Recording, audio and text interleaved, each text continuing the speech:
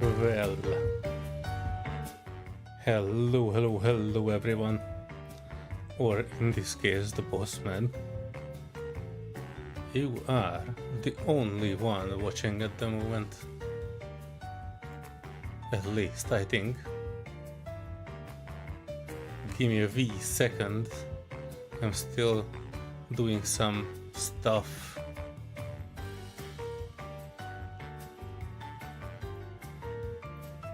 I need to double check some things. Technically it is showing.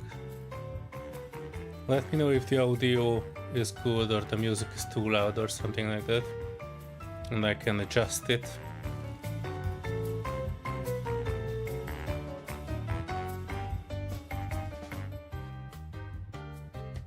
I have to bring back a little bit from the music, I think, from my end.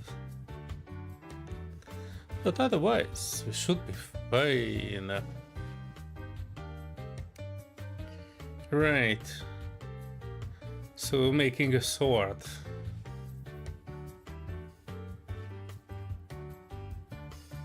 Let's get into it. I'm not like 100% sure of all the parts, but we will get to it. Just like last time in the LARP sword. You know, I'm not deleting the default cube, because we anyway would need a cube. Let me add an image reference, and it should be on my desktop. I'm not particularly sure which one. We probably need to add all of it.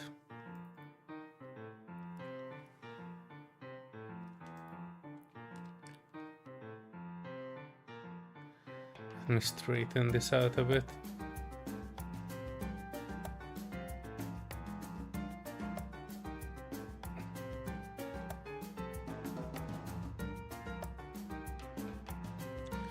There are some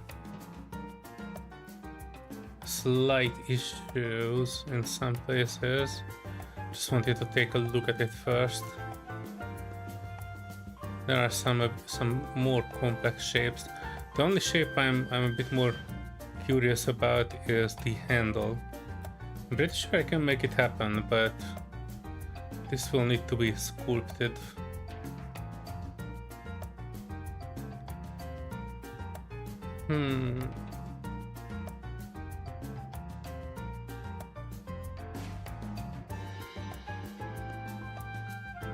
I almost wanted to say it's easier than the medieval one.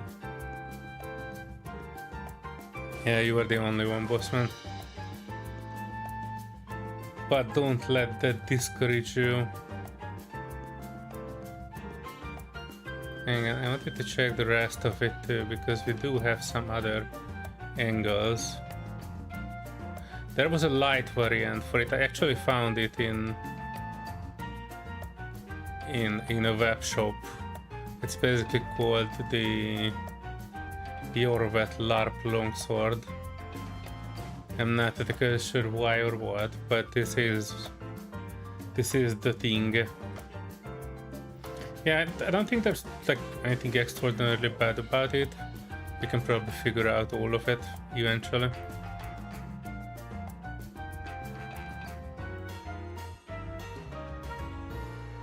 Let me scale Z.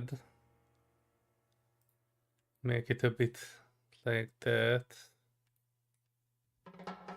And then scale X.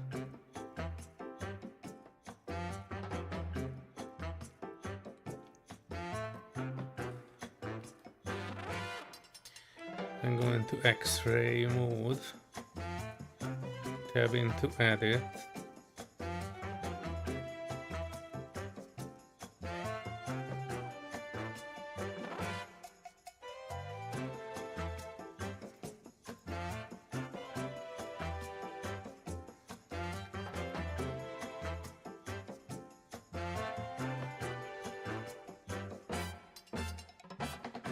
But there are multiple ways to do it.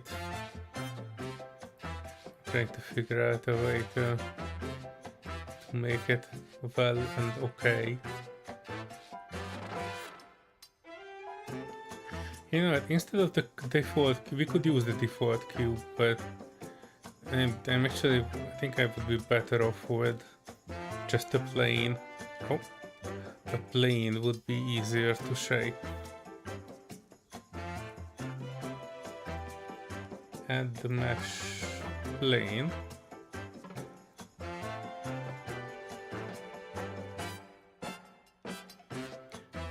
And I move this one up here.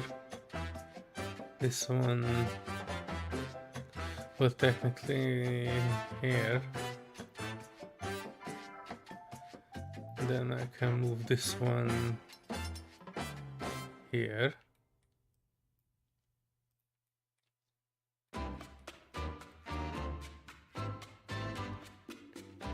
And then I can select both, extrude with E.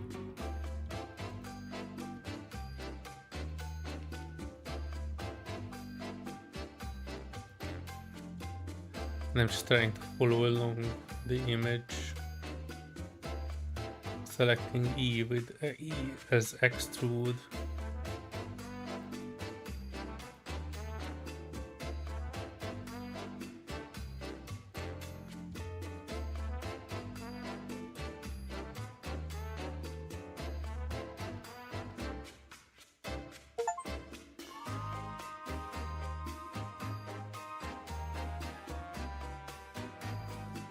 Is basically selecting a voxel and moving it. I thought you bought that bundle on Game Dev TV. That had a character course in it. Hang on, let me check.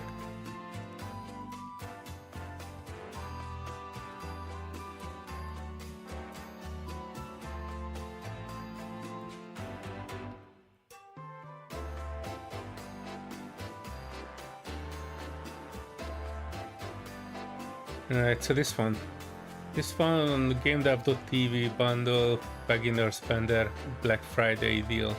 This is a $30 course, and it has a.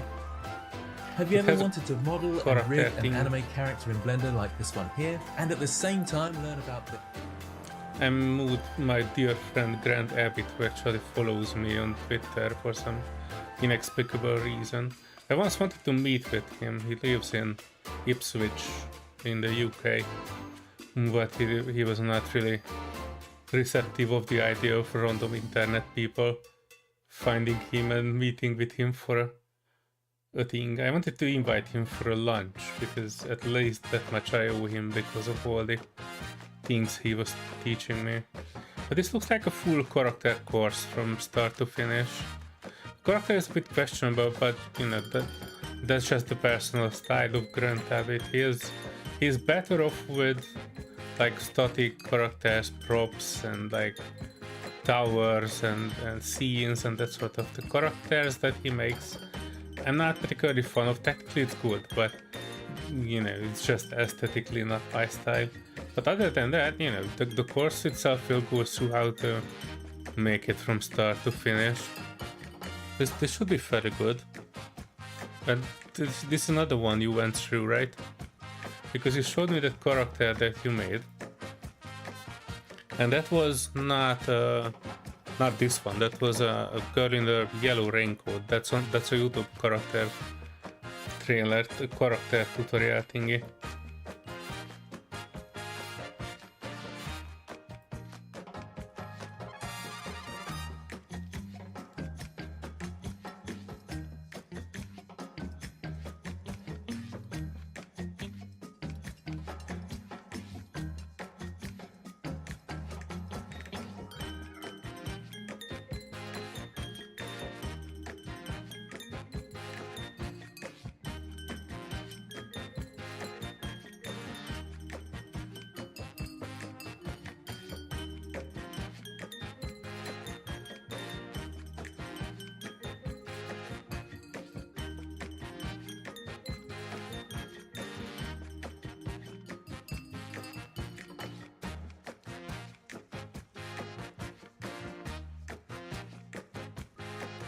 On this one, Blender isometric scenes craft stunning fantasy worlds. I get the character course later. Yeah, they have this Black Friday sale, and I have not went through myself. I just bought it yesterday, and I had zero time. I was spending my time playing freaking Space Engineers again. Honestly, I wanted to finish Stalker, but hey, nobody has time for everything. I do have a holiday coming up next week, so technically I will be able to finish it at one point.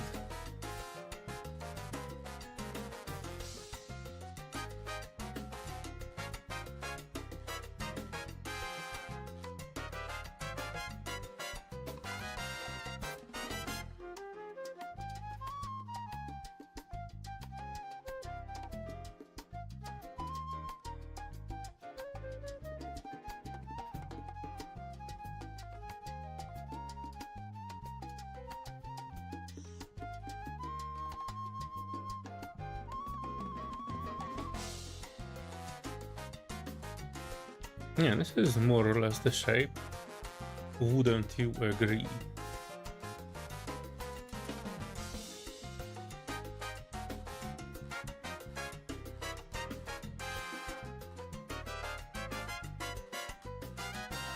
And it's what I can do is I get out of X-ray mode. Oh no! I see that it's not.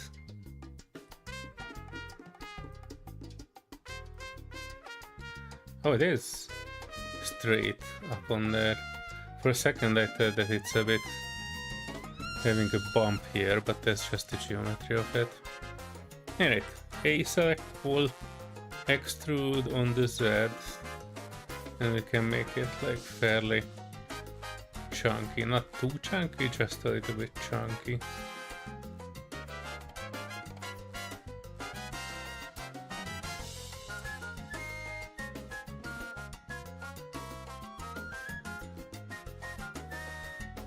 And what I can do in a fairly early stage is I can do a shade smooth by angle.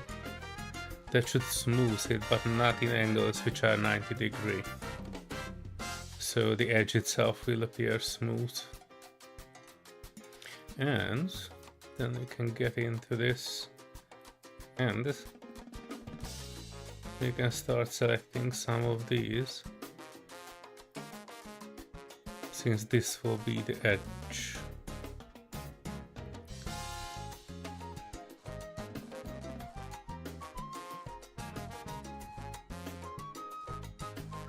And we can scale Z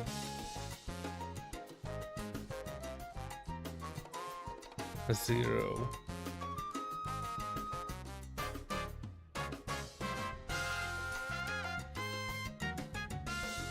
And that makes us an edge. But I guess before I do that, let me step back one. I need to get into X-ray mode.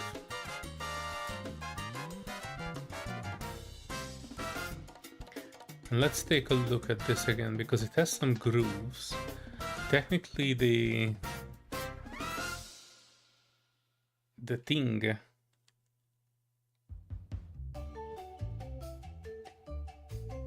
we have to make multiple grooves on it. I try to add one.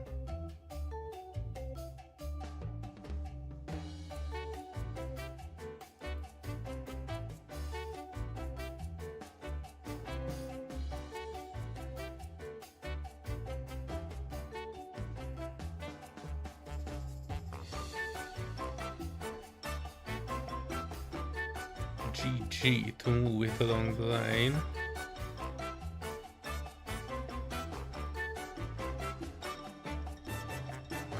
I move it to the black line on it.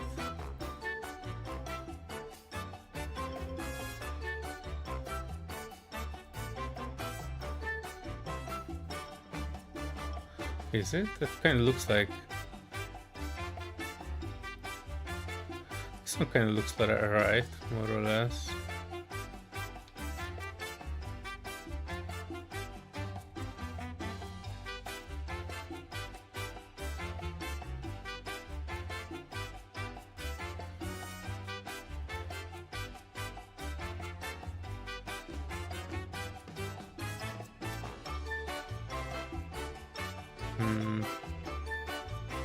Not increase the geometry unnecessarily.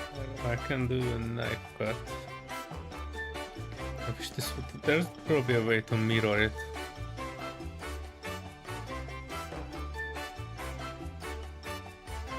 But in order to mirror it, I would need to...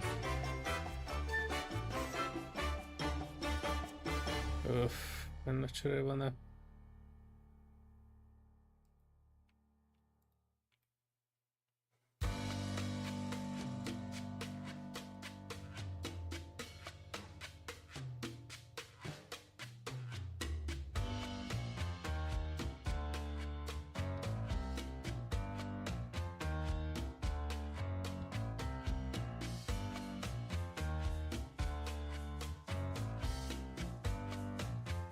Yeah, that I would need to select all of these. X and delete two vertices.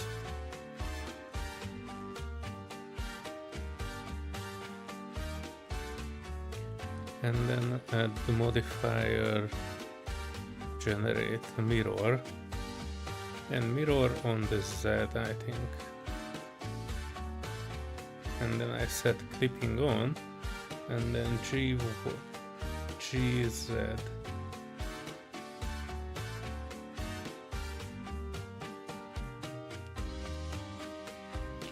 To move them together.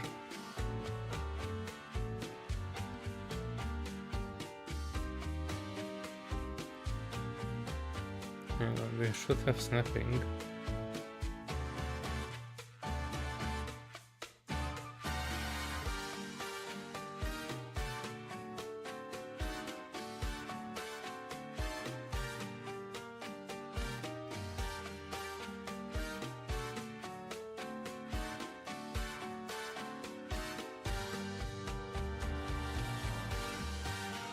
And now I guess when we are cutting it here,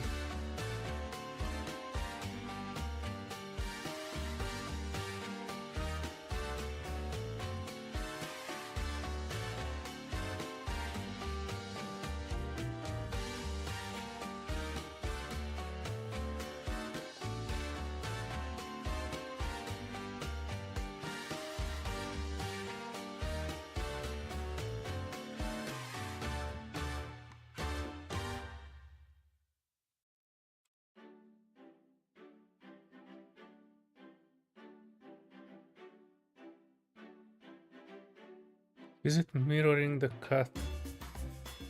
It doesn't look like it does though. Does it?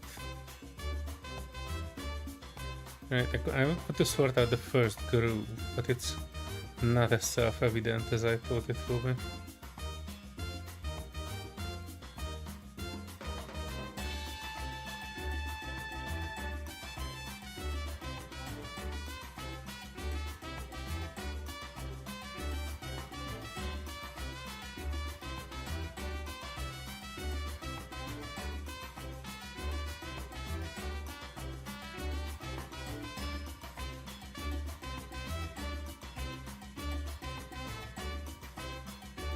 And now if I select the middle one,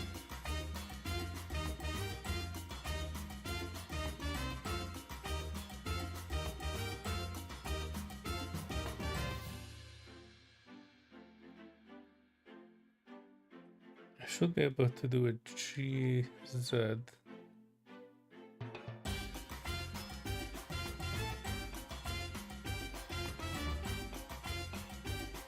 Oh no, the snapping. GZ.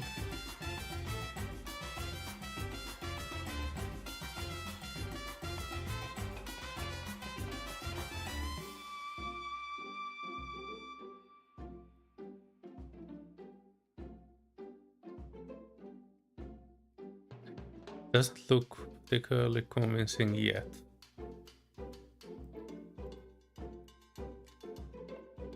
Especially in this. It does have that groove there, but we need to add some guiding lines extra to make it happen.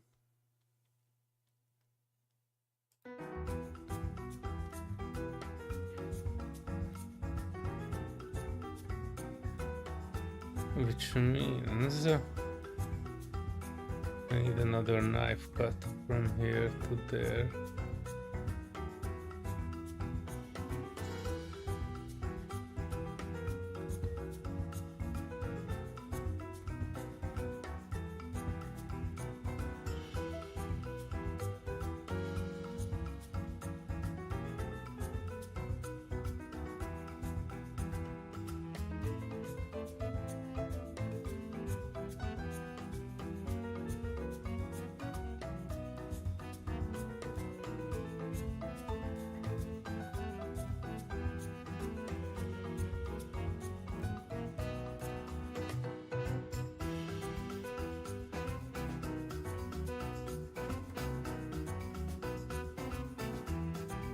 Yeah, this one is starting to look like it. This part here I'm not too happy with.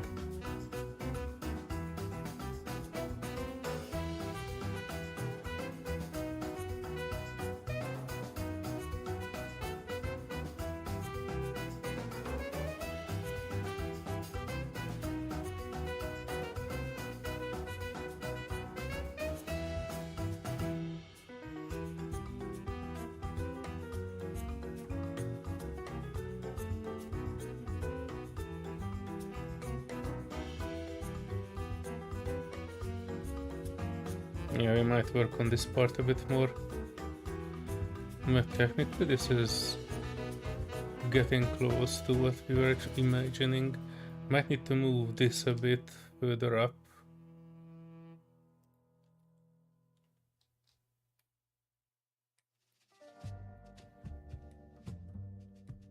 And we're supposed to have an edge.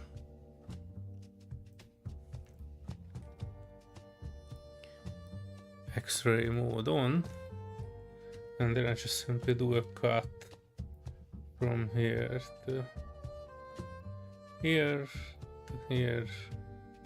I can probably follow it right until here.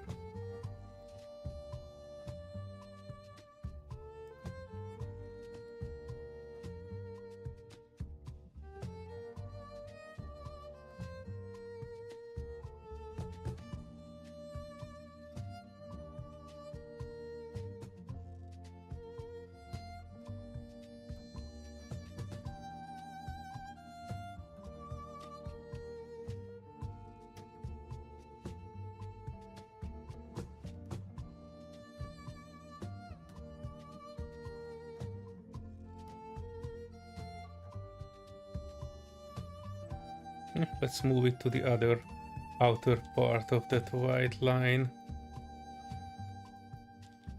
Technically I should keep it in the middle, but who knows? Technically this is where it starts. And the edge itself is something that we can sort out fairly easily.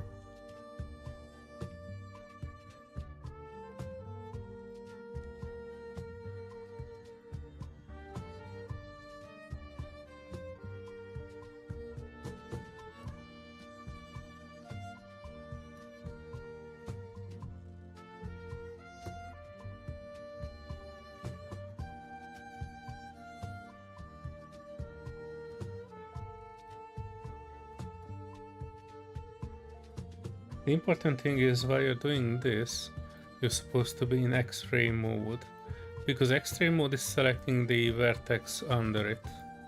So not just the one that's on the top, but also the one that's on the bottom. I will show it in a second.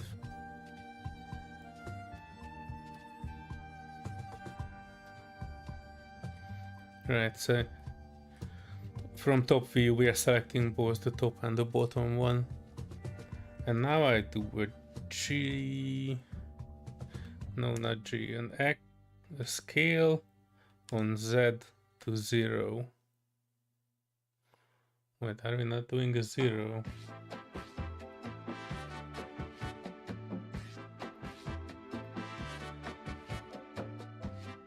What did we do?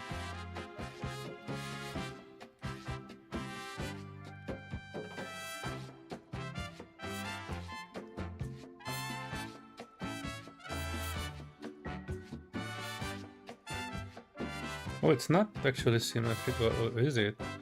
Oh, I think it is symmetrical. It is just having a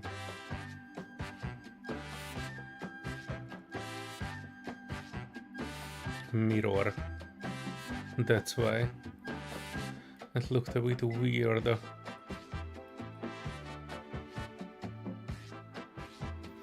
me switch off the thing at least a little bit. Switch off the mirror just to check. Yeah, we are making a 3D object, and you can kind of make these things definitely a bit more tapered.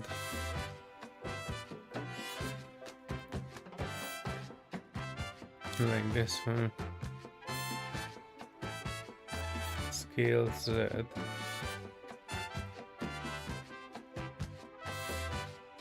Or GZ more precisely.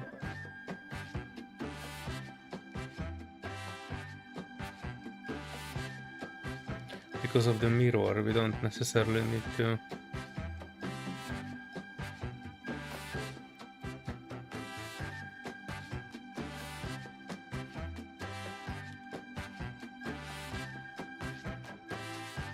select all parts of it. It's pretty hard to see. Hang on, there should be something here called something that I already forgot. But there's a way here to show it as a matcap render.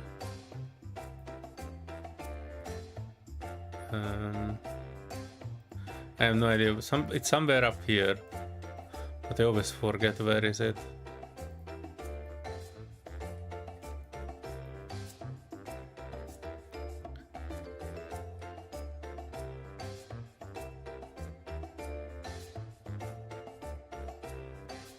The edge itself is not really showing yet, so what I will do, I will add another guiding line to it.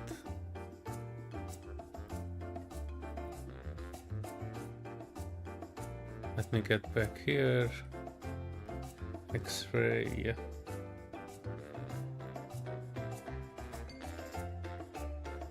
Need to be from the top.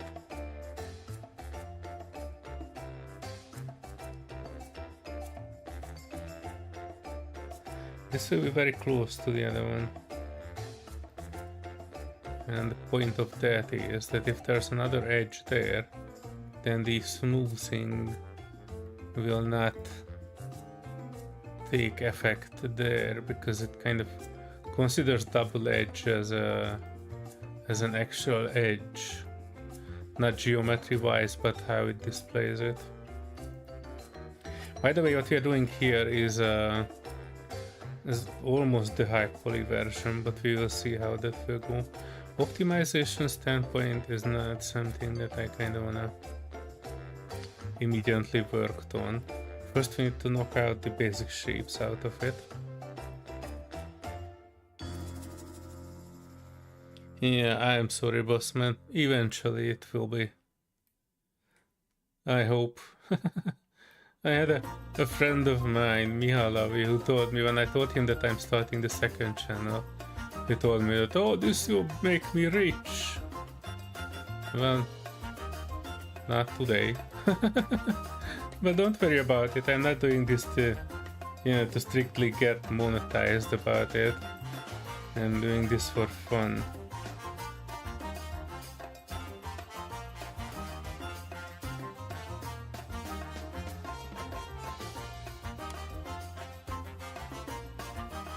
And now if you look at it,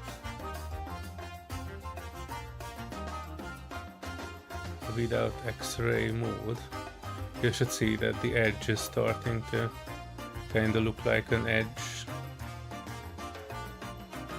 We might need to work on this a bit more when we are texturing it, because if I recall, if I hide this one, you see that this one is a bit lighter than the other one. So how I interpreted this is that this is... Hang on, where is my stuff? Right, so how I interpreted this is that, and it's not exactly how the image is, but I don't worry about it too much. So what this one is here is normally called the blood channel, I think, or something like that. And the purpose of that is that when somebody is getting stabbed with it, if you have a group here, then the blood will have a channel to get out of their body. So this is technically what I made of it. The light here makes it difficult to tell, but if you look at the double line in the middle, the light is usually an edge, the dark is actually like an indentation. So this one is technically something like a bit of an odd-shaped thing, but this is basically an indentation, and this is a highlight edge. Same with the normal edge. Anyway, I don't want to spend extra too much time with it, because anyway this will last for a literal lifetime. And we can make this blade. I don't want to overcomplicate the texturing, because eventually we will need to have one texture. But this is the first part done. The next part I will do will be this one, then the hilt and the pommel. I don't want to call this guard, because this one is literally not guarding anything. But I can do putting it to a new collection and just call it final, so it's not in the way and I can hide the entire thing. This one will be slightly different.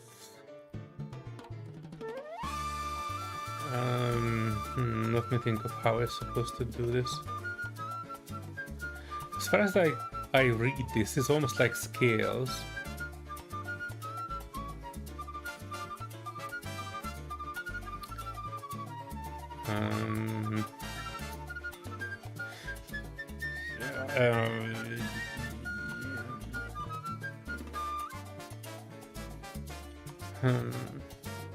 Yeah, let's start with the easiest way to start this one is a plane as usual.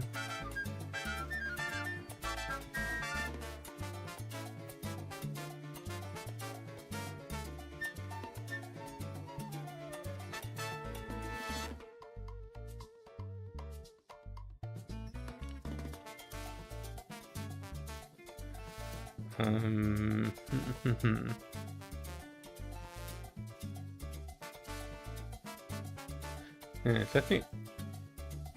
I'm sorry. There's a way to do it, and I'm pretty sure I'm just trying to select a way to do this.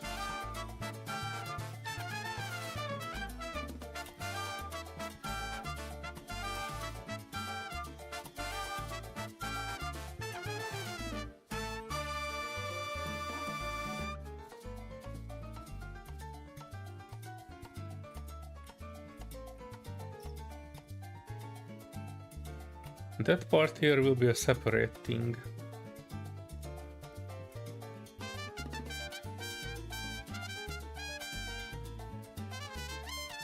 Let me do a loop cut somewhere here, then I move this one up.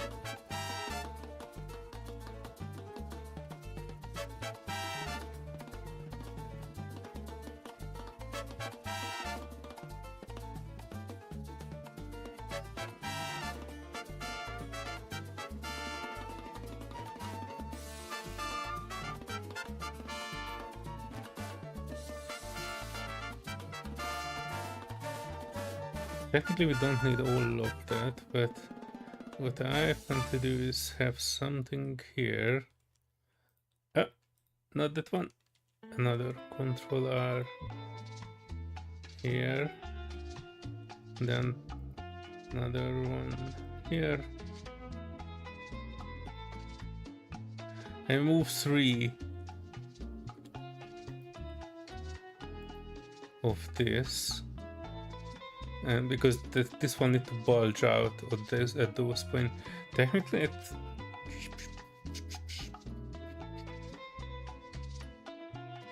yeah, this is something that will need some very advanced shaping. But first, let me just put the cut there.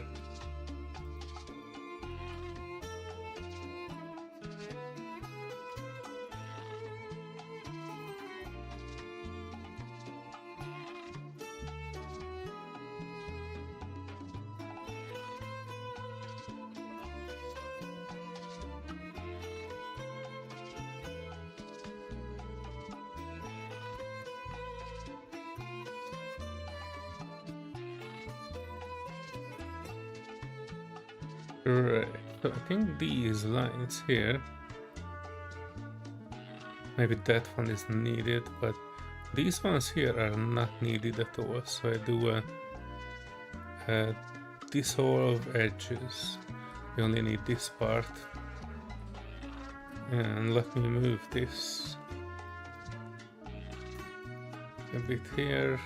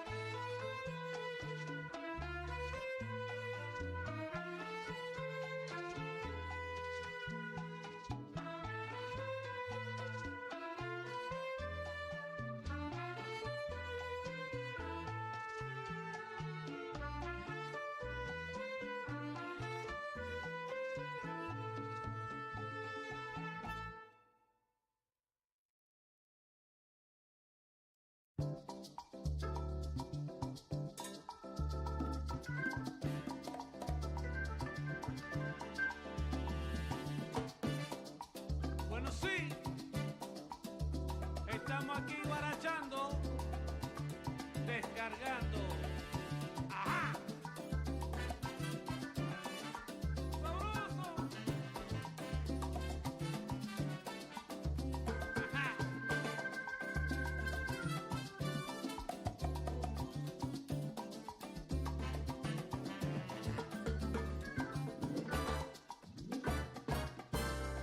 Bueno, mira. Anda, este ritmo es para bailar. Eso es. Ven, ven, mi gente buena, vamos a guarachar. Exacto. Anda, este ritmo es para bailar. Ven, ven, mi gente buena, vamos a guarachar. Camina. Anda, este ritmo es para bailar. Ven, ven, mi gente buena, vamos a guarachar. Anda, este ritmo es para bailar. Ven, ven, mi gente buena, vamos a guarachar. Bueno, cuidado. Ah. Right. Sabroso. I'm not 100% on this approach, but I'm pretty sure we can kind of make it work. There's a way to like curve it a bit better. It doesn't need too much curve, but it does need a little bit of it.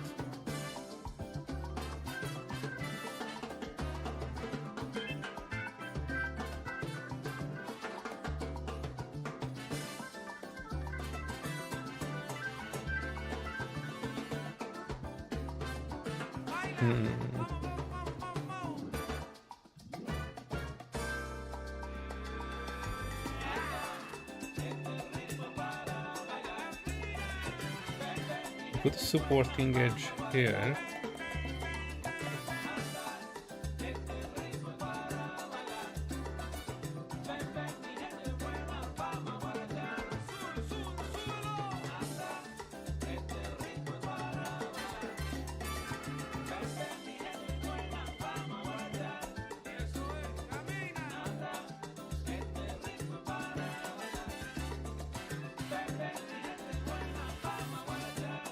We forgot to do one thing at the sword. Let me unhide it. If you look at that one, it has a bunch of overlapping edges. So you have to press A F3, search for merge, and merge by distance. And it removed 16 vertices, which are basically the double vertices here that we merged into 0 to make the edge.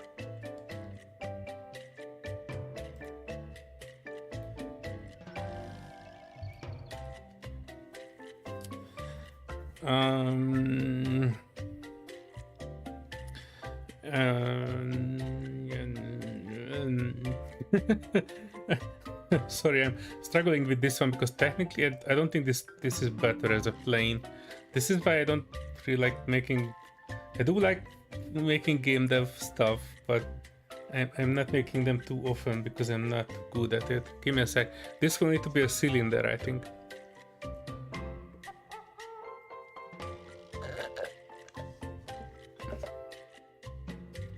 Because then we don't need to worry about how we can curve it. Because technically what I was trying to do is that I select this extrude in some direction and then basically select this edge here and then GY, make this a bit bigger, and then we get some monstrosity out of it at the end. But this is not looking as good as I hoped. So the better approach is to basically make so I'm deleting this, oh, not the whole thing, just this one. And instead of that, what we will do is we will make a cylinder.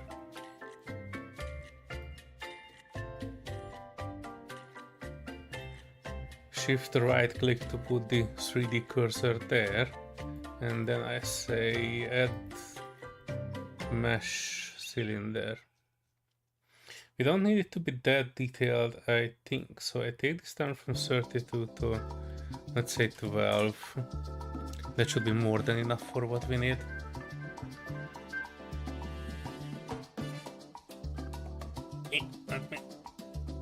Let me sit more comfortably.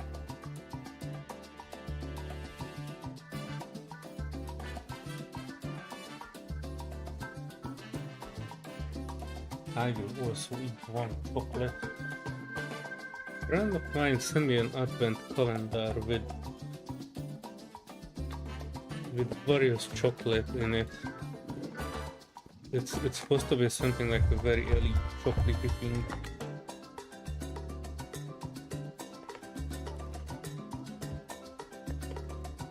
And I eat the one for tomorrow, I guess.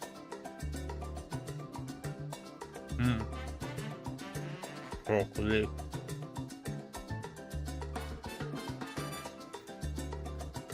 No, it's not that I don't like doing game dev stuff, it's that I'm like not 100% sure of how to do everything.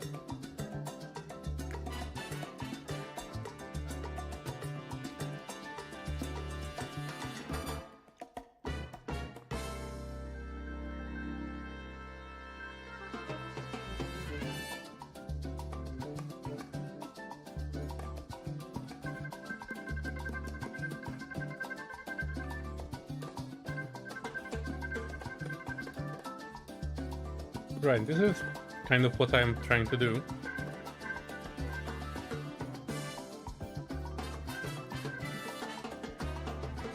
Oh no, hang on, this is supposed to be scale y 0.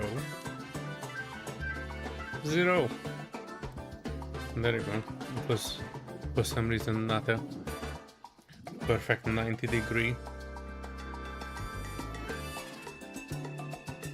Same here, scale on y0. Right, so now we should be good. I will add the reaches here, and after that I will kind of make something out of it.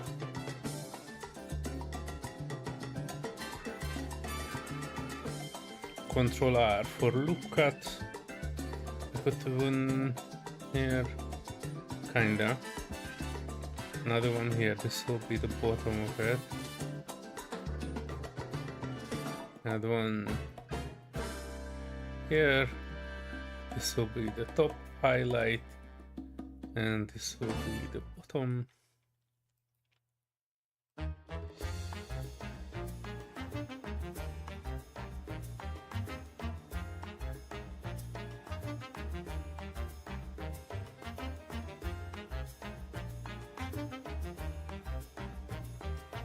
There's actually a shortcut to repeat the previous thing.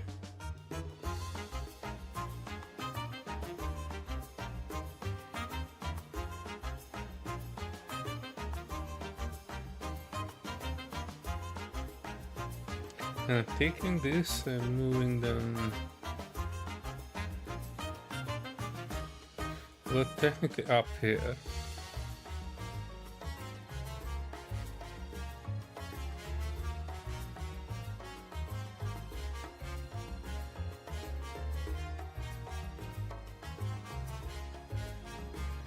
Right, I can probably add another mirror here by deleting the bottom half.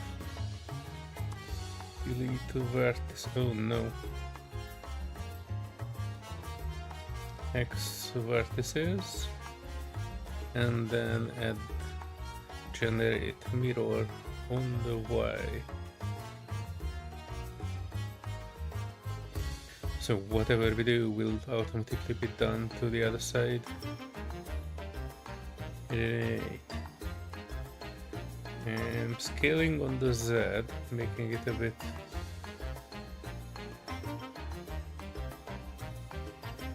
something along these lines, but that might change. I need to add clipping to it. Perhaps I should have done it before. What the heck is this?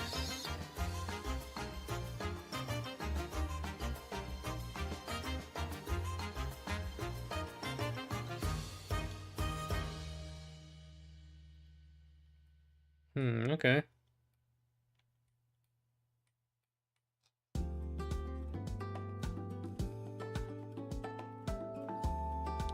Oh yeah, because of the thing was not like 100%. You see that it is going here in a bit of a wonky line. I can do scale Z0.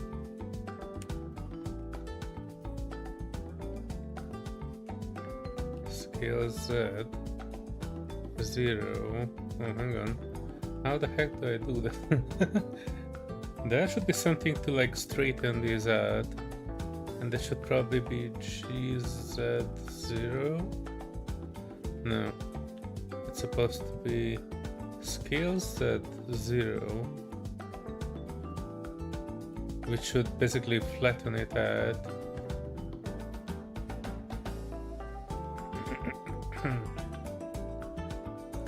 Anyway, it's not a biggie. You can manually do that too, eventually, I think.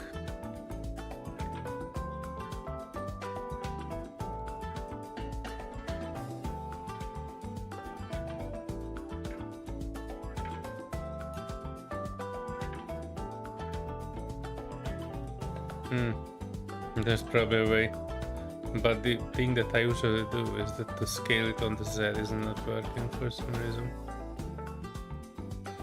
Anyway, I try not to hang up on that too much.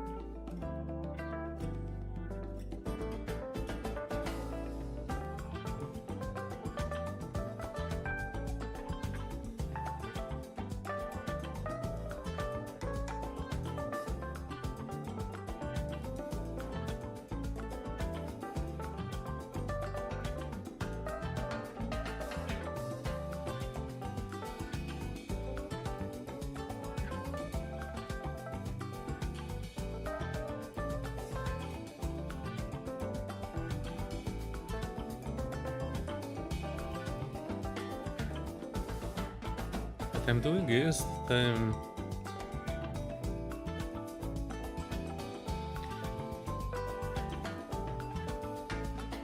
animating mating used to master making game characters fast and efficiently, because for your first game you're thinking about trying to make a tower defense game.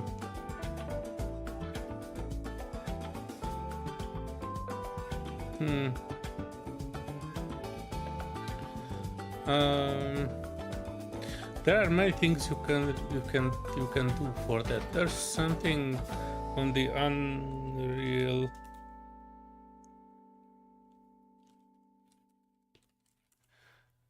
Unreal Marketplace. There should be something there called, oh jeez, I hate these webs so freaking much. They will remove the sketch web, which I really like, because there you could, you know, display all your models that you made, and whichever you wanted to sell, you could just add the price to it and it's working.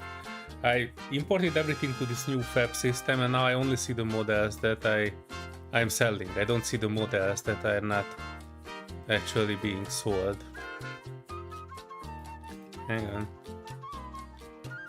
I do have this thing that I'm trying to do. Hang on. That's not exactly what I wanted to do. What I wanted to do is I wanted to search. And I wanted to search for low poly character pop, because I'm pretty sure there was some.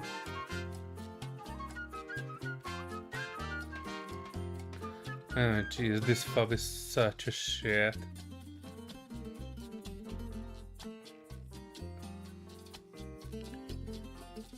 Oh no, so shit. Oh, so shit. Hang on. I need to get back.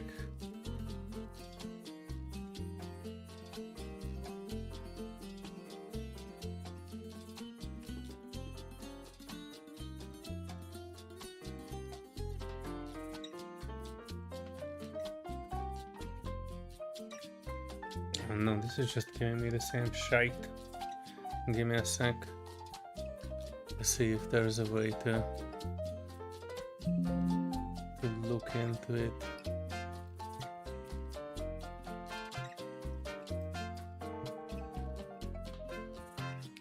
I don't have Unreal Engine here. I don't really need the engine. What I need is the marketplace from the Unreal app. Basically, that shows us what I'm looking for. If I ever manage to figure that one out. Hang on. Not even. I know that they have two. There's one for the engine itself, and there is one for the actual Epic launcher. Heck. If Unreal Engine. Oh, now they go to the same fob place. God fucking damn it. Piece of shit.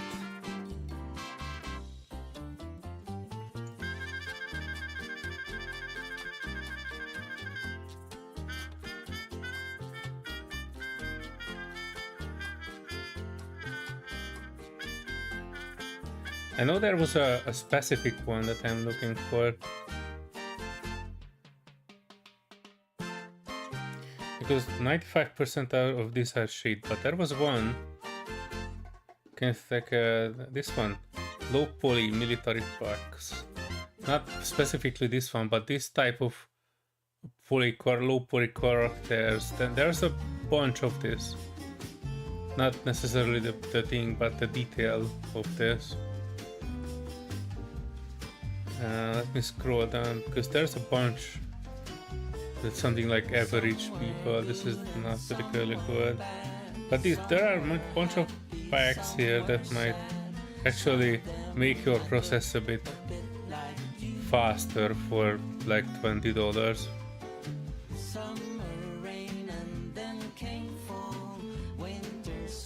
Blend poly.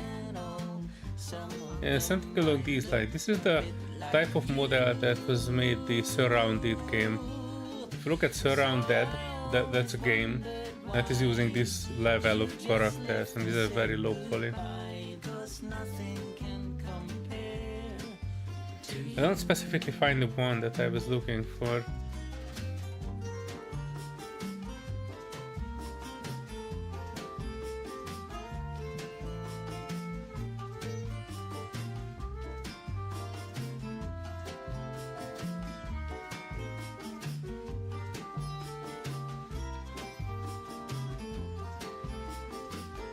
Not for the life of me, I will ever find that one.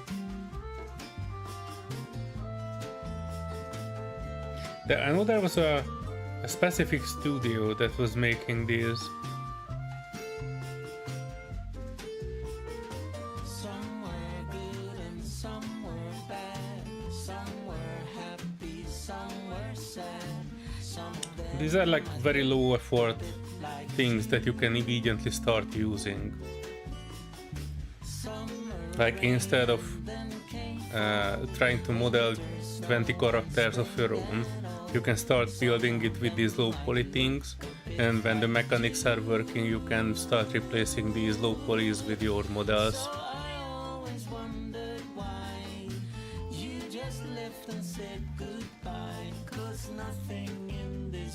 Yeah, let me get back to this.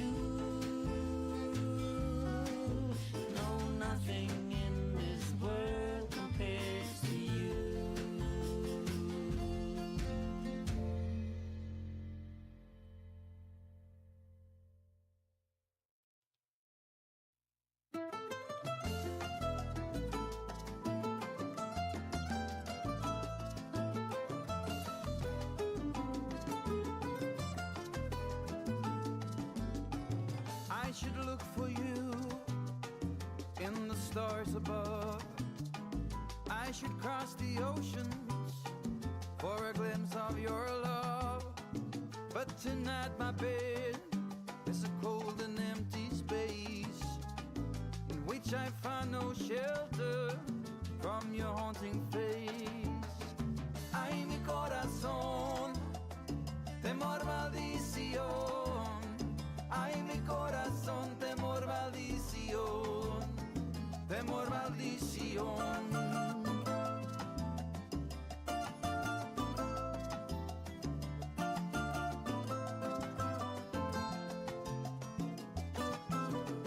I have seen you dance by the moon's silvery light.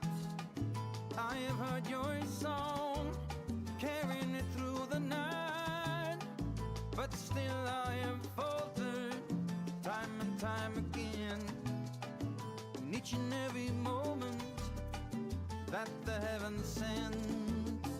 Ay, mi corazón, temor, maldición.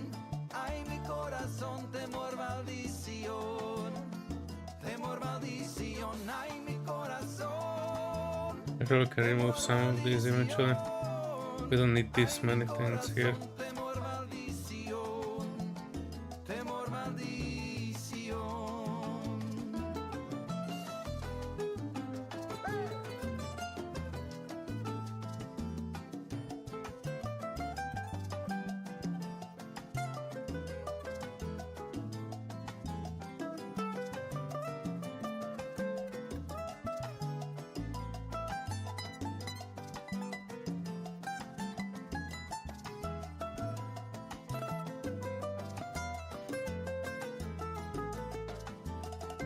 Ay, mi corazón, temor, maldición. Ay, mi corazón, temor, maldición, temor, maldición. Ay, mi corazón, temor, maldición. Ay, mi corazón, temor, maldición, temor, maldición. It's not really sure that up here, does it go up until here or not? For the moment I'm treating it as it would not go up that high.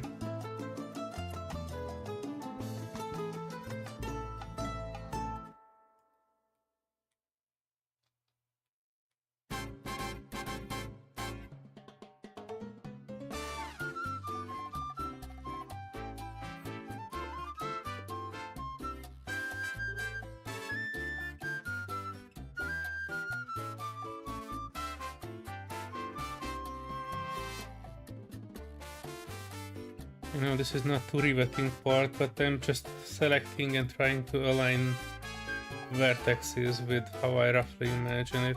Some of these will be going up and down.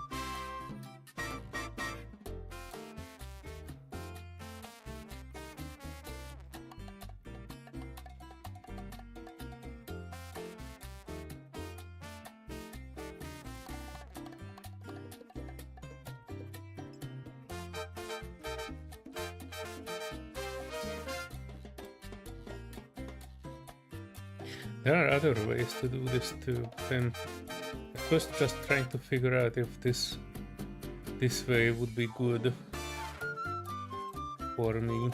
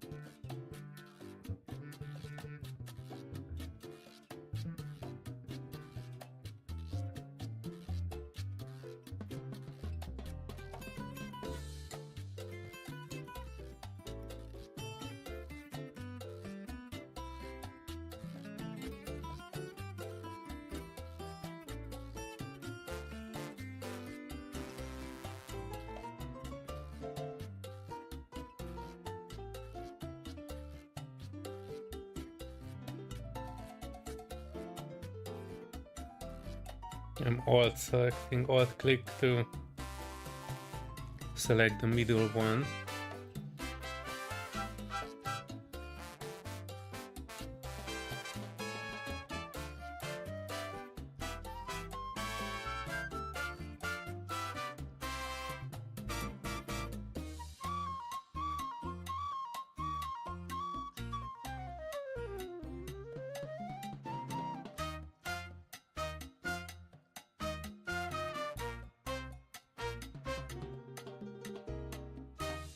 Yeah, take your time, bossman. This is why I'm streaming, that you can watch this back later on too if you want to.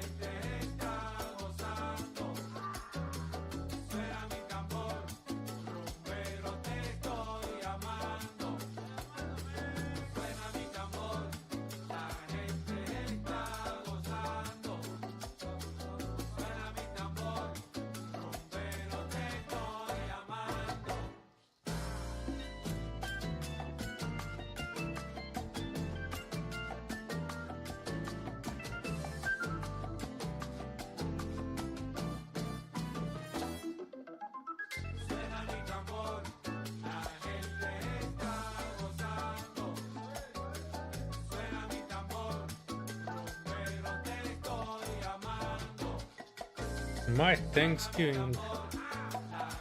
Well, I guess it was okay. Since, you know, I'm not really celebrating it.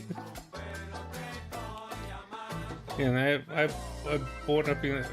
was raised up in a country which is not celebrating Thanksgiving. So, you know, for me, this is just like another Tuesday.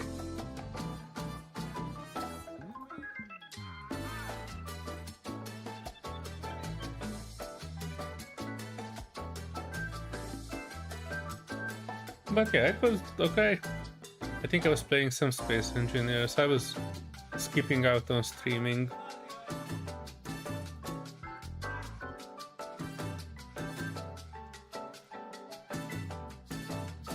I need to move these a bit further out, especially these middle ones.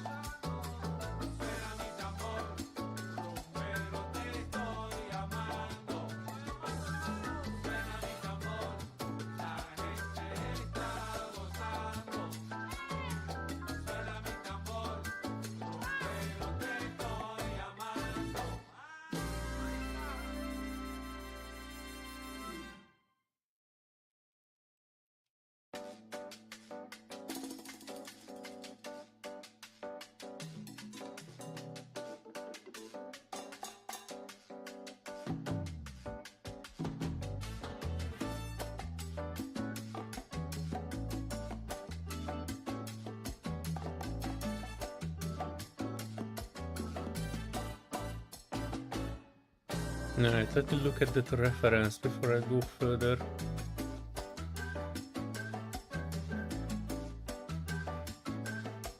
Right, so I don't even need anything that is on this side of the thing.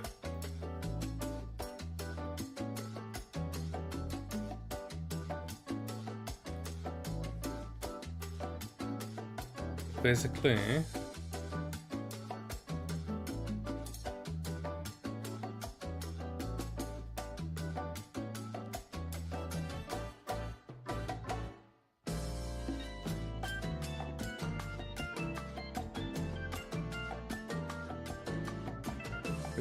this edge, this edge, this edge.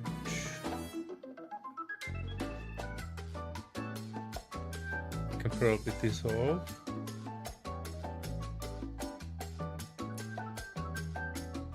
And then select this one and this one as a chart. Yeah, this is kind of okay. I need to do this for all of them, and at the end add the loop cut somewhere in the middle of this.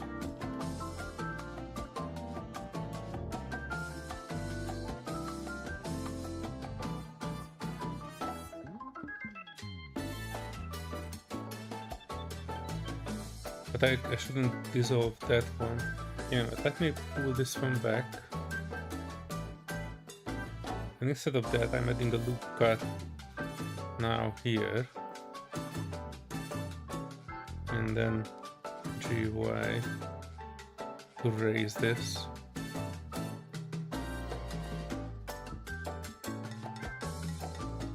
And even then I can do a Ctrl B to bevel it.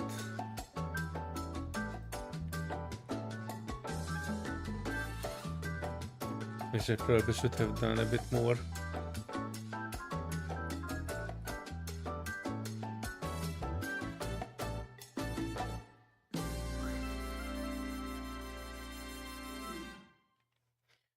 I think I will do this at the end. It should work at the end too.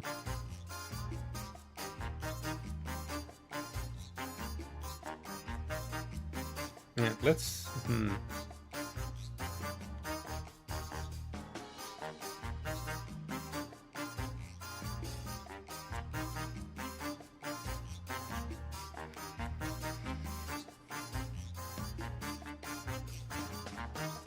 I can probably bevel it without these edges.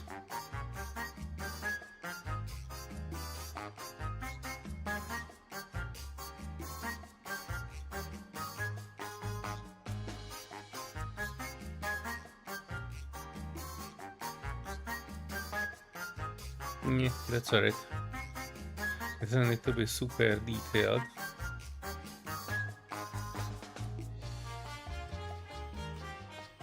Yeah, the thing that I'm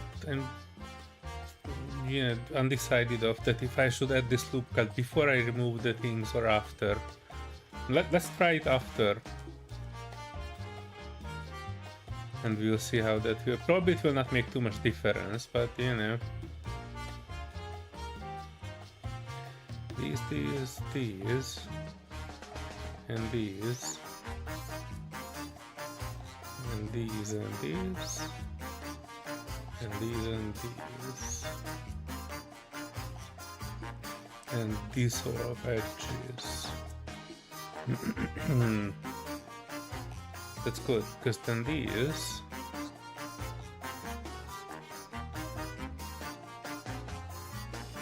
can be sharp,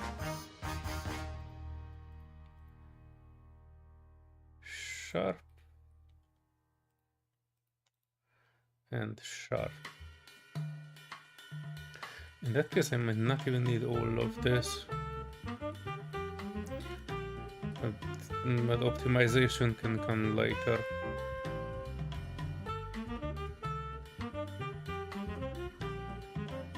Once the shape becomes a bit better. And now that I wanted to try is that I wanted to add the loop cut. Yeah, so I cannot add the loop cut, but I'm okay with making a normal cut. Let's say from here to here. And from here to, let's say, here. And then we can get these two edges and GY. Hang on. Oh, there was a rogue vertex here. This whole vertex. And now I can select these two edge and GY, rise them a bit.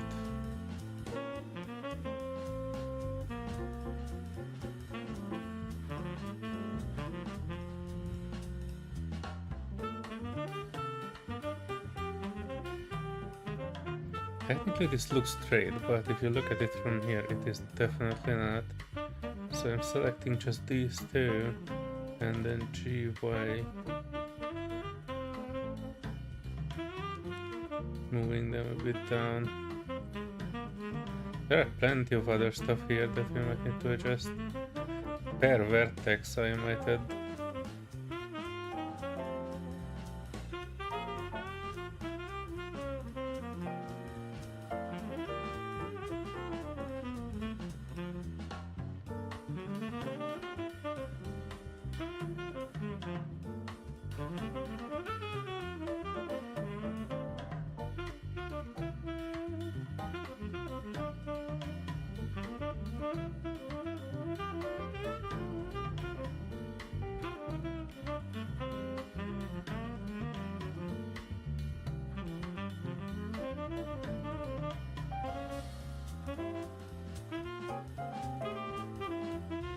I'm pressing J to create prize out of this.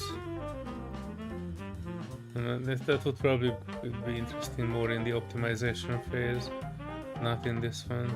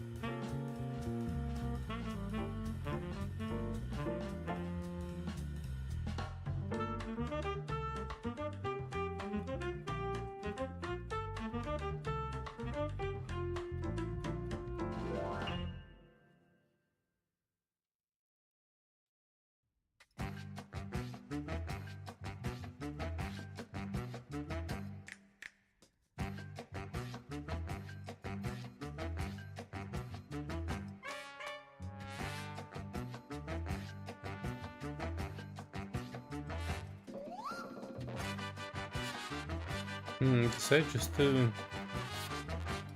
too edgy.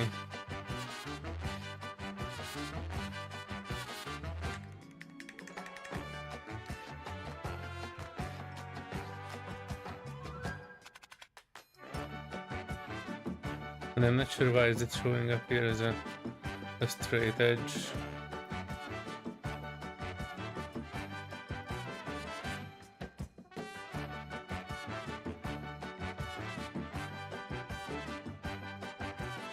Oh no, the shade smooth by angle was not the right one.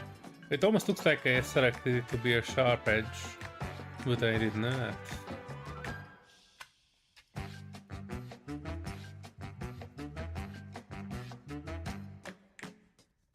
Hang on, let me add some basic material to this because I'm getting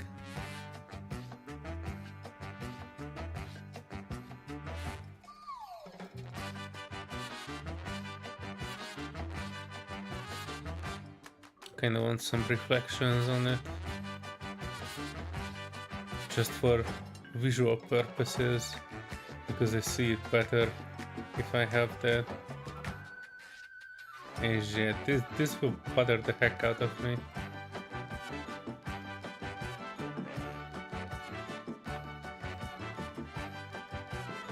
That these are lines here instead of what I expected them to be, which is nothing.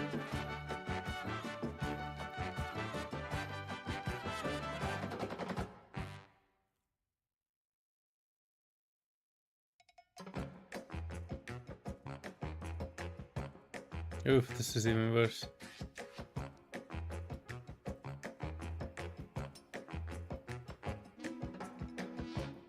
There's a way to actually adjust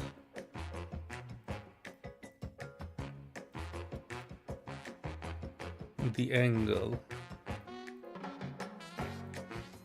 If I ever remember, where is it?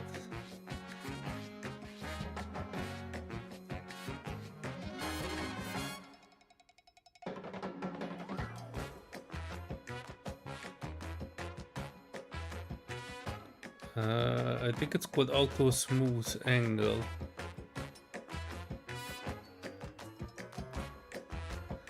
But not for the life of me I will ever figure that one out.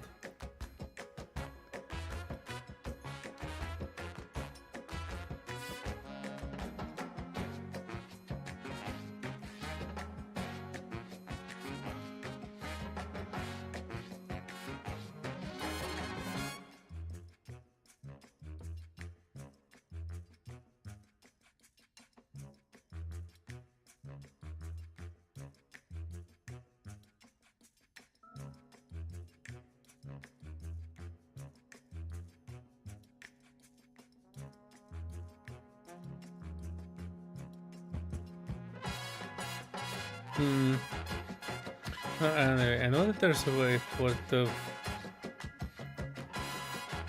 be checked, but this is Blender 4.1 and they reconfigured it a little bit, so I have no idea where exactly is what I'm looking for.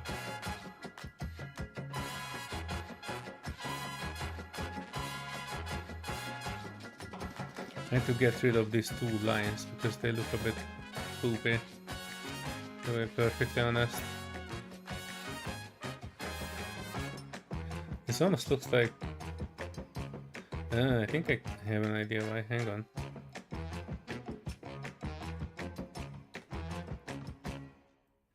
This needs to go down a bit.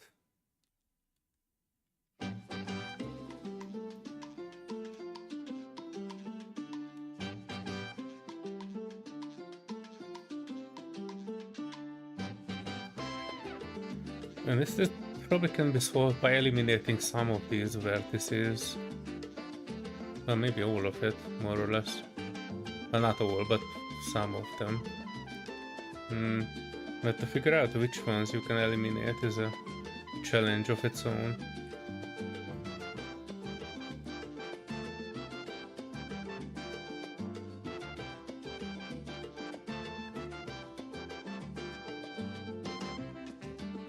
But the moment I would be just happy of removing some of these issues. Yeah, this looks a bit wonk.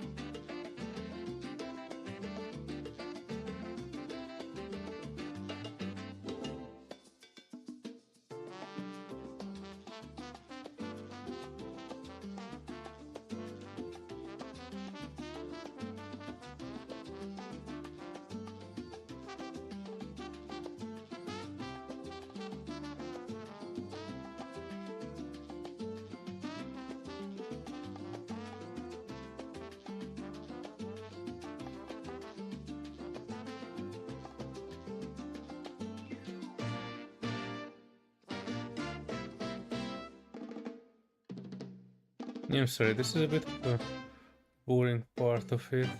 Just adjusting these to kind of make sure that the reflections and other stuff are looking acceptable.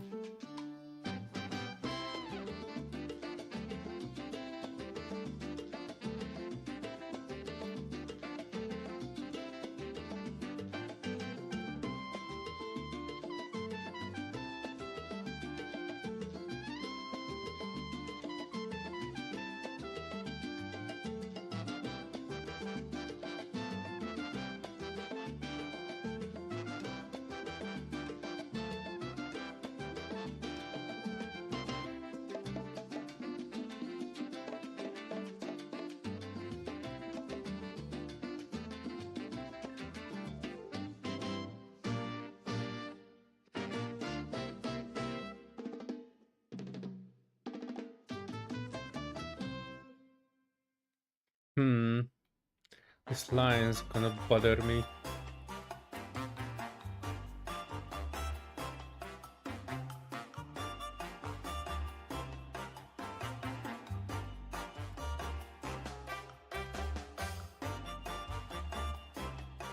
Yeah, I forgot to do something though, do I?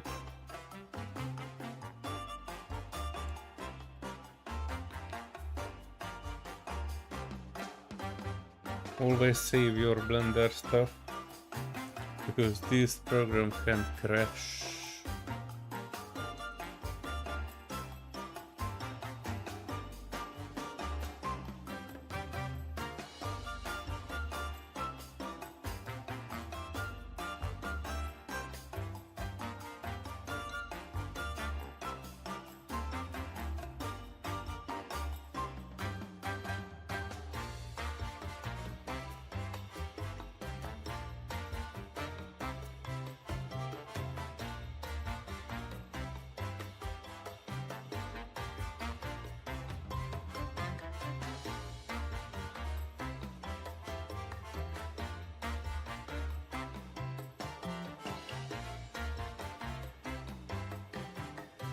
I don't wanna spend way too much time with it.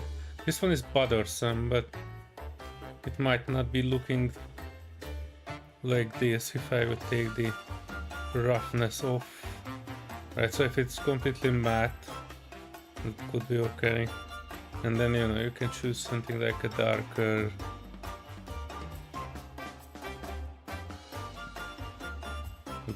brown. Well, it's still visible a little bit, so I might need to come back to this one a little bit just to adjust. But I don't want to spend too much time on one piece only. I don't really have a good solution for it immediately. Might be a way to do this is to kind of add back those lines. How that would look if I would say if I would say K from here to there.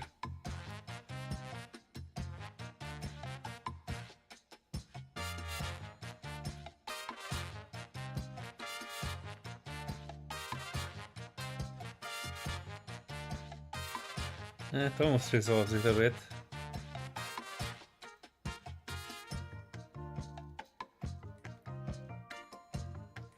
There's a bit of a wave in it though. Which I have no idea why, because these are like straight as an arrow. Still it looks like there's a Z in it. No. I'm making it worse.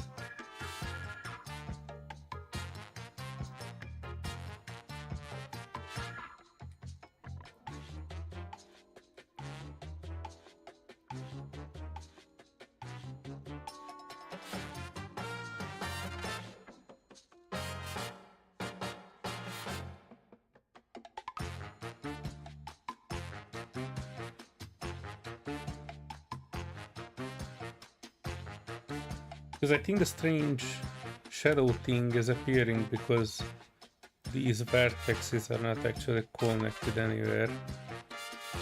I don't really want to do this, but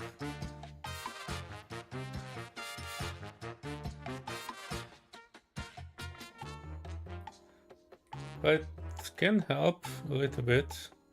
We will see. This one, yeah, I have no idea why this bump here is happening.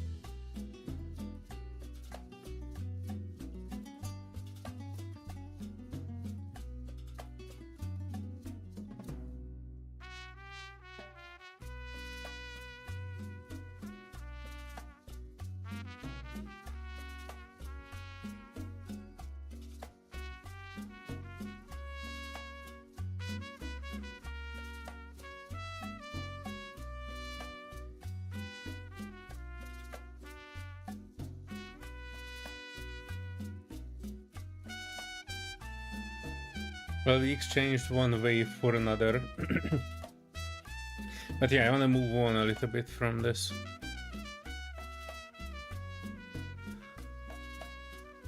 For the moment, I'm just hiding this. We need to have something like this. I don't actually need to hide it. I need to remove this. Is there a way to hide the material? Or I can just remove it. But technically I do need it because this is how I actually see it better. Alright, so top view. This one. And ray. What I will do is that I will do a...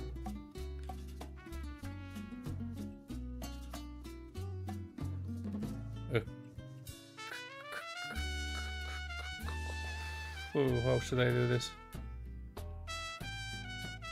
My initial idea was that I just took a knife tool, cut it from here to here.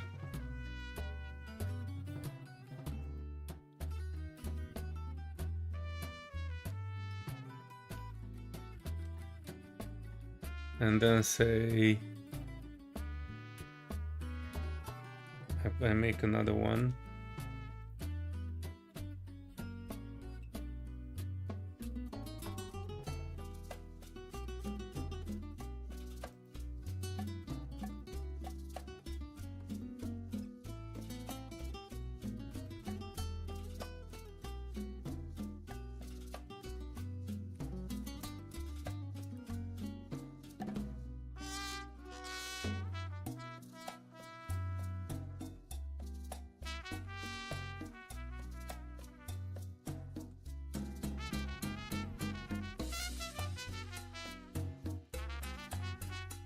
And then we select these faces.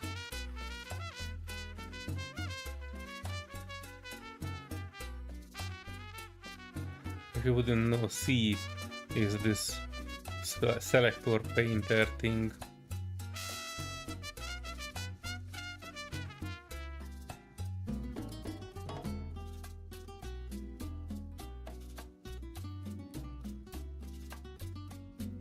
And I just simply move it up.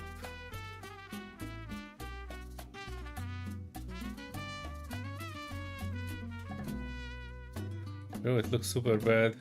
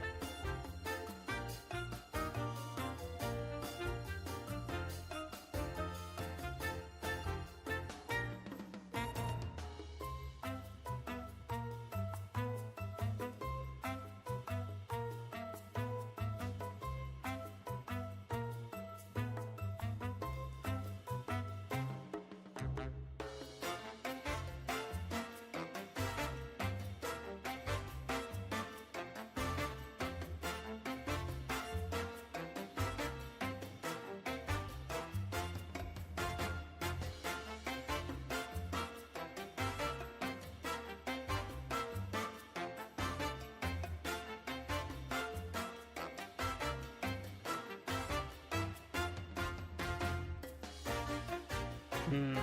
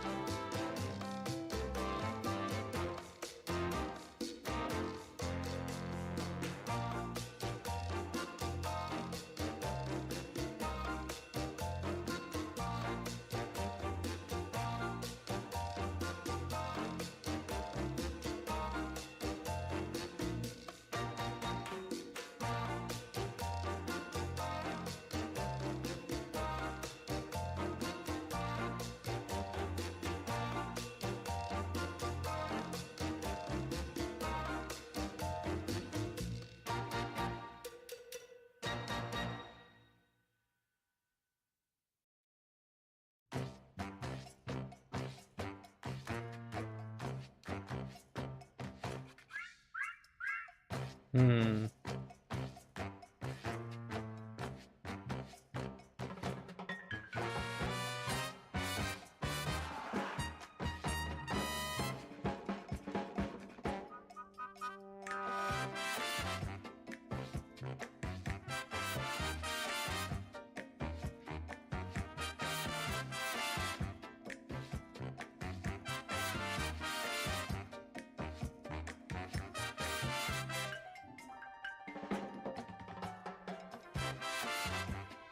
What I'm trying to do here, just FYI, is I'm trying to create a form of surfaces that will not be too bent. And I'm just trying to make it so that it's not bent.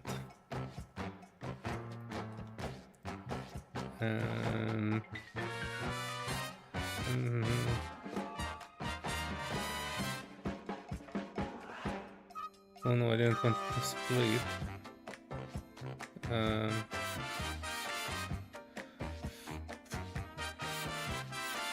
Hang on, there was a way to... Oh, subdivide, that's the one I was looking for. Because then I can remove this edge. Oh no.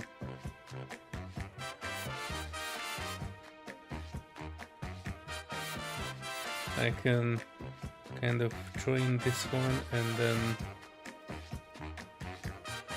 dissolve this edge. Same with this one, I can connect this vertex to this one, J to connect, switch to line mode, X, oh, not delete, dissolve edges.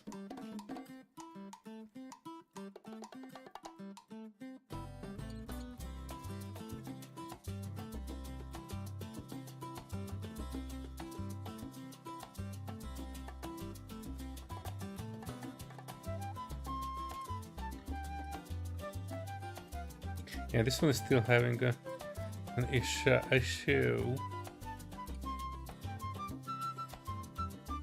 because this vertex is not handled well. I could just connect this to this too, and that should handle and solve that issue there.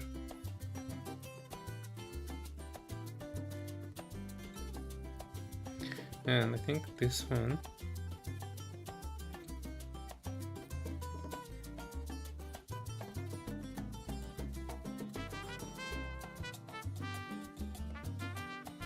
And the one below it. These should be marked sharp.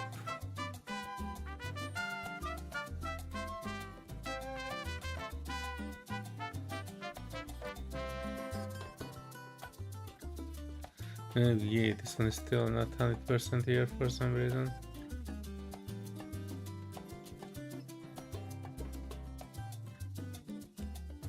Wait, let me see if I need to merge a few things here. Yeah, the merging resolved that issue.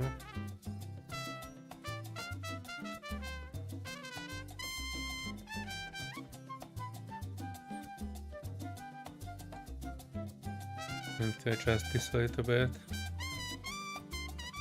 This one can go a bit down.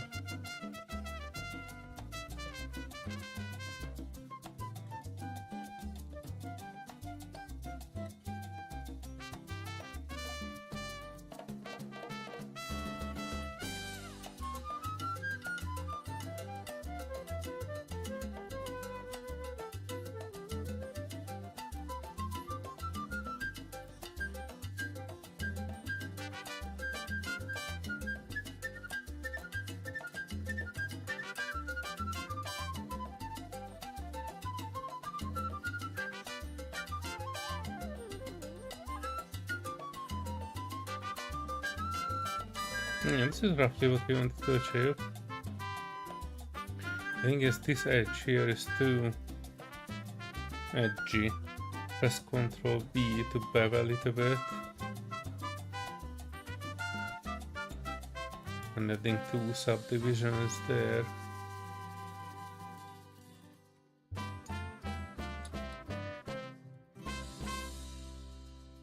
Hey, wait, I can just make these edges sharp.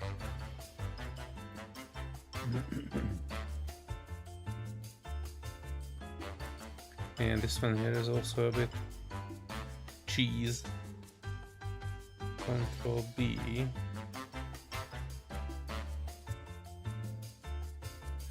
And these edges to be sharp. This would smooth things out a bit. Ctrl B.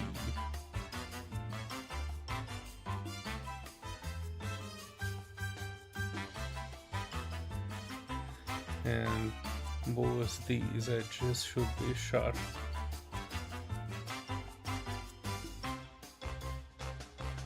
Yeah, this would make it a bit more rounded. I have to check the reflections because I still see this freaking line here. And I know why.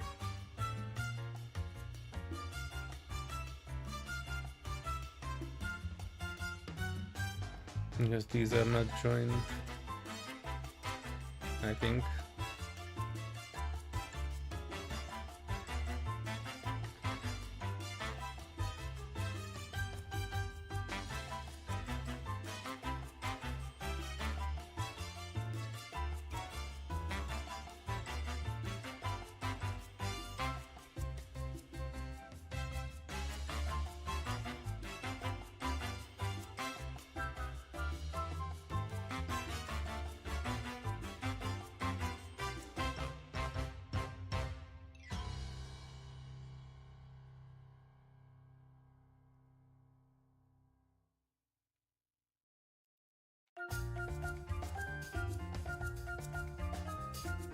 These lines are too hard here, I don't like it. And this is not easy to make.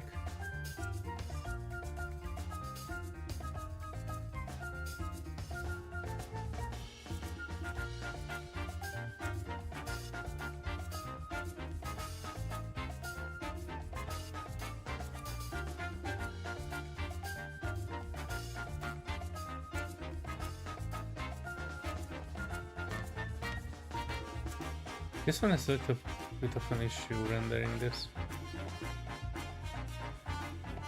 We remove anything else.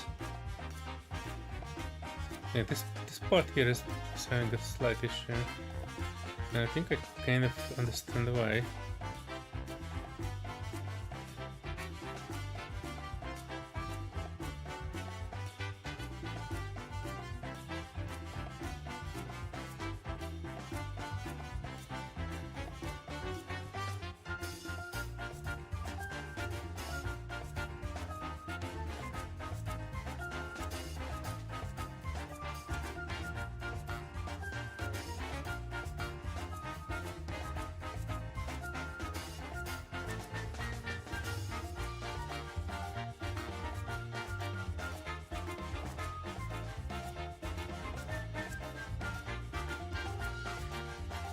I dissolve this edge.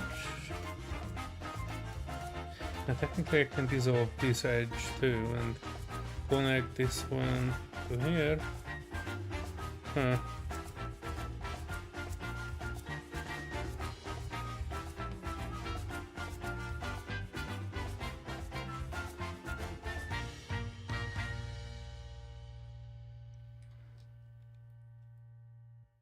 Whoa, okay. It went a bit further up than what I intended.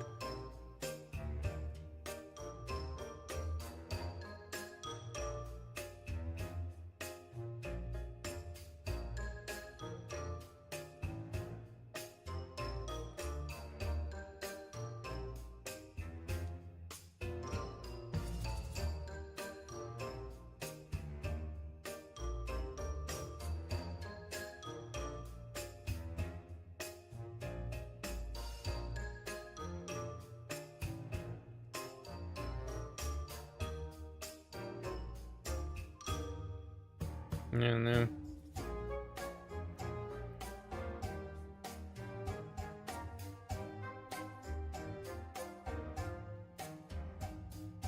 There are probably better ways to do this. The thing is, I'm skipping on a few things here. This edge probably doesn't need to be.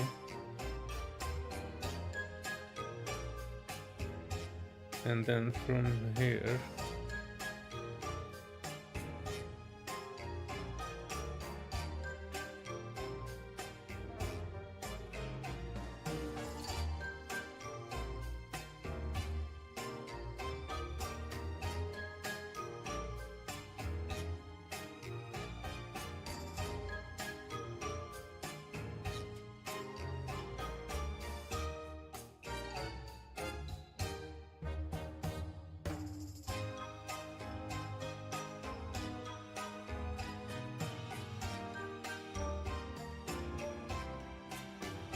I think I was trying to make is that if kind of able to create some sort of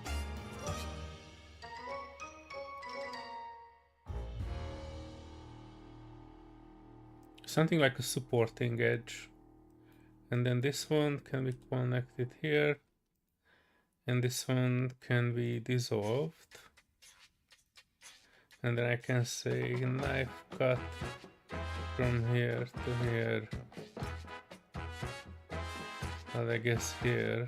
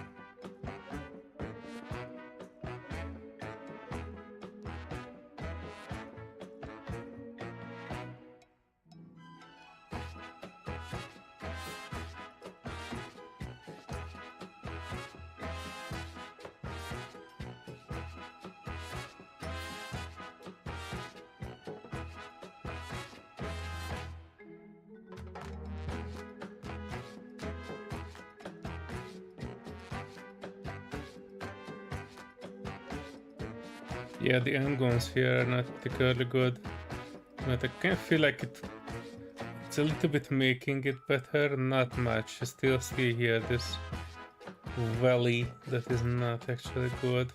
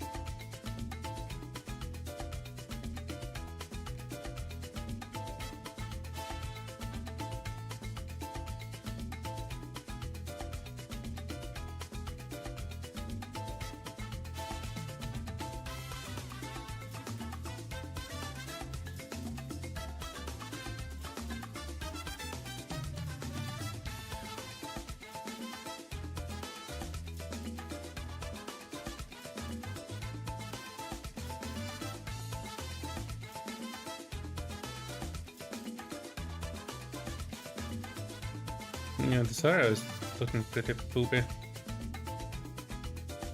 Not gonna lie.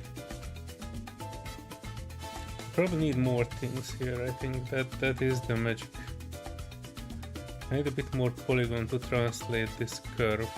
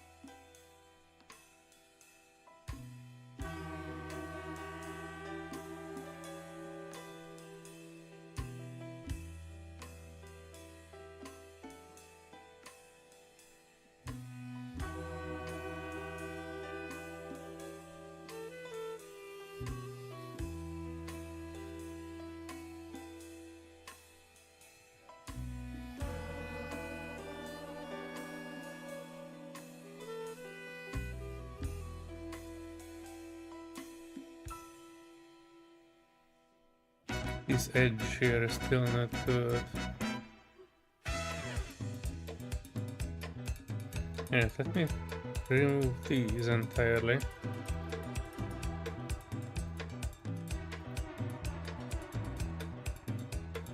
And these too. Everything should be removed.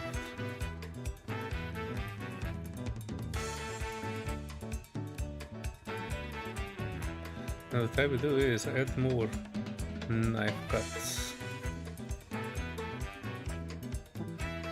Like here.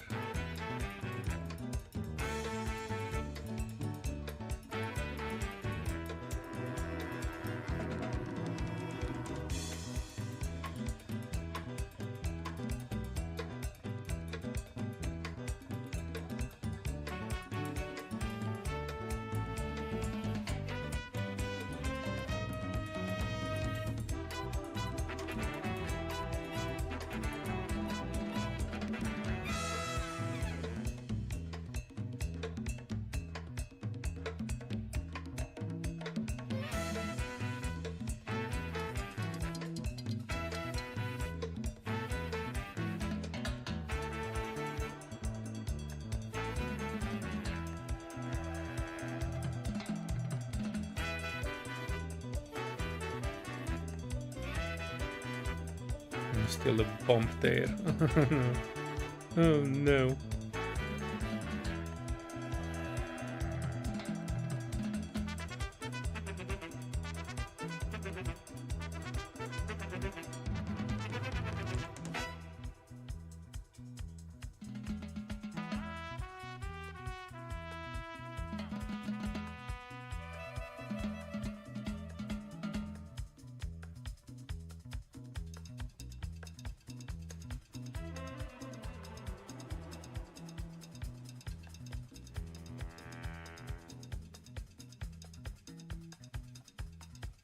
Still see that bump there.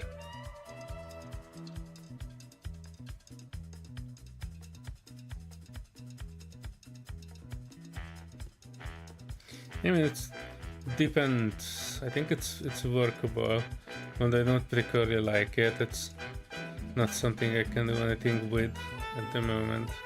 From afar, it looks acceptable. So time to move on.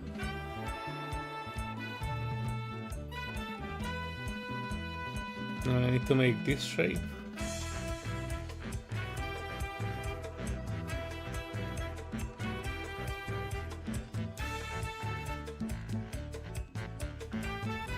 And how I can do that shape is it's probably another cylinder.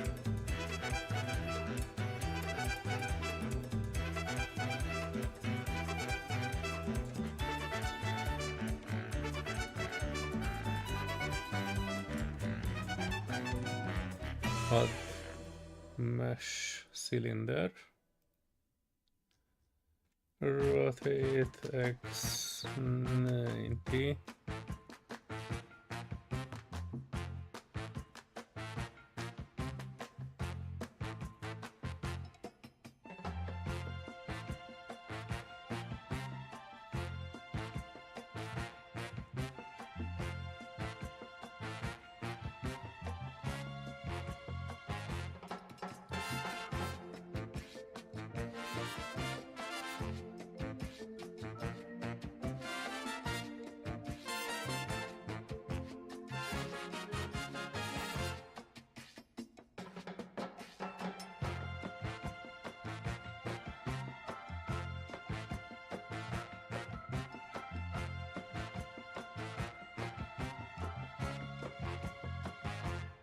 Yeah, and how we will do this is I will significantly need to scale it on the Z, something like this, and then I remove this, we remove the two end caps out of it, because you don't need that. Getting back to X-ray. And what I will do is I will do a vertex adjustment. We'll also do a cut.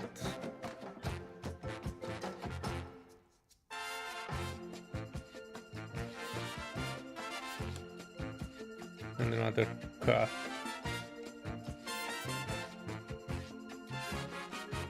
Or let's say here to here.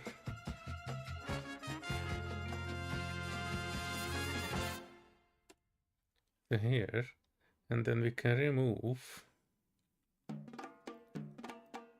these faces entirely.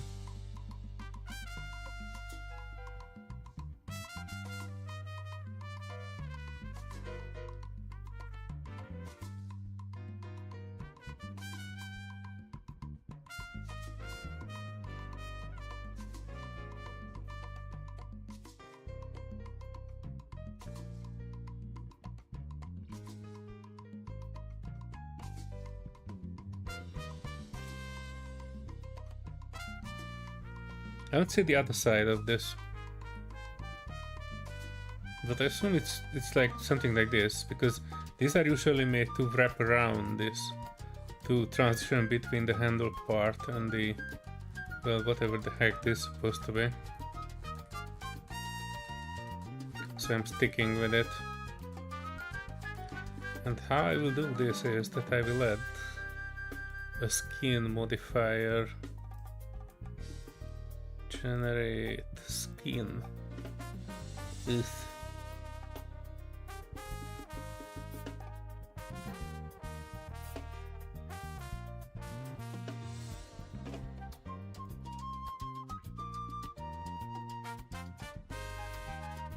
Maybe not skin.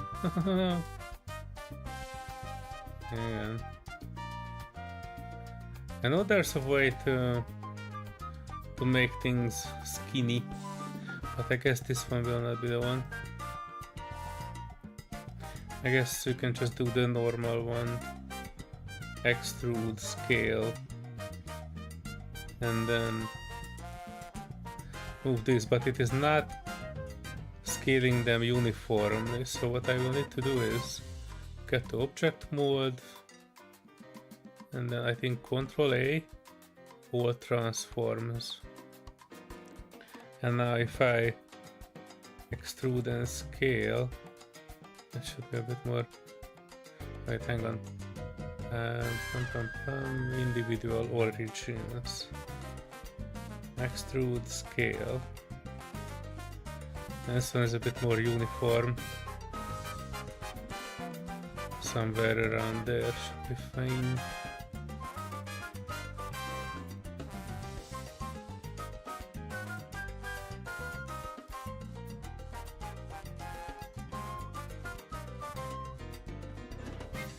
These look a bit low poly.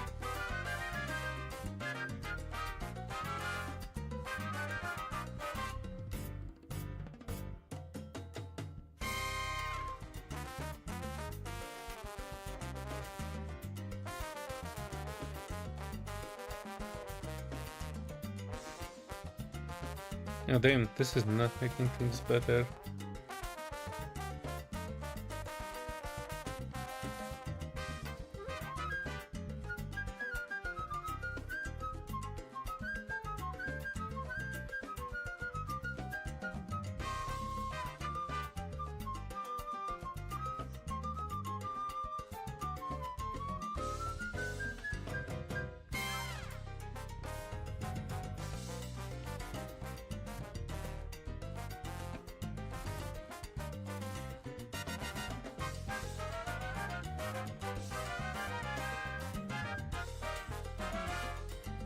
Oh wow, what the heck did I do here?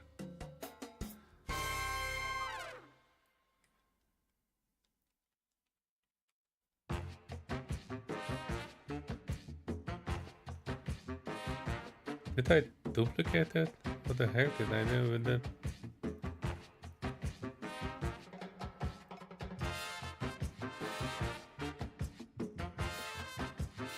Marking it as sharp.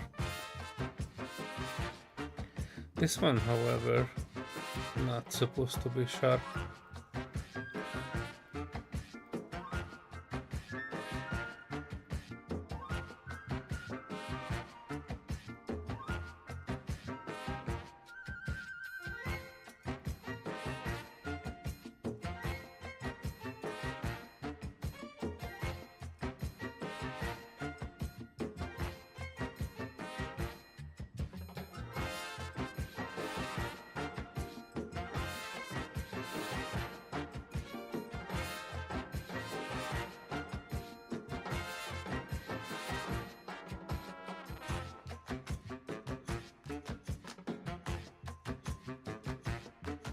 Oh no, what did I do?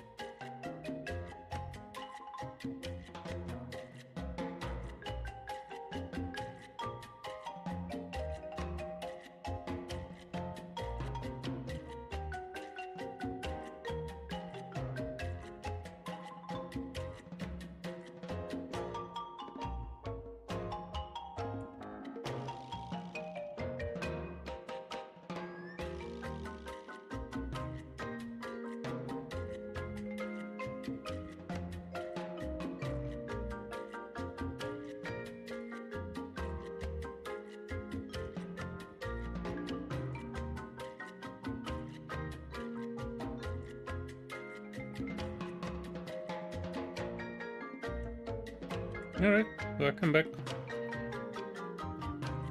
I'm shaping this thing that's supposed to be going at the end of this.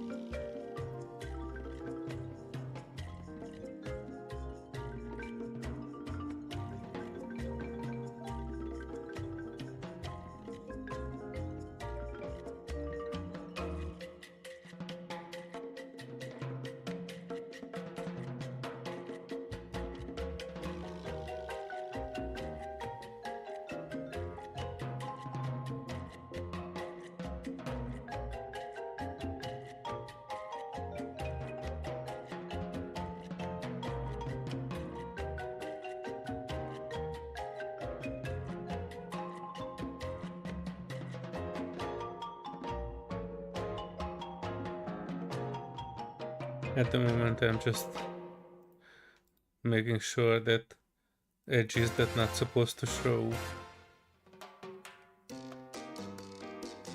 are not marked as sharp, and whatever's supposed to be sharp is, I think, the outer edge of this. That's supposed to be sharp.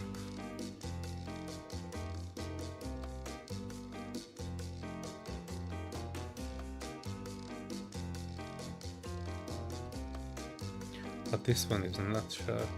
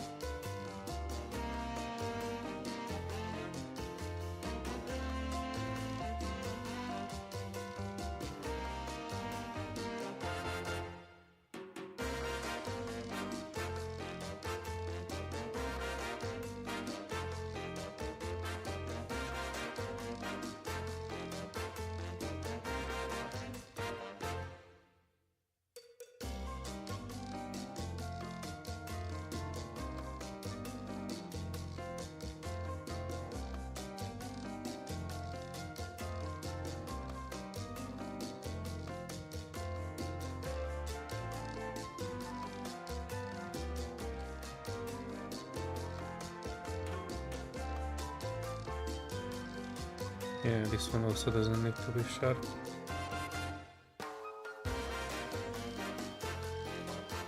Yeah, this is kind of starting to look like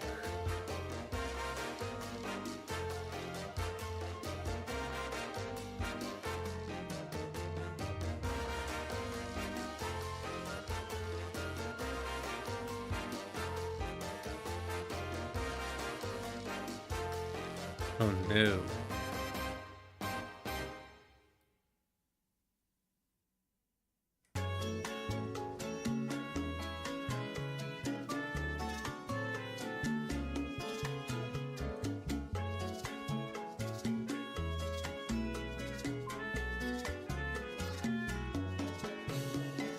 Bailar, bailar, bailar con mi corazón.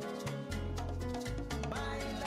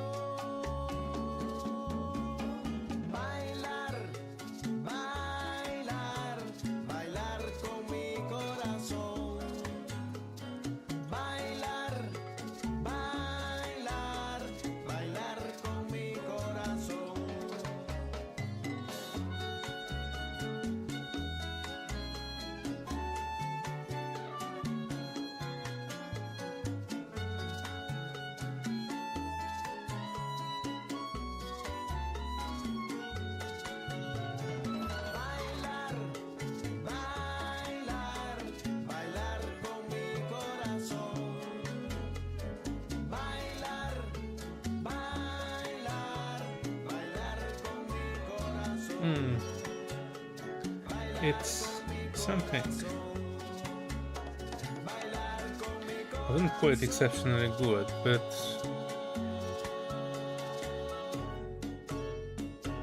it's serviceable.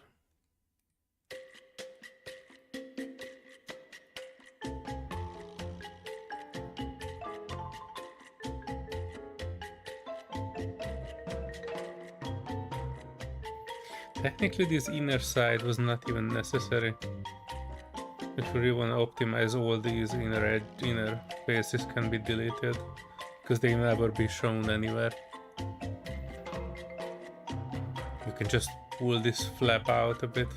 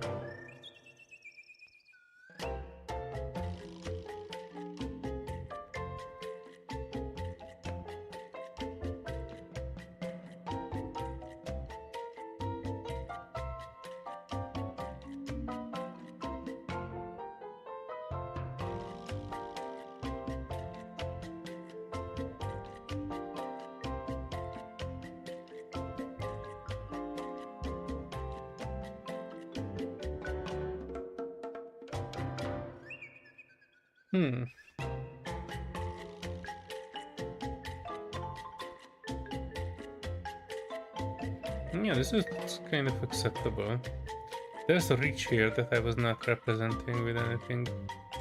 I might come back to that later, but let's just kind of move on for a second.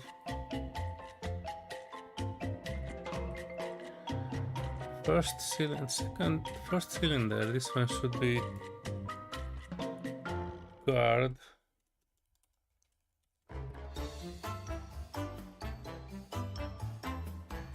And the second cylinder we should name as guard transition piece. Alright, I can kind of hide this one too.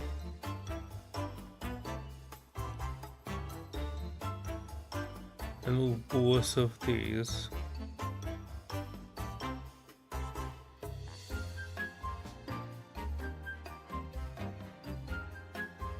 But I know that this is not exactly fitting where we are doing it, but that's a problem for when we are doing the assembly part at the end. For the moment I'm just moving these over to the collection.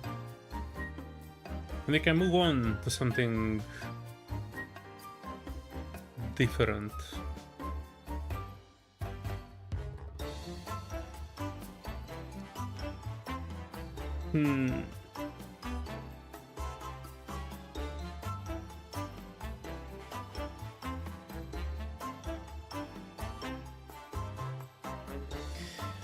I'm thinking about how to solve the handle.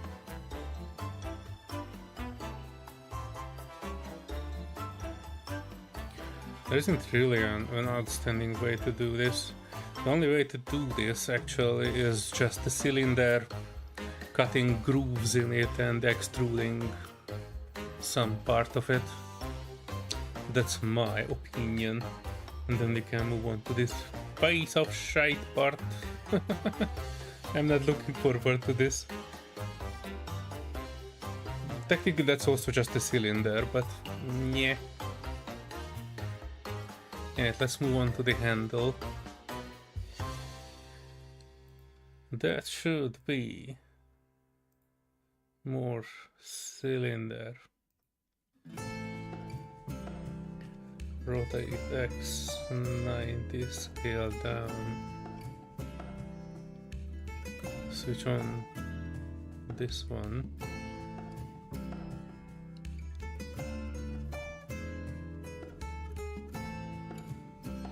Let's just say it starts here.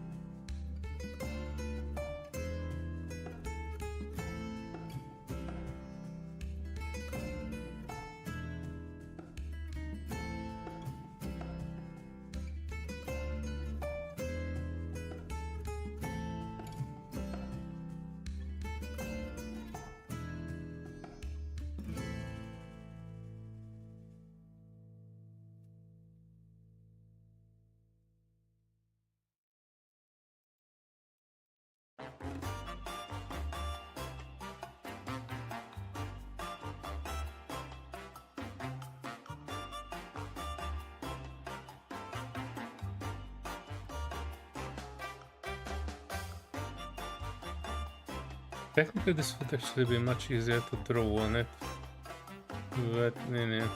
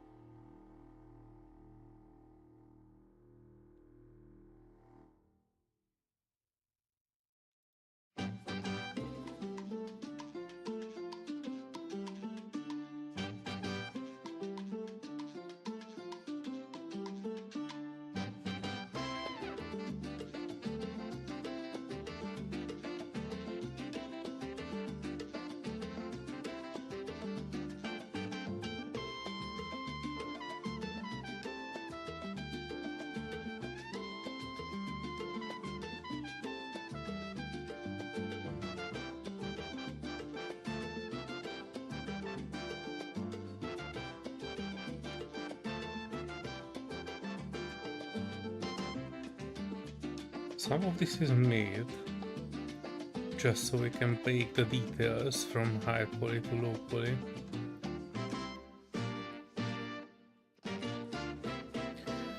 At the moment it is looking very bad.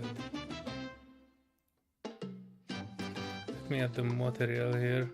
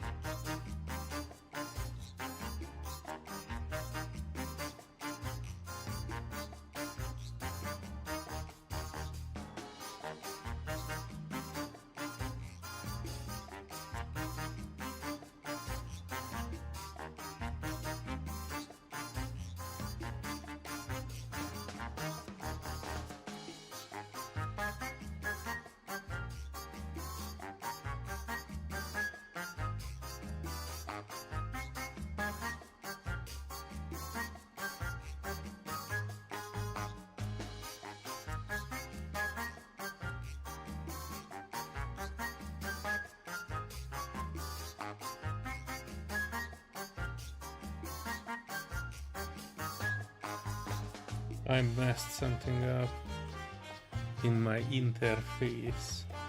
I have this circle select.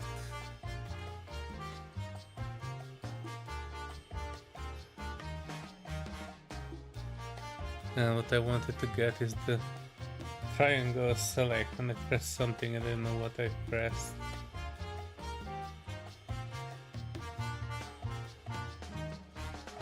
But I no longer have my other edit options, and I cannot exit.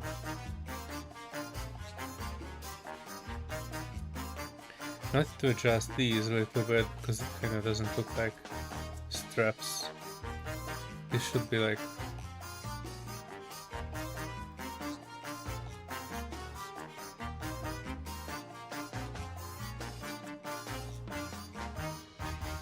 and then it's gonna bother me till the end of the stream, that's for sure. I don't know what I did.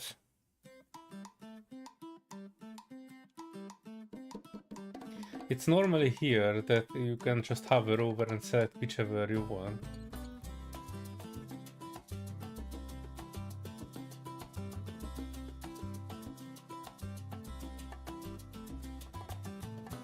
And I cannot precisely select with this circle tool.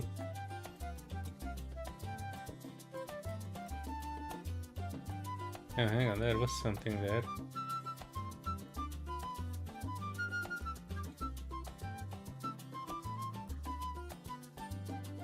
Oh shit, I think I changed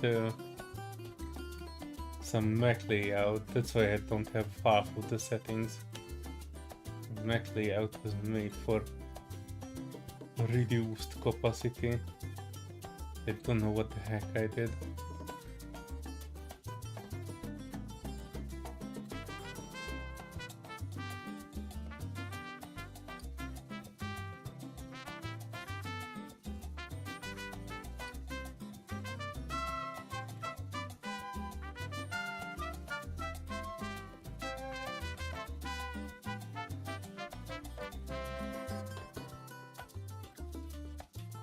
Oh, now I have rectangle select. Now I don't. What the balls?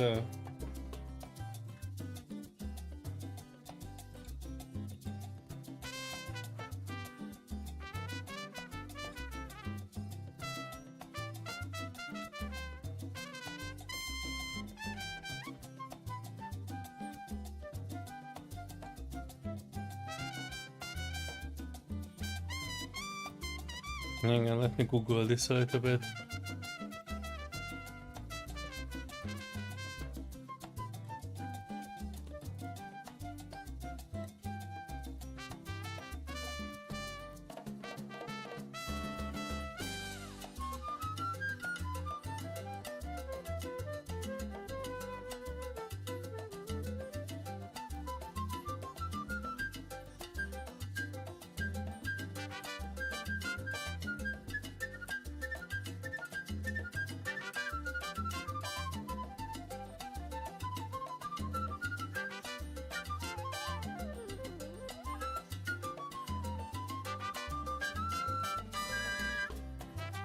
Oh, there you go.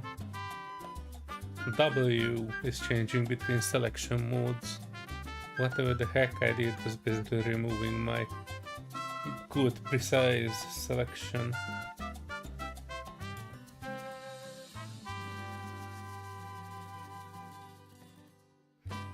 Right, so I wanna make... Come on, Blender, don't be shit. Right, so what I wanna do is I wanna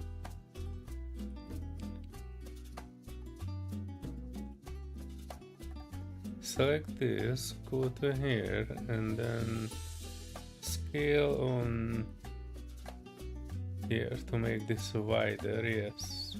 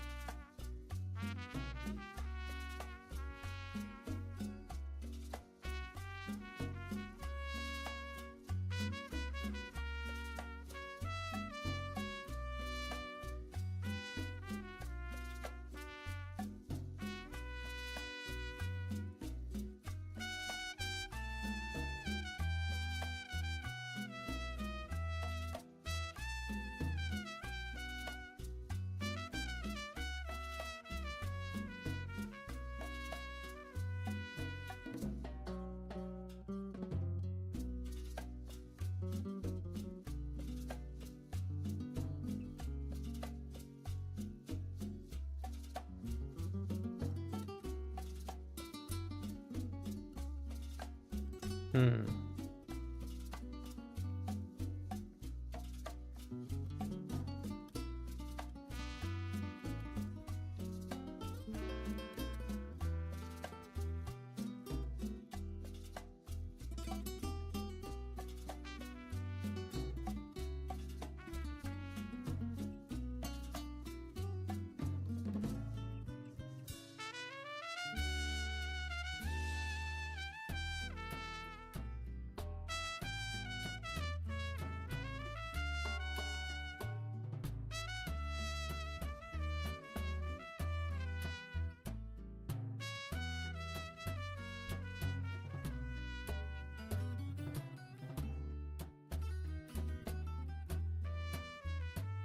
Hmm.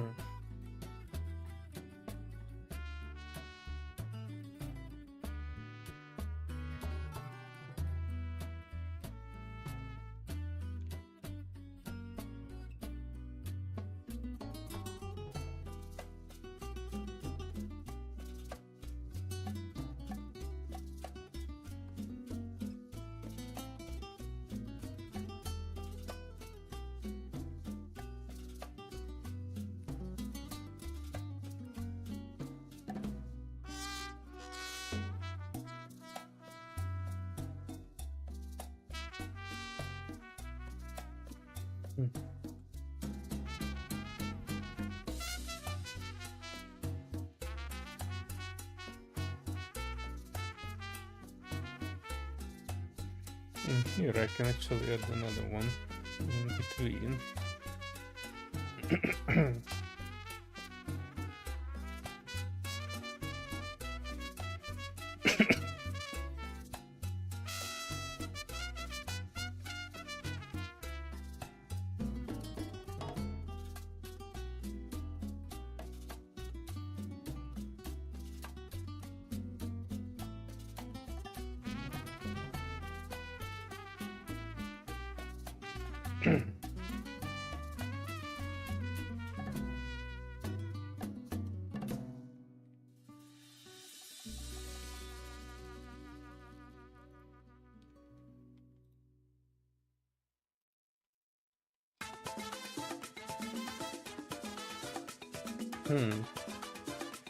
It's not exactly symmetrical, but that is actually the point of it, as far as I know.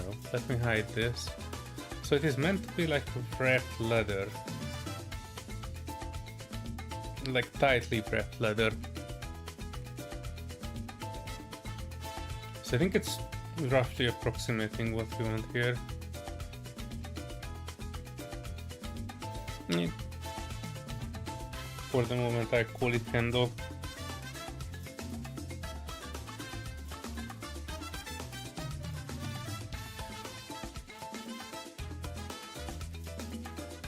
Handle. And we move it into the collection.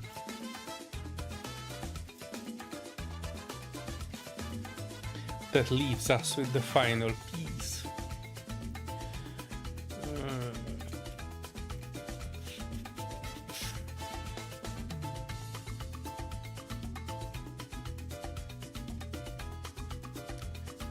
I can kind of copy this one, but I don't want to exactly copy this one, because this is kind of just like a part of a cylinder.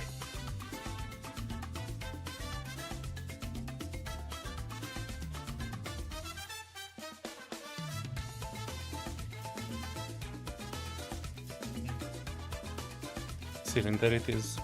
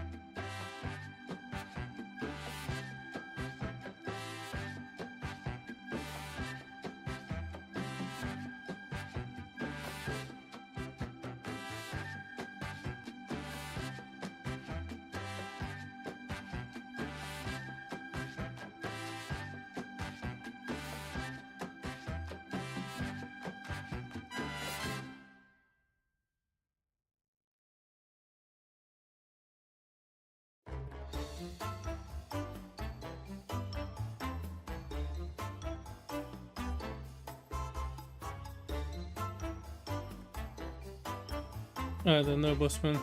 I've seen it also, but I don't know. They have not said hello.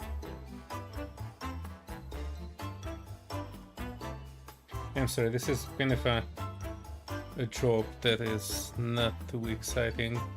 I'm basically trying to create this shape here, utilizing this part here, but I think I have an issue with the see-through mode for some reason.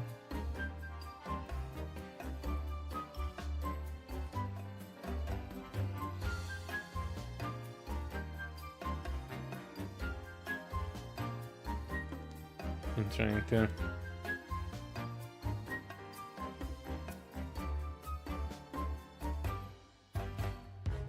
try to manually do this. Not exactly a masterpiece, but hopefully it will work at the end, but it might take a while.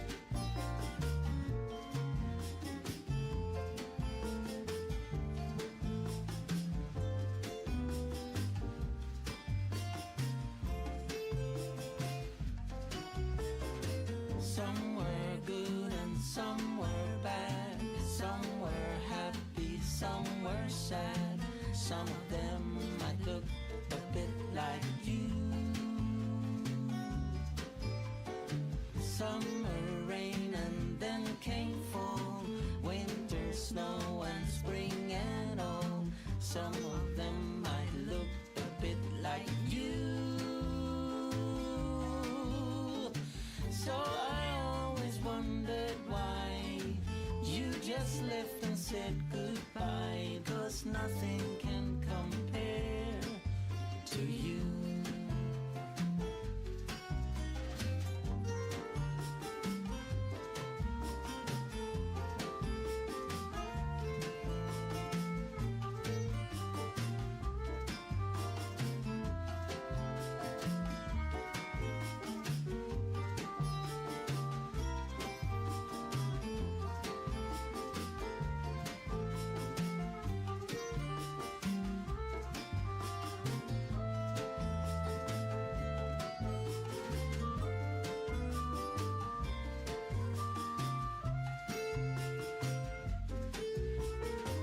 Somewhere good and somewhere bad, somewhere happy, somewhere sad. Some of them might look a bit like you. Summer rain and then came fall, winter snow and spring and all. Some of them might look a bit like you. So I always wondered why you just left and said goodbye, 'cause nothing in this world compares to you. No, nothing in this world compares to you.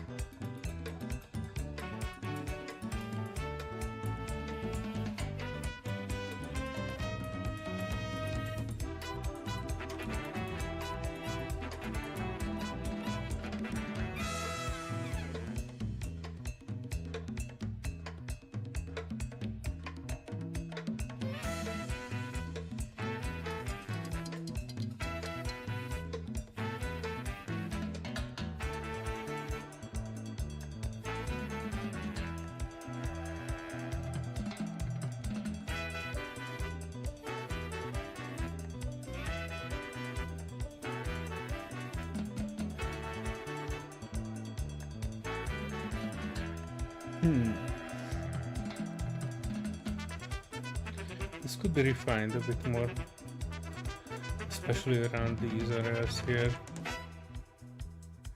I don't feel like they are doing a good job. I'm not even sure that they need to be divided. I think one of the problems is that it is divided. Let me take the middle edge out.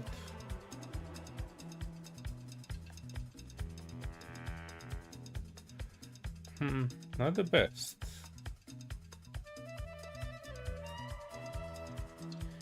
There is a way to do it, but I don't think there's a way to do it nicely.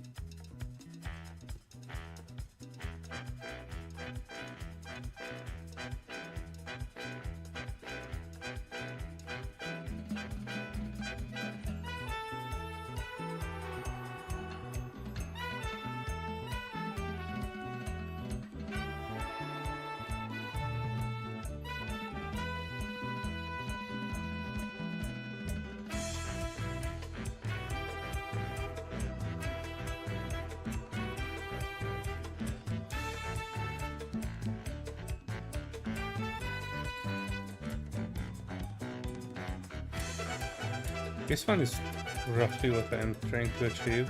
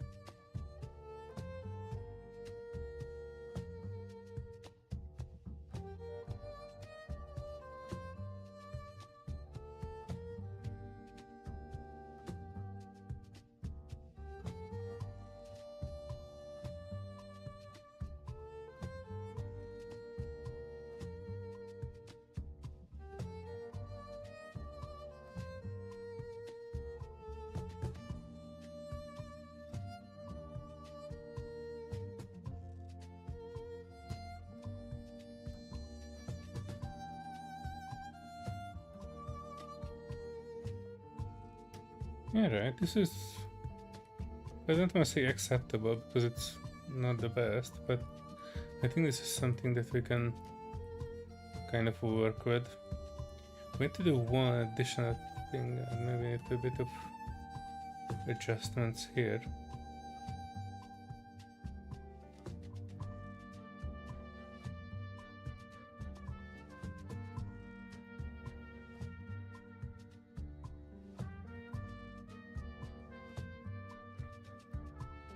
I don't look at the reference again. It's just dark brown, and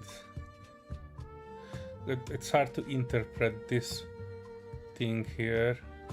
Not particularly sure how. I think what they're supposed to be doing this is that they're kind of making this a bit darker, which means that this area here where the 3D cursor is, that basically goes under this one. Kind of like a scale layer or something like that.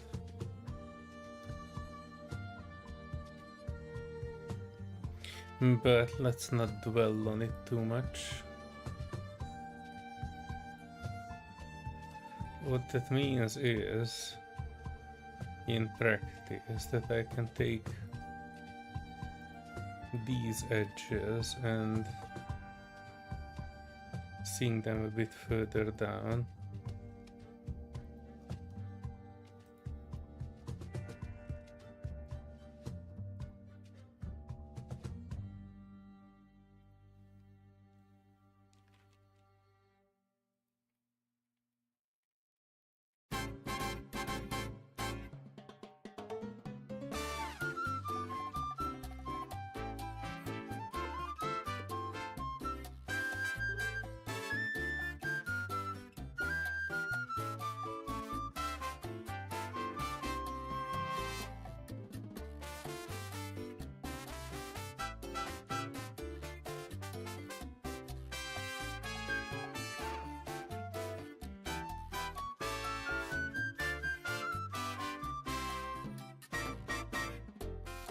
Yeah, something like this. Kinda. From some angle it might be visible, not from every angle though.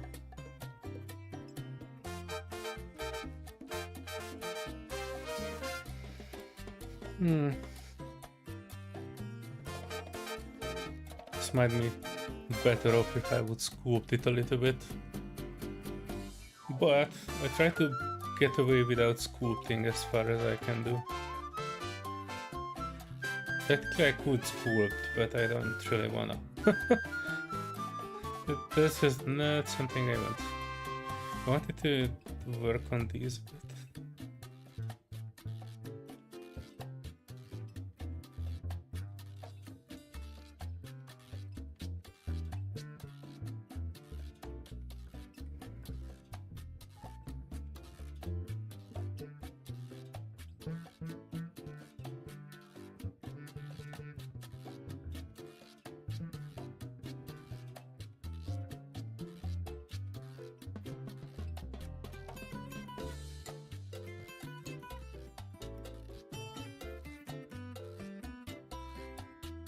I think it's acceptable. Not the best. I wanted to do the mirroring because I think the bottom side is not matching up with the top whatsoever, and it would be easier to just mirror it.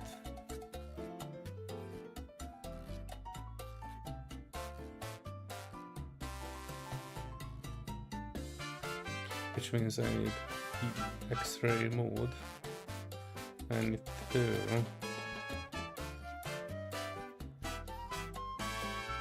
delete these vertices.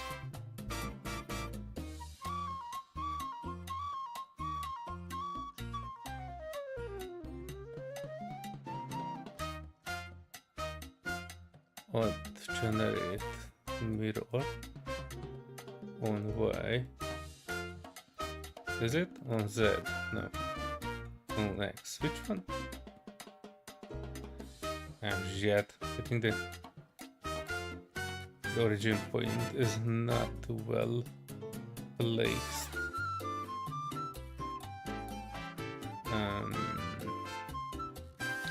I know there's a way to move the origin point.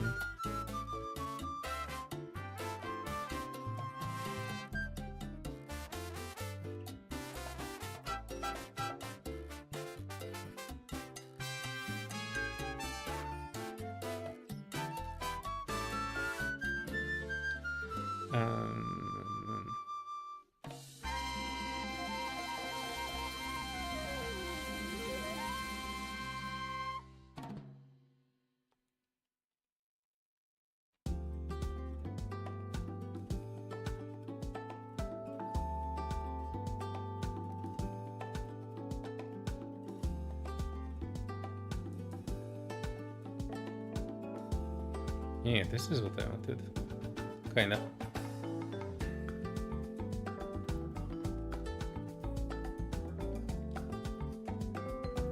I need to separate and I need to add clipping. So they will clip together.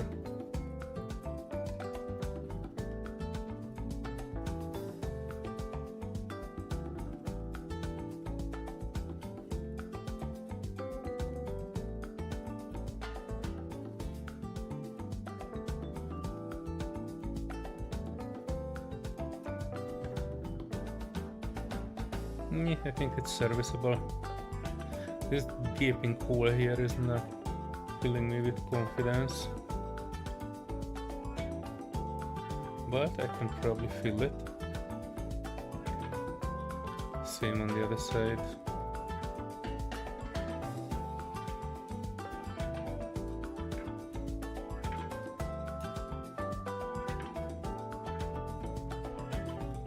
This is not particularly good, but hang on.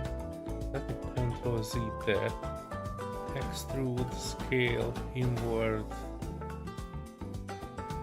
And then GY, move out. And then F to fill.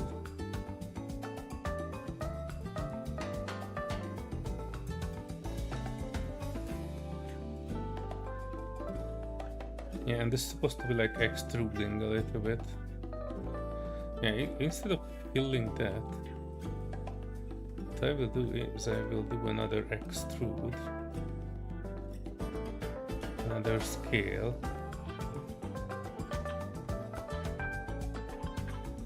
extrude, scale, GY.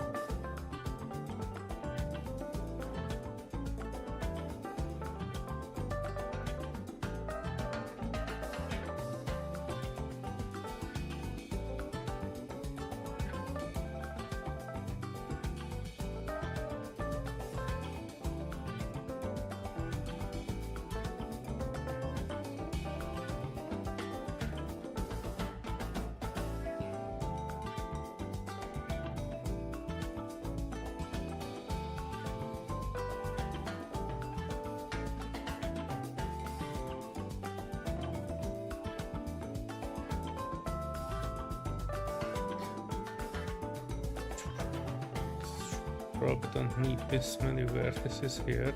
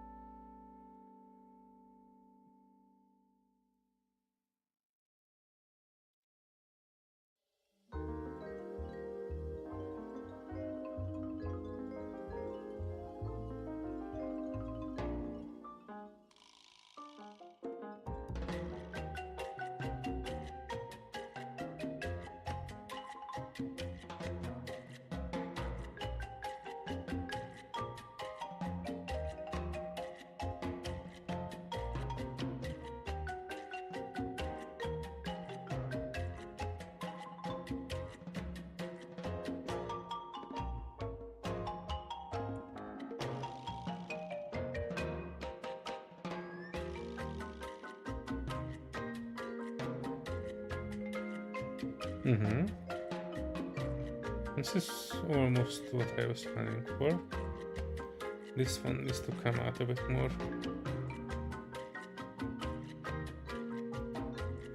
And you know what?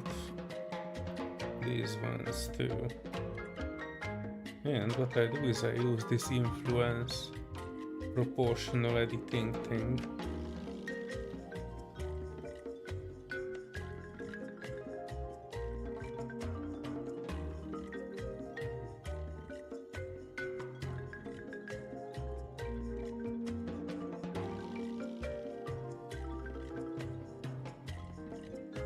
Trying to find a proportional thing that might be good, but I think the inner side also needs to come out a bit.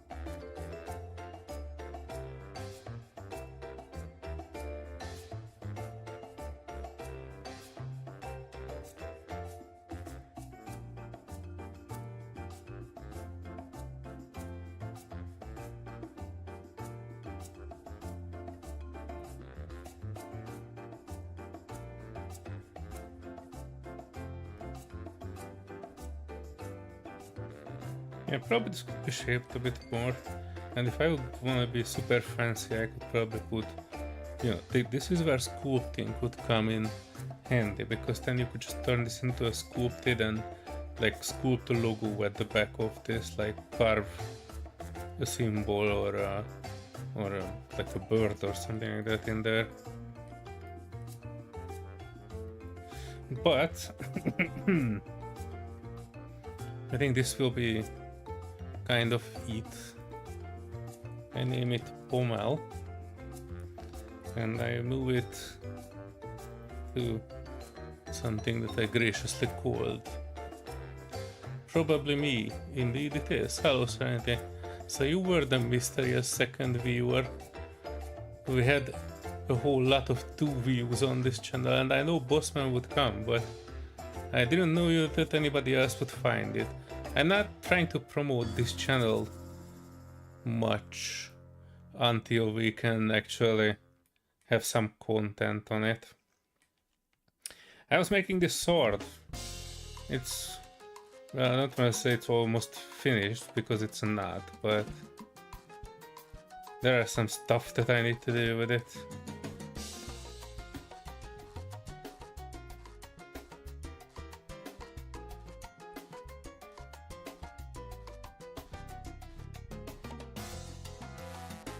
Hang on, this one needs to have their set origin to geometry.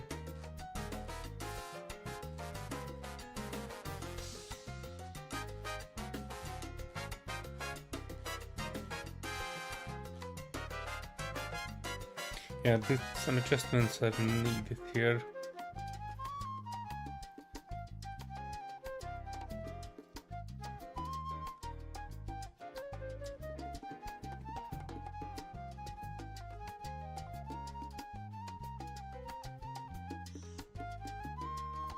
Let me remove this reference.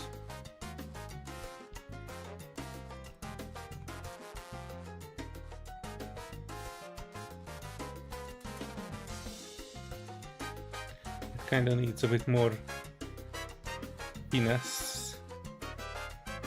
But we're getting there. Give me a sec. Let me position these a bit better.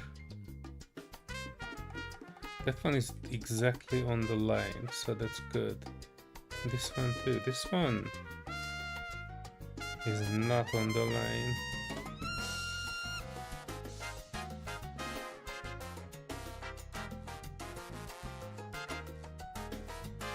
How are you today, Serenity?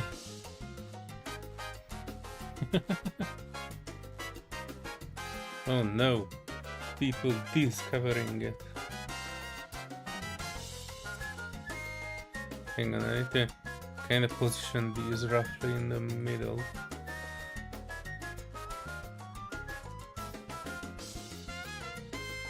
And try not to be too anal about it, but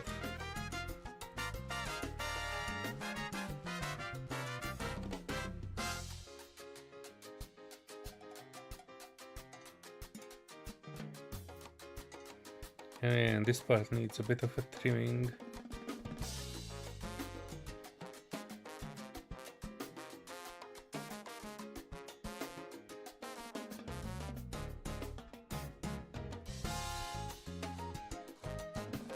And let me take this one out, so we will see.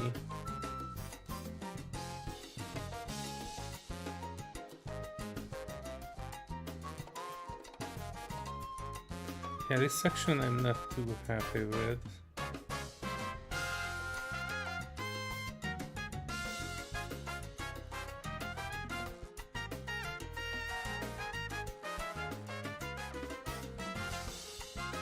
And this one needs to be closed.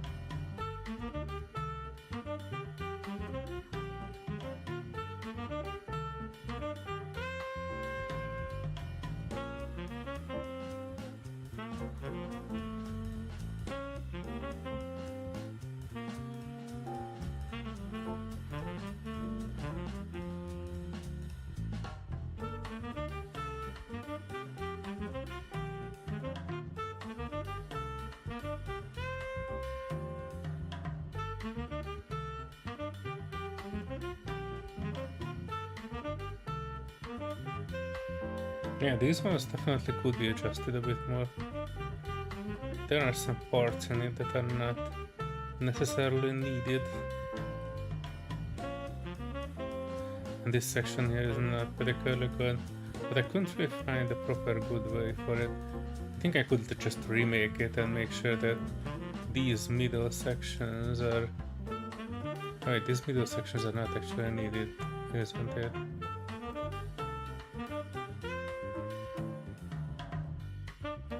Oh shit, those are needed. Never mind. It was just the perspective that made me think.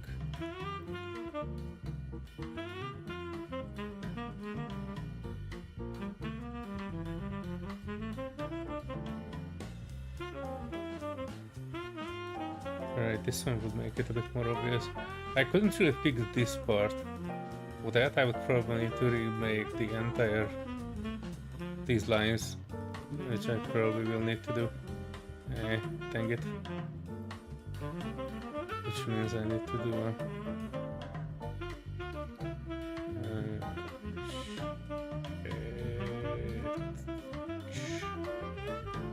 Right, so some of these lines are not required. But I had to add it because otherwise I would see some solid lines here.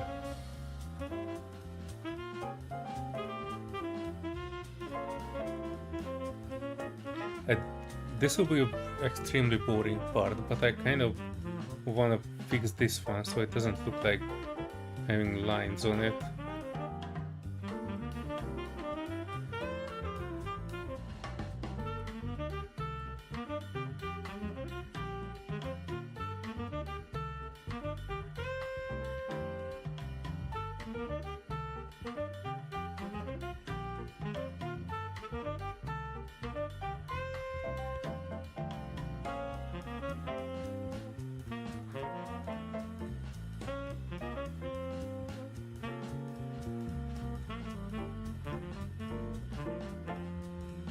Yeah, let me try something else. I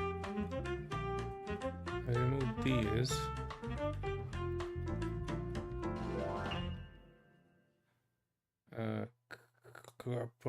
Dissolve edges. And I will try connecting different. This is not actually a nice thing to connect, but let's try this. And I mean invalid selection order.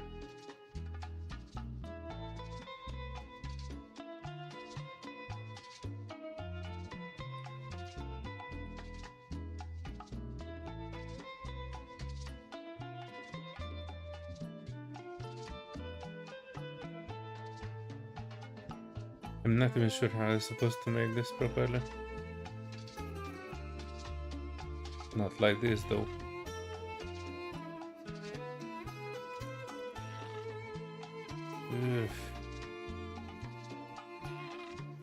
Right, so I can't really do much with this one.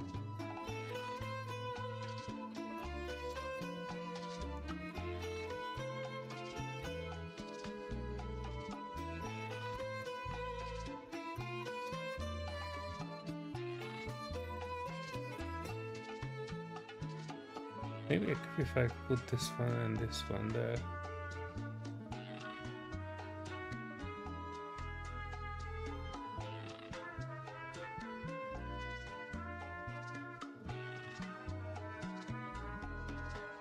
And this one there.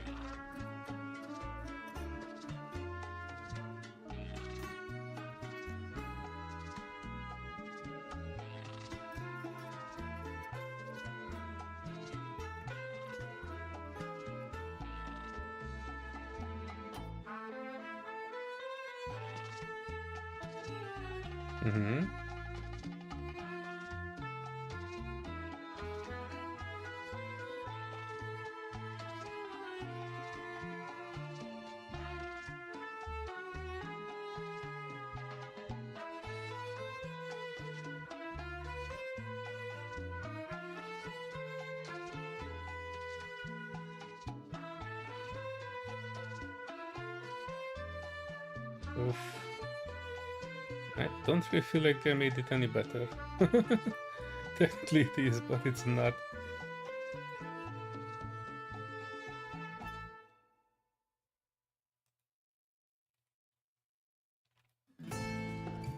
Especially this section here, for some reason, is not very good.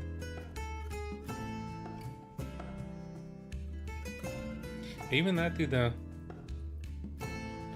secondary edge here to help, but it's not actually doing much.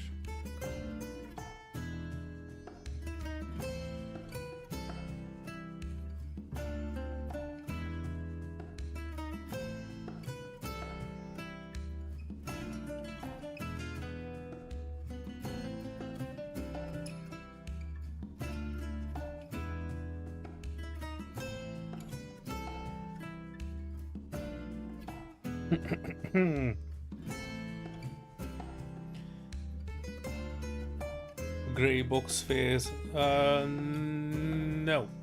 Gray boxing, as far as I know, is not for 3D. Well, technically it's 3D modeling, but I don't think it is for the modeling part. So gray, I might be wrong. I will Google it, but I think gray boxing is when you are building a level in Unreal Engine, for example, and you are not putting in the final assets, you just put their default gray boxes, like this is a house and it's just a cube, and this is the board there, this is the stairs, and you just put their standard gray boxes.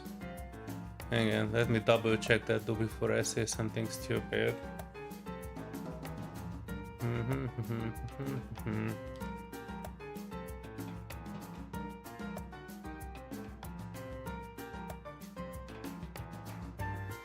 Right, so this is it, gray boxing. This is from standard O'Reilly stuff. So, you know, when you're prototyping a level, and the thing is that you don't need to have final assets, but you kind of need to have something that is obvious, like how the player will traverse. And later on, this cube will be changed into a boat. This one will be changed into a proper tier.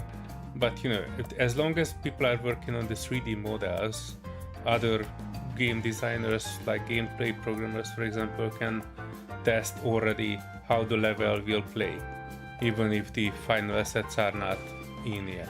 So that is gray boxing.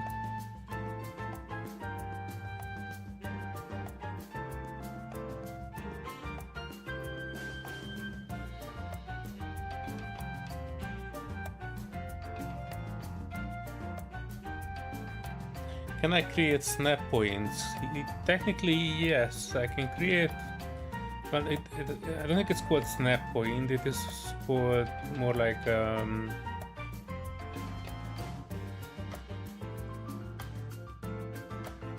I can snap parts of it. So when I'm moving an edge or a vertex, I can create something like, if I clicked on this one on, this is like snapping. And when I move it, it will snap to the closest vertex when I'm close. This can be good to like position it exactly where you wanna. I mean, on top of the other one. When you are trying to make the geometry a bit better, like I do now. I'm pretty sure I messed this one up. Oh, not delete, dissolve. And this one will go to here, and this one will go to here.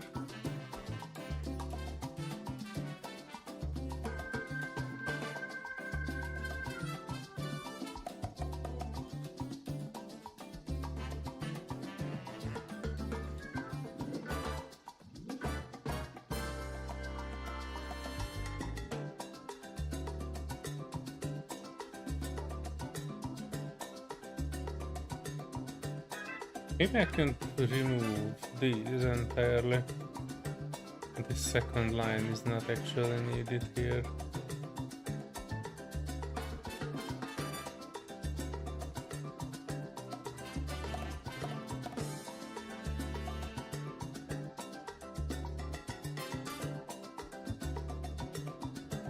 Technically this is not needed either. Dissolve edge, and instead of that I can move this one up here, and then they can I can do the merging.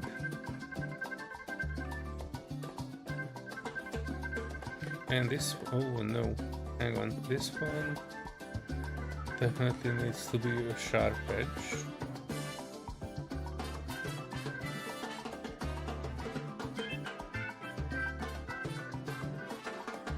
Well, I don't think I can fix this one any better, but I can connect it there. Okay, I think I did something. This one here is a bit too crowded, but I can move it up there.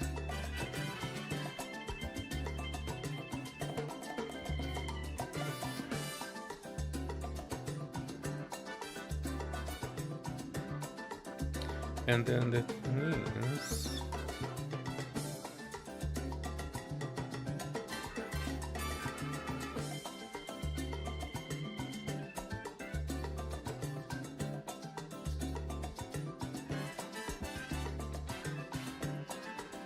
mark sharp. Hey, this is kind of more clean. I can still do something around here. This one here, I need to eliminate this.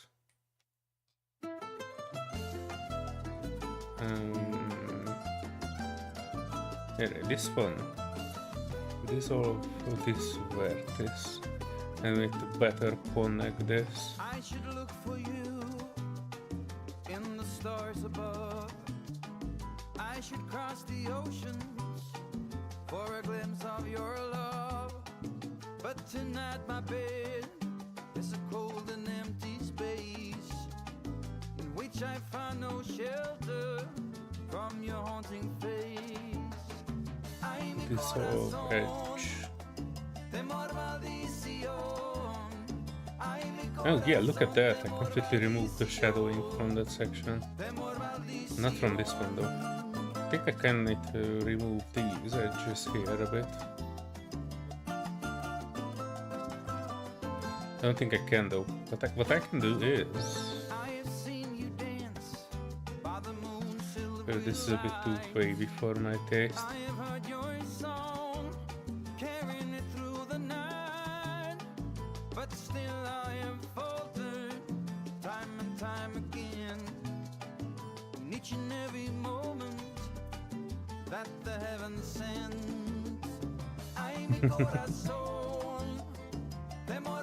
I was supremely unlucky, by the way, Serenity. I was trying to play on Hades' server, but I haven't found a single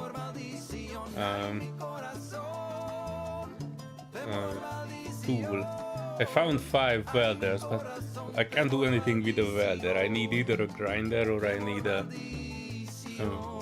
drill to do anything. Oh, this is something that I did not intend.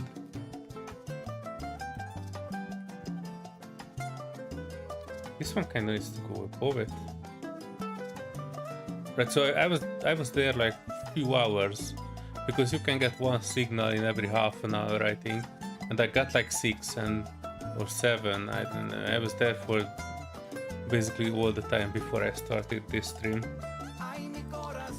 And I got signals, but none of them were actually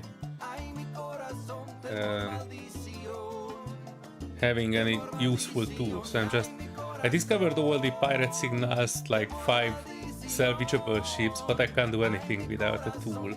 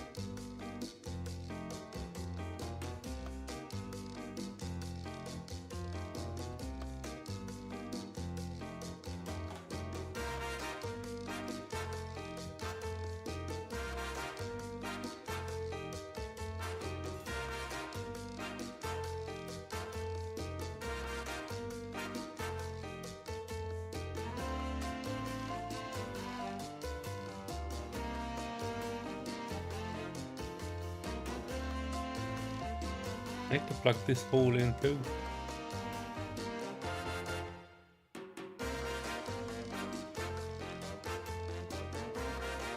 I need to plug it better though.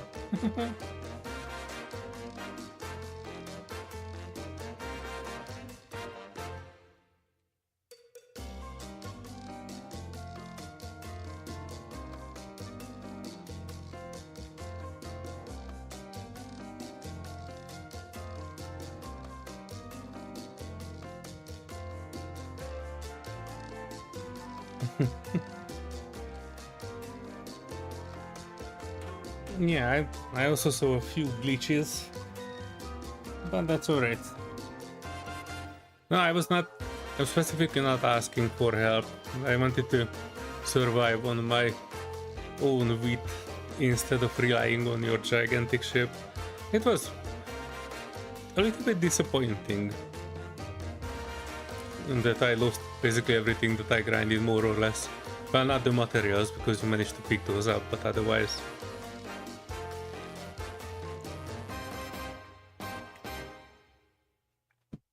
No biggie though.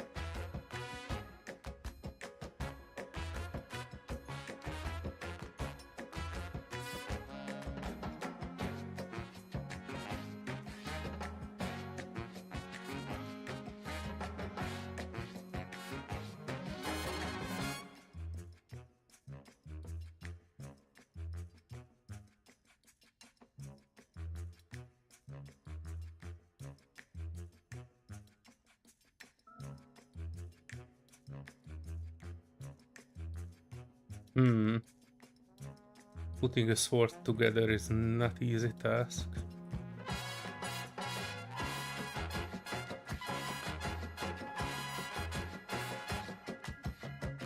The problem is I don't really know. Hang on. What I would need to do is I need to use this and... Nope, not that one.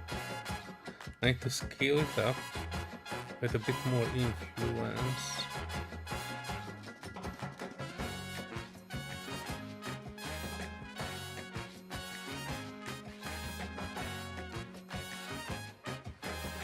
This one kind of needs to wrap around things, but let me hide the blade for a sec.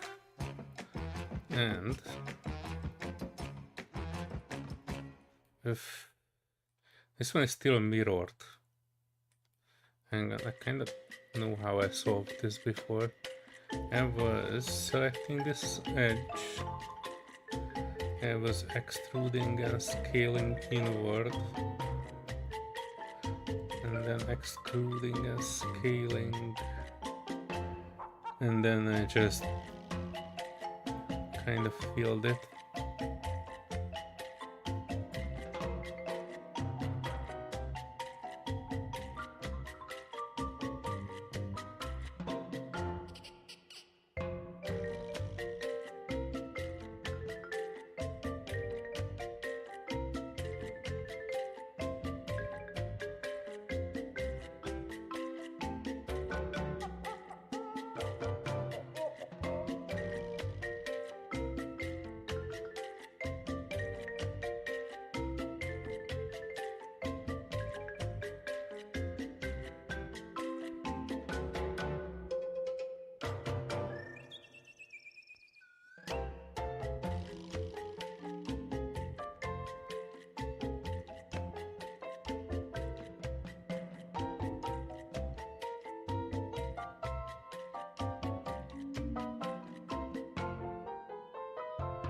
Yeah, hang on, these ones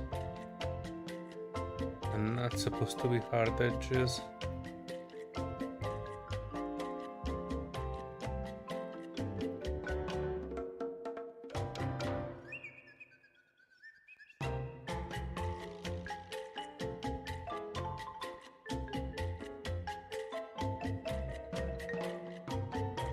Subdivide it here, and I join these two and move this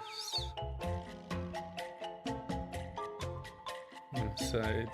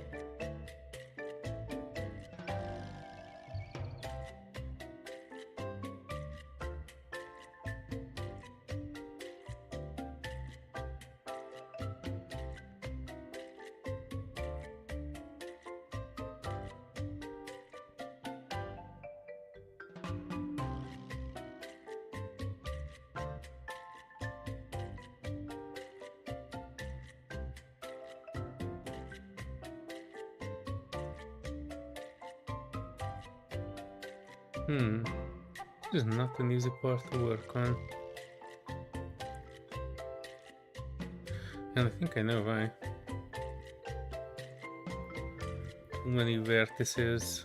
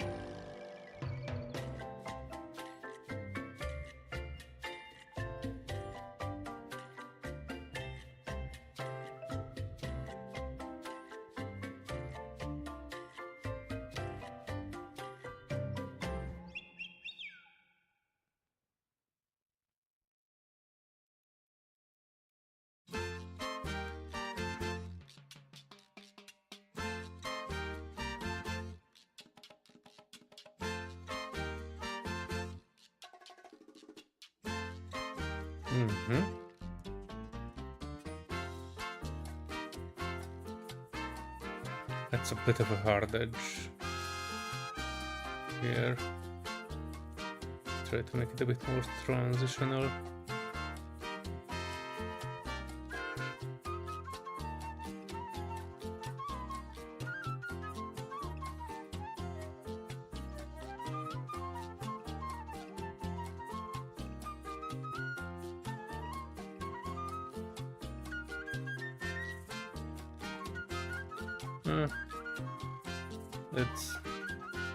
It's something. I don't like this part here though. This looks a bit too multi-dimensional.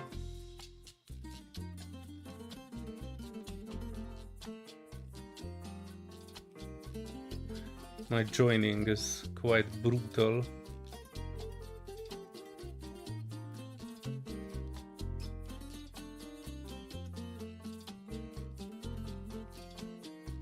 There are probably better ways to make this. My geometry is not exactly professional style.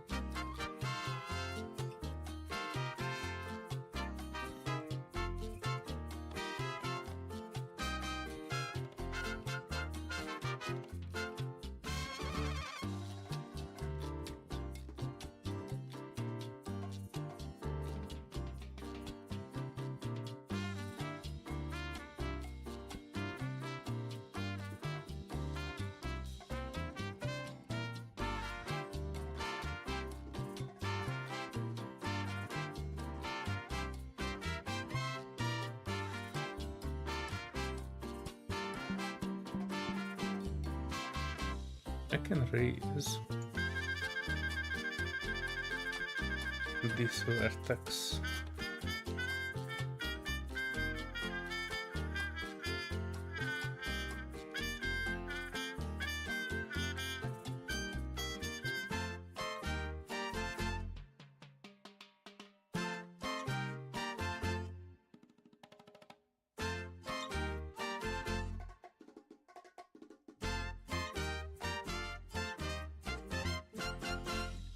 I can probably move this one a bit more in.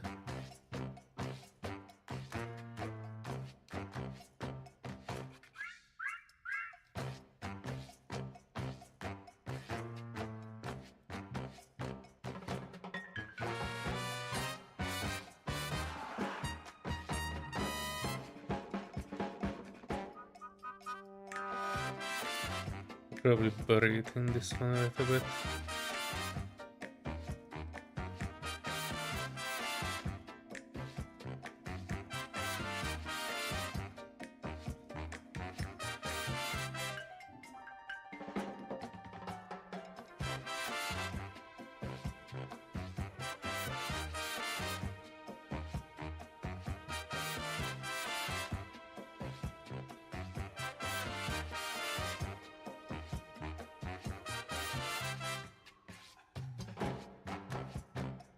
I still need to put that blade in.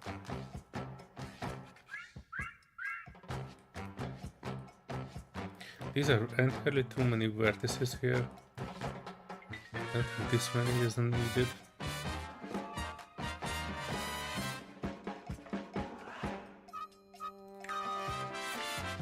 Let me dissolve this and then join this one, and instead of that I can GG move this and GG move there.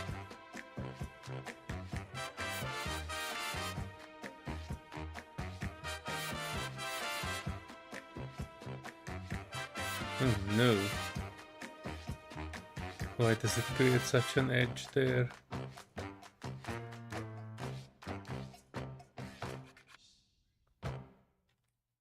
Oh no, this is not a good change.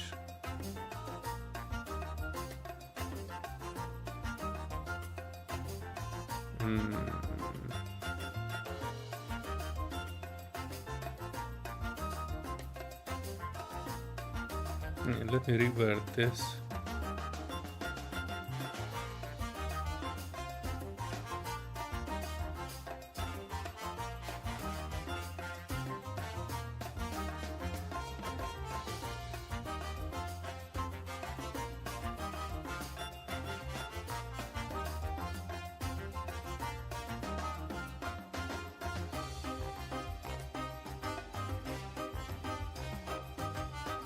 Right, let me see that blade.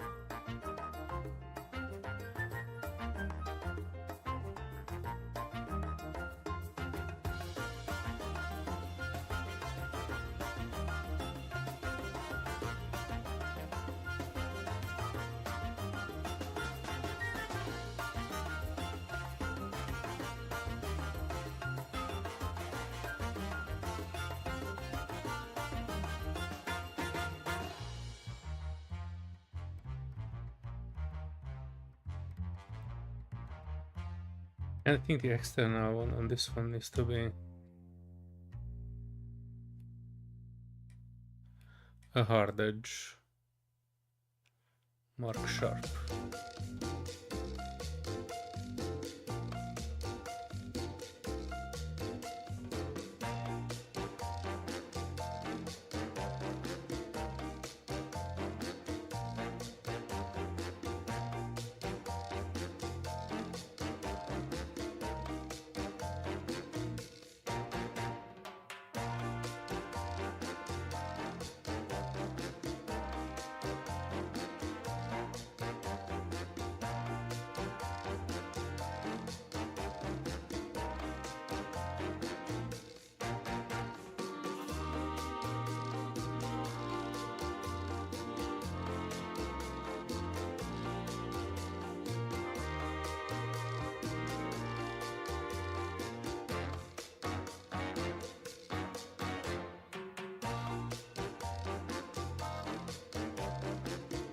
Yeah, kind of want to hide this one here a bit better.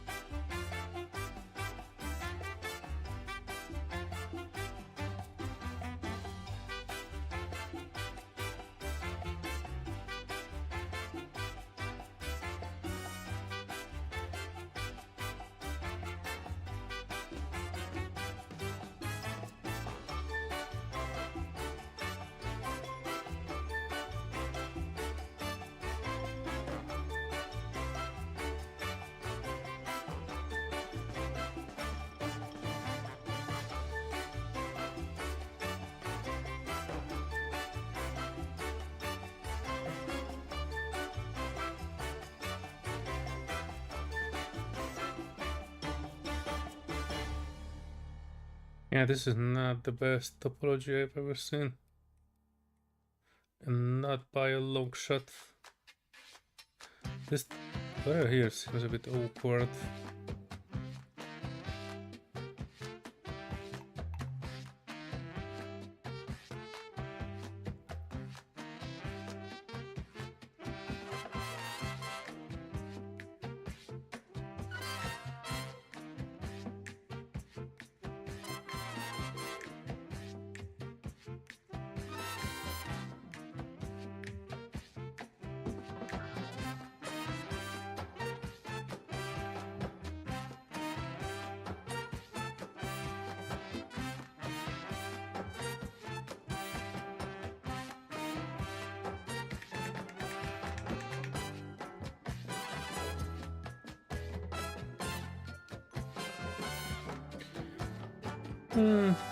Well, it's something. Let me add some colors to it so you can actually see.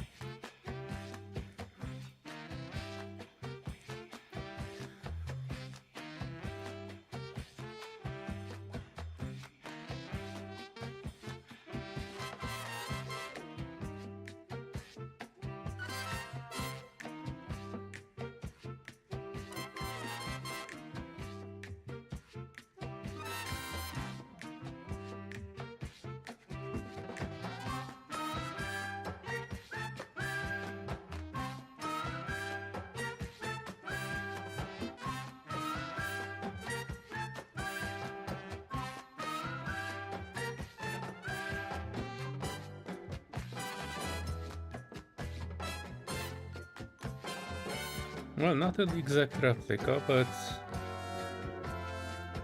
for what it is, I think it's serviceable.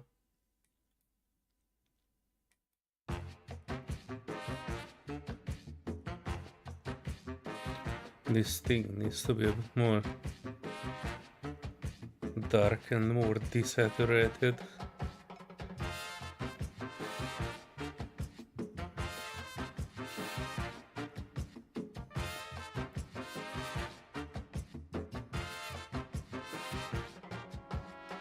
And perhaps a touch more dull.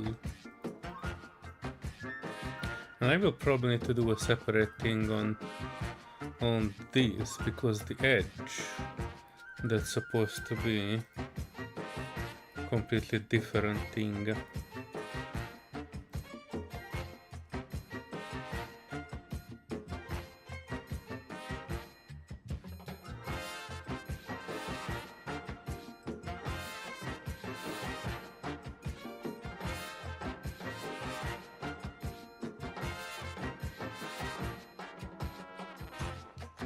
I could probably optimize the edge a bit more.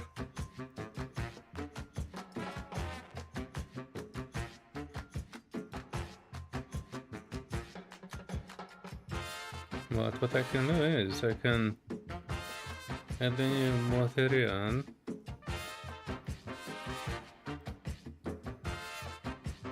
make it a thing fully metallic, fully shiny, and I assign it just to this group.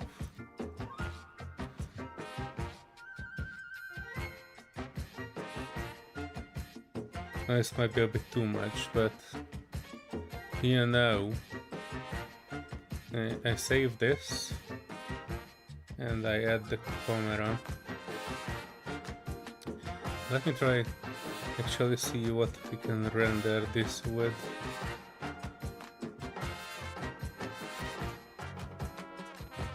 Add light area.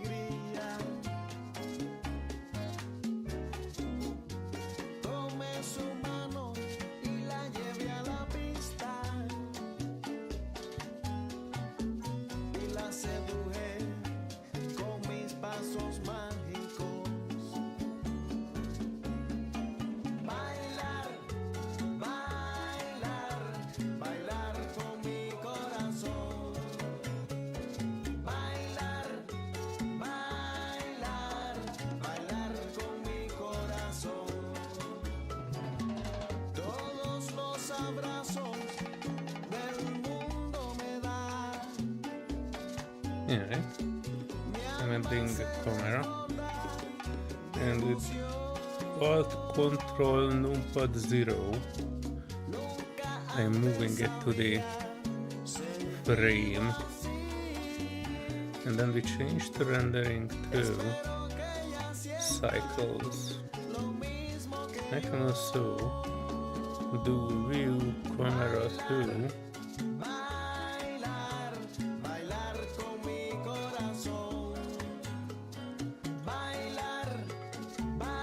And I'm saving again, because rendering it can be buggy. Alright. Alright. It worked this time.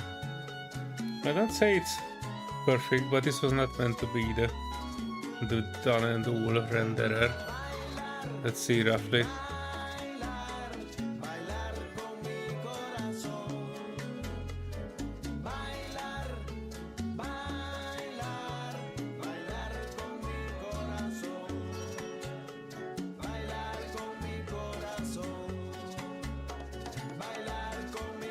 Let me enable this one just so we can have a comparison.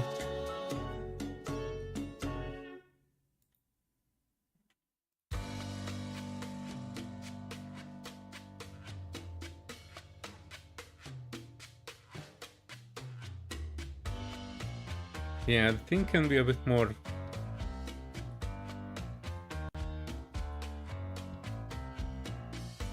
pronounced. This one I will probably need to adjust a bit more. And of course the colors are not the best on it. But I think shape-wise, I think it's close enough. Let me throw this into Substance Painter and we can do a proper rendering. I think this one here, I messed this up because what I made here is a groove. Because this one's supposed to be a groove. But this one on the image, on the reference image, it's actually a kind of like it's extruding upwards, not downwards, if it makes sense. So it's not like a U shape, but a mound shape. This one, this was supposed to be a blood channel, but I don't think they actually knew what that is. Technically, how I did it was technically the correct way. Let me switch this back to EV. And I saw something here that I wanted to correct.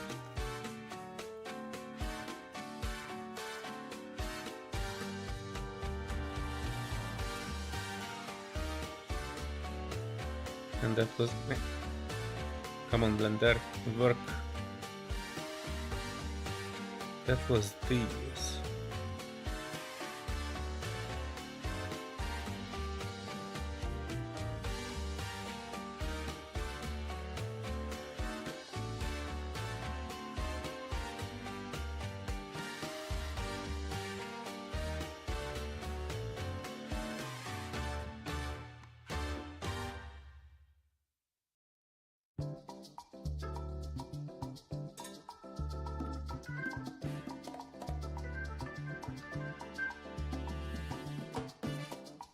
Bueno, sí. Estamos aquí guarachando, descargando. Ajá. Sabroso. Yeah, this is what I wanted to do. I wanted to kind of change this a bit. Oh well, there's something here.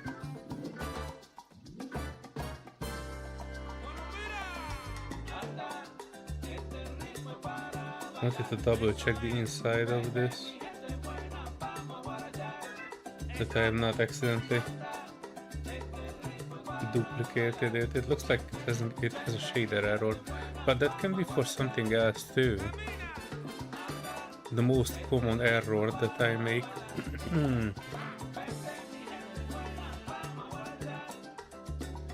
And that is that I have not checked face orientation.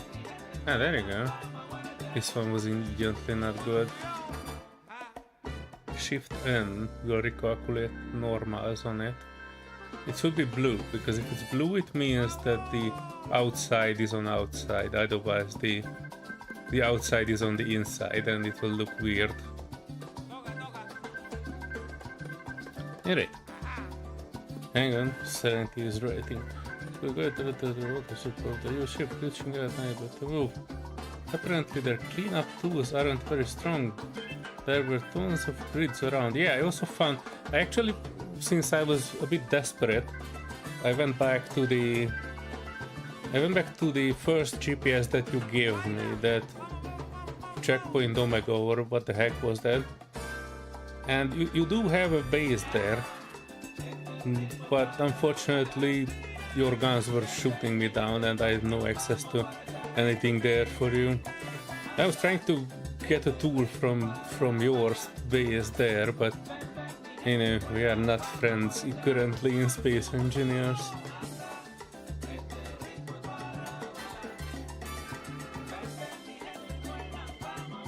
In the area was terrible idea because bounties over 1 million credits on you.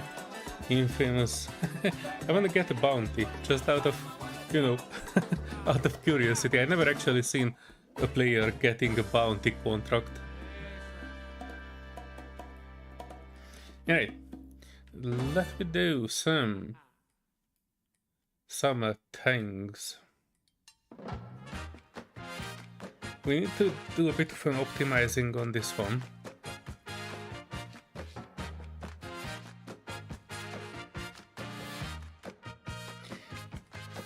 But I will probably skip on that one a little bit. What I will do is, first off, let me switch off the face orientation.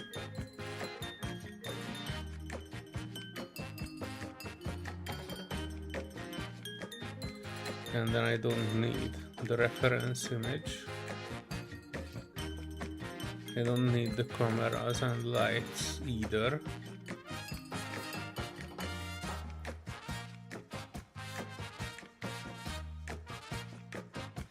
Technically, the full process would be that we are kind of making two versions of this sword. One is low poly, the other is high poly, and we bake over the details to the low poly.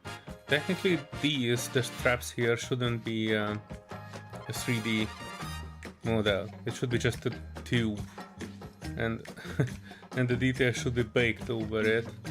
These grooves here probably shouldn't be a 3D model. That kind of things.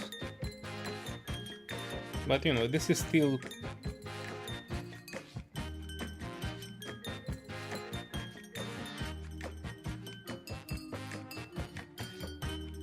I'm trying to check if it shows. It says 1400 faces. That's not too bad for a sword. I mean, it could be worse, could be better.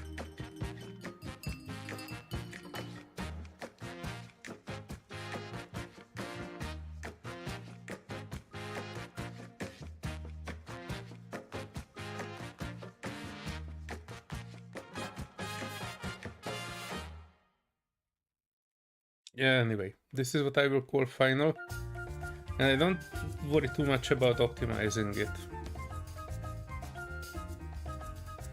What we need to do is, we need to first, I think I know how to do it, but there's a step in this that I always mix up regarding how to bake the texture on it. Right, first off I need to apply all the modifiers, which I can do only in object mode. Let's check this one. This one also has a mirror. This one doesn't. The handle doesn't, and this one has a mirror.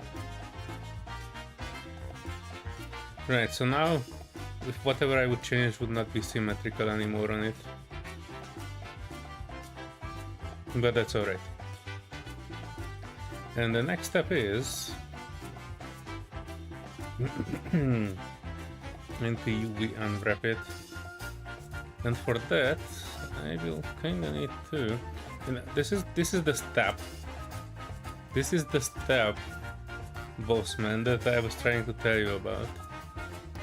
So we have this final, and what I do here is I duplicate this collection and I close this one entirely so you don't see it.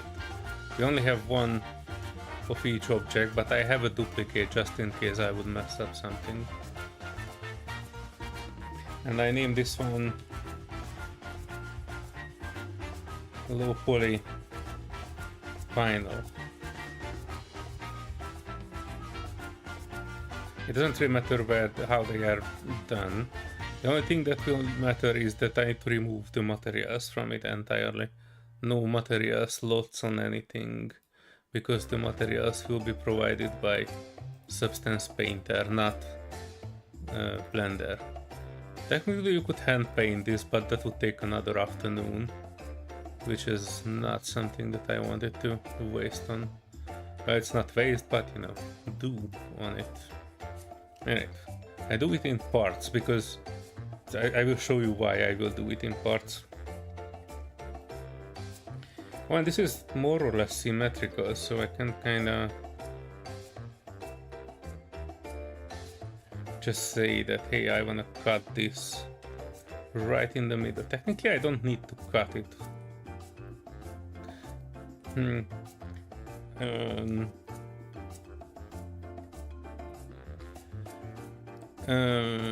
I might need to do a few steps backwards. Not necessary, but there are ways of making this better. Why does it look so bad? Hang on.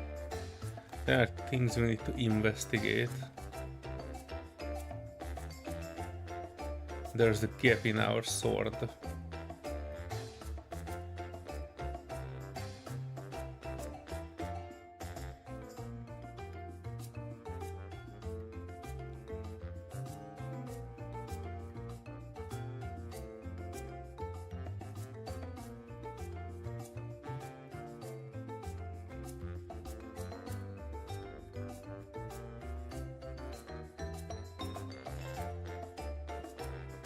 Or at least something that looks like a gap, but it isn't.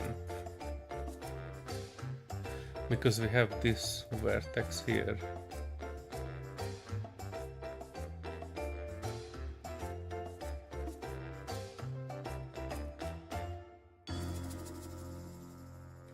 And that vertex is not a try.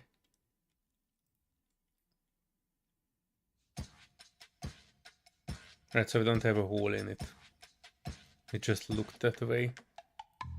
Right, so unwrapping. What I wanted to say is that how you would normally unwrap this is that you cut it in the middle.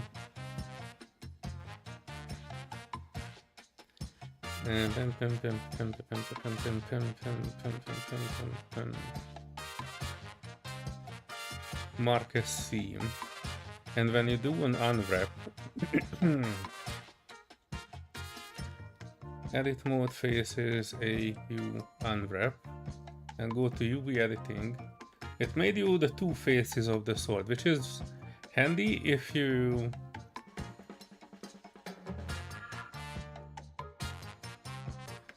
wanna do different things to the different side of the sword.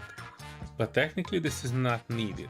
If I would have not finalized the mirror modifier and I would have unwrapped before the modifier would have been done, then it would have like one single UV. Technically I can still do something that like, you know, overlapping UVs, and that would take less space. But you know, just explaining that technically you can do two sides of the sword, but if you don't apply the mirror before unwrapping this, then you could get just half of it, like this one. And you know, this was perfectly okay, because when you apply the mirror modifier, the UV unwrap will basically unwrap in the same UV space on both sides. So, you know, it would work. And it would take less texture space. But, you know, in this case, I don't really care, because, you know, in this case, you might just add the writing on it on one side, or add damage that's only visible on one side, that sort of things. Right, so that was the blade.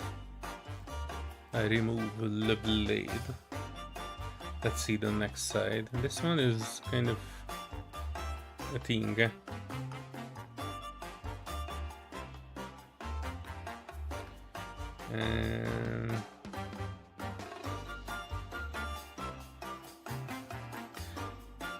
What is the next card? The transition and the handle. I'm just checking that if this face is necessary here, but it is, because it's technically visible. Nah, that's all right. How I would unwrap this is, I would gather this, and I would kind of make this one a seam, except that one segment. I would put this one here. I make this one. Oh, no, not sharp. Mark seam. And then I get this one and minus that also mark as a seam.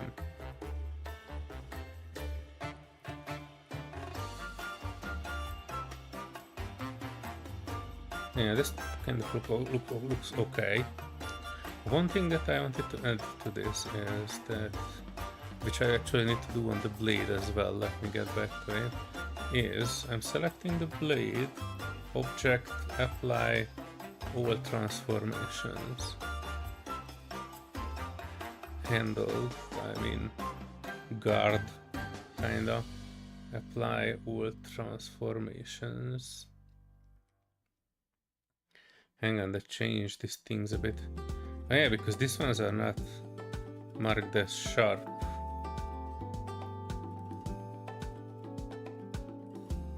Which I probably could do. Mark sharp.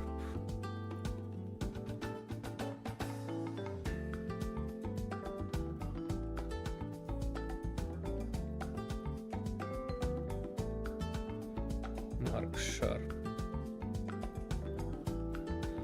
What is this? What is this?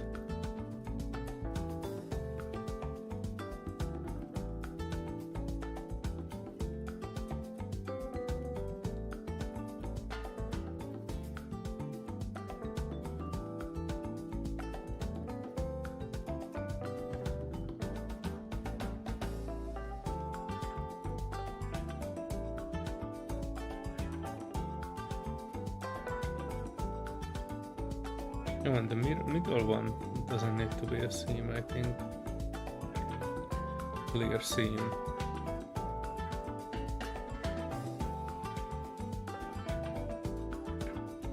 Yeah, so it will cut it here. This will be 2 halves of it, and this one will also be, I think this should be fine. You unwrap. And not exactly the best, because this one did not run all the way through here. So this too also needs to be marked as seam. And now you unwrap.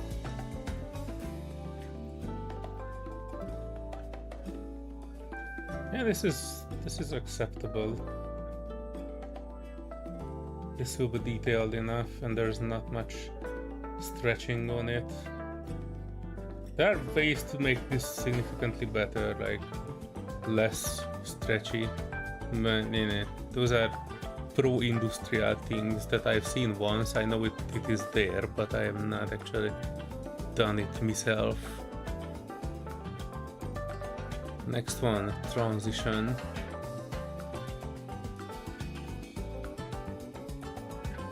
I don't really have anything good on this one. I think this can be...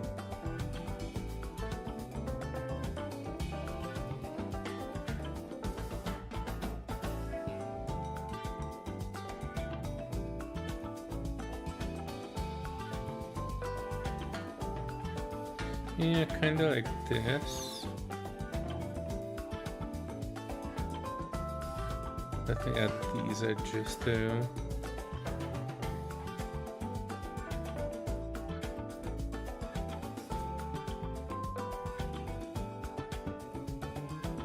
I don't completely want to cut it, but let's say I want to not cut it there. Mark a seam. Yeah, this will be a bit stretchy. Object, apply. All transformations. All you unwrap.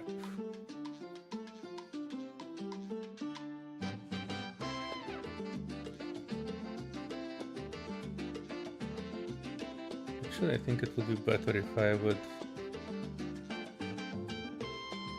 instead of this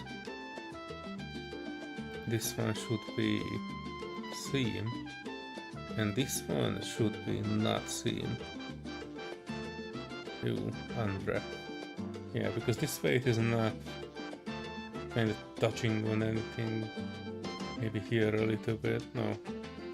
No, it is not.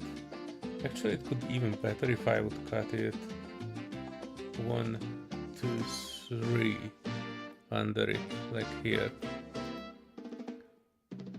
Clear seam, mark seam, unwrap.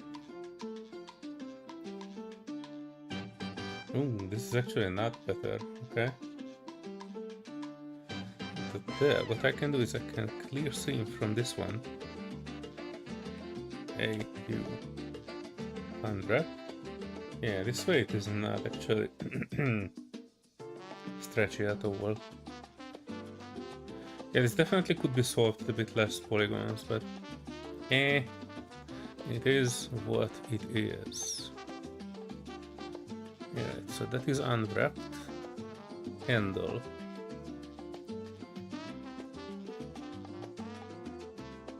Well, I keep it simple. I cut it here. Mark a seam. And this one minus that edge. Mark seam. This one minus that edge. Mark seam. Object apply over transform.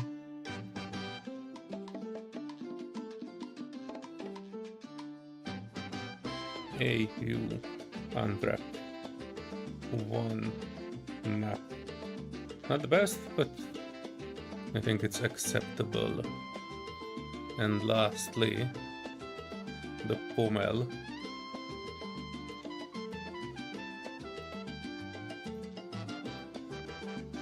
Object apply all transforms.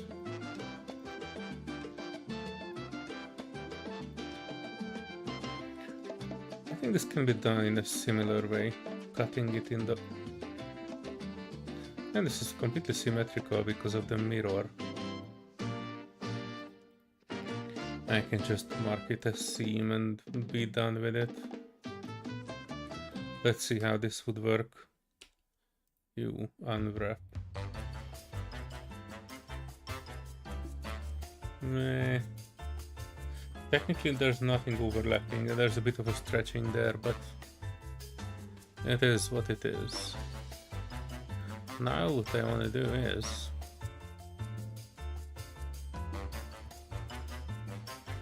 I select all, go to edit mode, select all, UV unwrap everything with a bit of a bigger margin.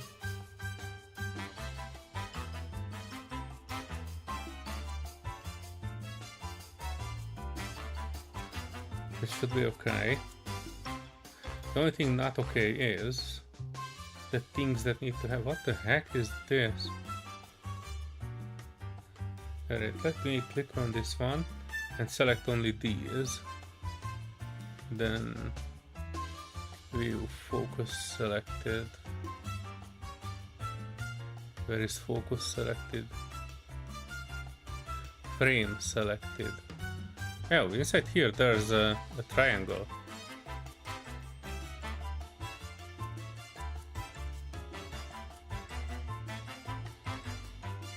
I don't know how that got in there, but we definitely don't need it.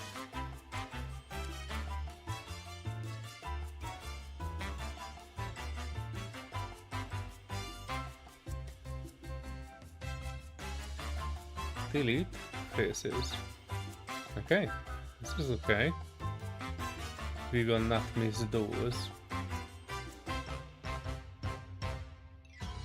Right, so the things that I don't like, that some parts of this needs to have a bit of a better. This one doesn't need too much of a bit bigger, but it can be bigger. This one definitely needs to be a bit bigger, like this. This one, that's the end guard, right? That also needs to be a bit bigger. And the handle definitely needs to be a bit bigger. And then I select all, UV, Peck Islands. If I find it.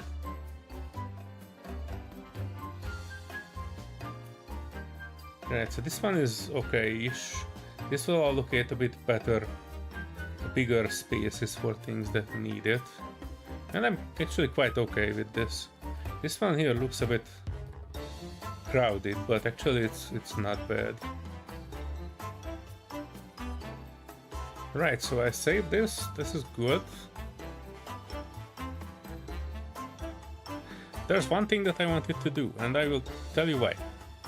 I show you how it is not working, and I show you how it will work.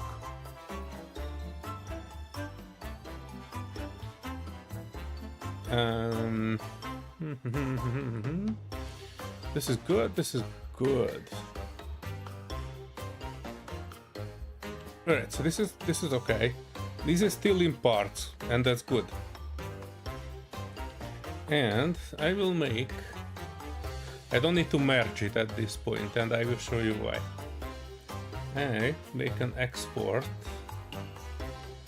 into FBX, and I have generic settings here, which means only the mesh, nothing else, selected object, no lights, nothing else. And the important thing for Unreal Engine is that you select smoothing group edge or face, whatever. I usually choose edge. And we make it LARP sword low poly. And I export it. And now we can get over to Substance Painter.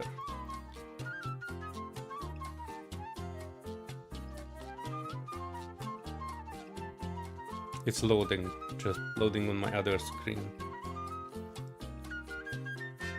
Right, and now new project. Select, and we're getting there. This one, and I leave everything on default.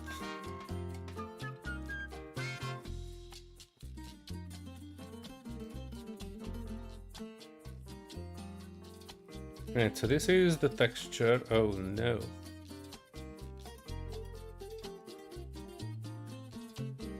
This is the texture, this is good, and this is the model.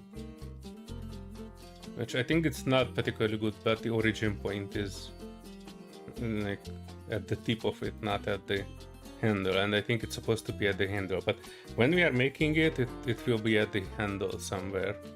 I think in the middle of the handle is where the origin point is supposed to be, because that will be the pivot point of the object.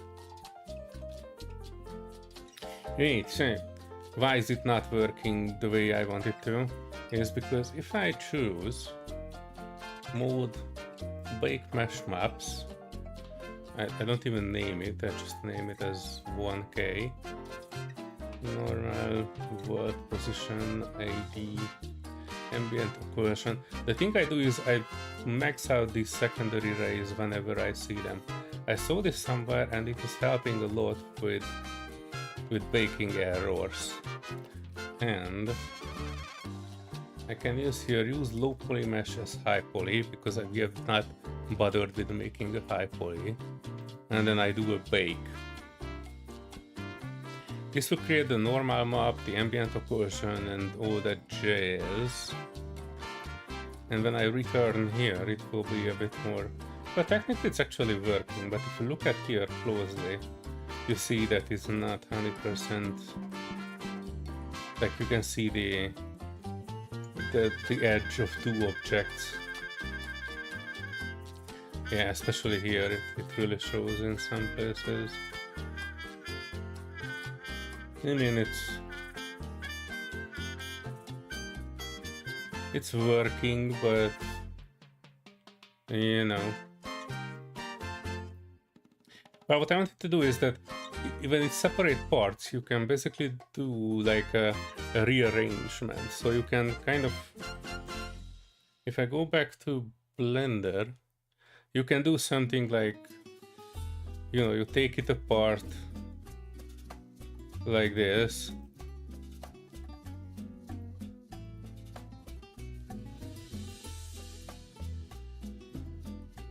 And this is what you export, so that the parts are not touching each other. That would probably be the best bake that you can make, if the parts are not touching each other. It doesn't matter that it's not in one piece, because once the texture is baked, you can modify the parts to kind of move everything back to where it was, and then create one final output low poly FBX model. The texture will be good, and then everything will be good, and you don't see those artifacts where two parts of the objects are meeting. But it's not too noticeable here, so I'm not gonna be too anal about it. Especially since I planned this to be a short stream and I'm doing it for 5 freaking hours. Radio. What I use for this one, as usually, I use this for every part of my stuff, is 3DX stylized material 2.3. I remove this layer. This is the default, and it's a smart material, so it automatically detects the edges. We just need to set it up that it is detecting the edge only where we want it to. I mean, not detect the edge where it wanted to, but have the material where we want it to. Right, so this one, how I do it is I add the black mask, and then I go here, which is polygon fill, and then I select technically the handle. There's a way to, oh, here it is. I think this one, mesh fill, and that will fill out the whole handle for it. And then I can just open this up. I don't need the metallic part. And this is layer based, like if you have used Photoshop, it's quite similar to that one. You can kind of adjust the colors on it. If I select the main color, then there's a bunch of stuff here. It is currently dark brown, but I can make it even darker, or like a bit more saturated brown. And I think this kind of fits it better.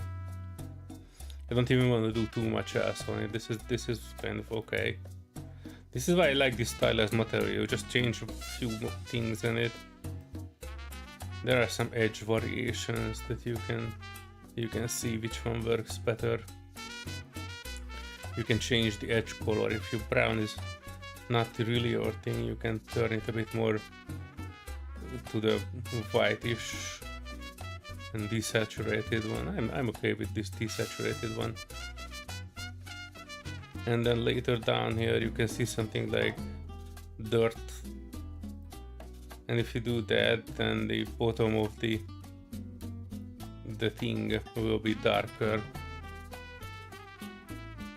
But for that we're supposed to have been orienting this a bit better.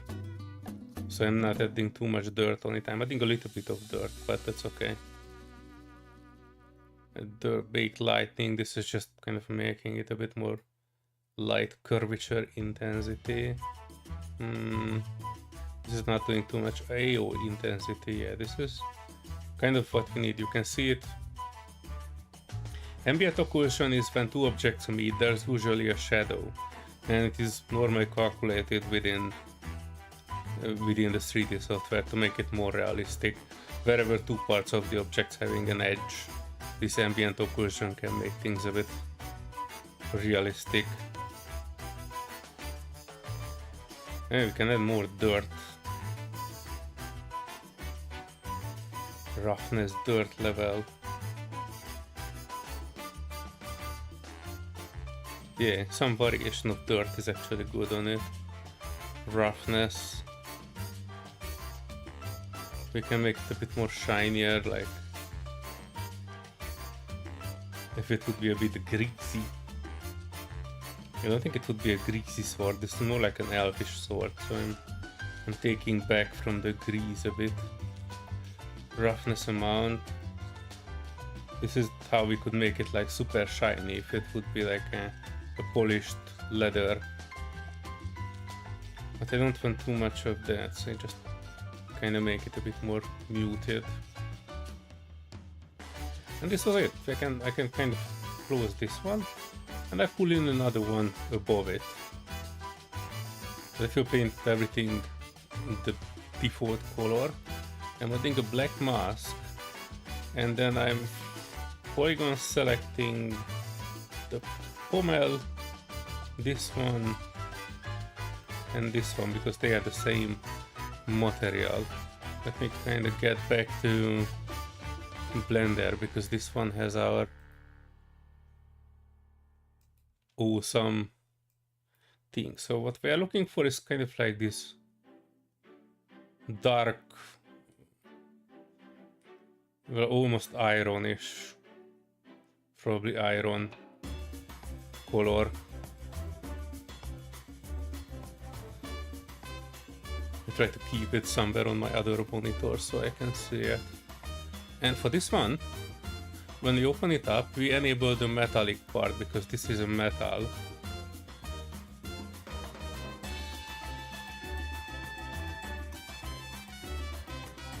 And there is extra curvature if we really want to add some extra curvature, but we don't really need it, I think. What we need is, we need to change the metal properties. Edge damage, we can turn that off on. Hang on, edge damage. We can turn that off, and if we turn it off, it will be like a clean metal.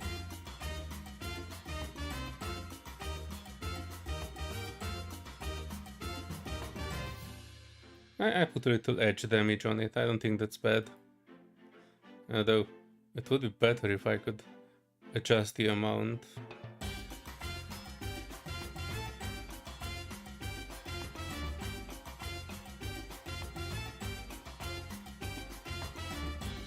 Maybe just a very little amount, if I can. What do you folks think? Do you think this is... Should I switch off the edge damage or not? There wasn't specifically an edge damage on the reference, but it was looking like kind of used. And right, metal, base parameter, main color.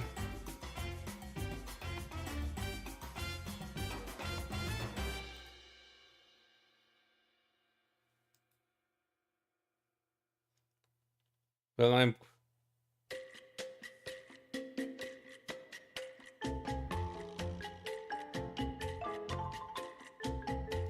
trying to find the dark brown, and I use this thing.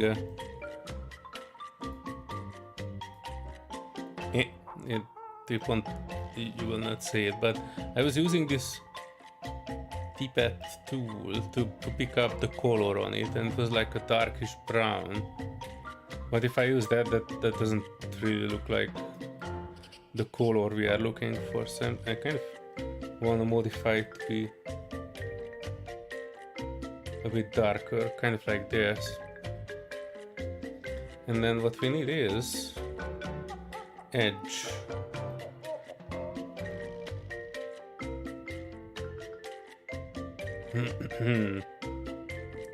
Well, this edge color is not actually doing too much to it. Let's see if I can add edge intensity. Have a almost glass-like soft edge intensity. Oh, edge intensity. Oh, the edge intensity is actually maxed out. Wait, what if I don't have this? That is not helping.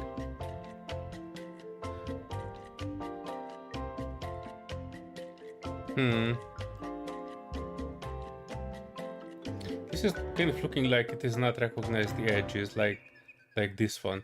Even though this one has 90-degree edges, the color of it is not.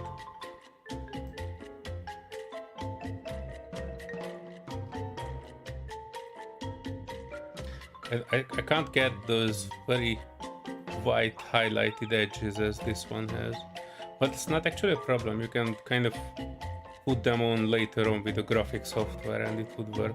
There's actually a way to paint on this one too. That like you can add the paint layer and you can highlight these things on it yourself. Baked lightning.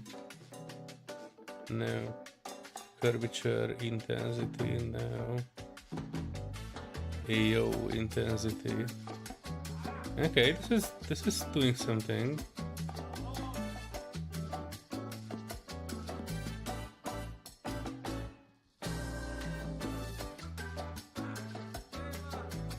Wait, I'm an idiot.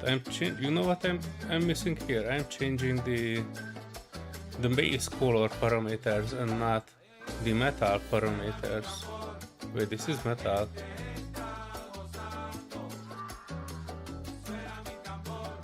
Oh, okay.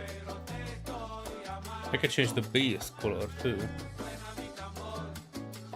But that's not actually doing anything because the metal... So this is like a hierarchy. And the metal is above the base color, so no matter what I do here, I can even delete this if I want to. Alright, so what I'm doing is right. Roughness, dirt. Okay, it's doing something.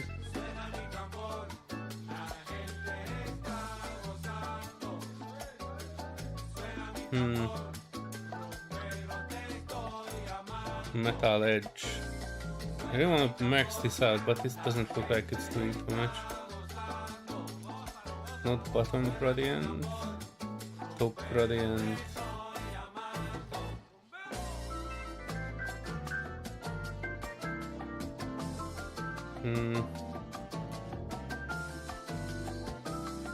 Edge color. This one doesn't... I'm trying to add some extreme color just to see if it is changing, but I don't think it is.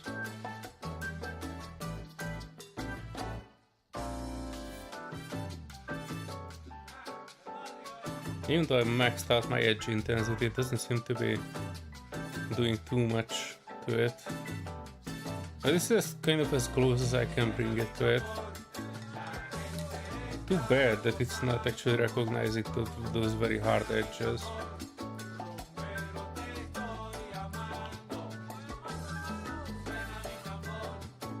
Yeah, I call it close enough and that's it. And the third one, I close this one too. I pull another one above it, adding a black mask. And then polygon fill this one only. And this will be a metal.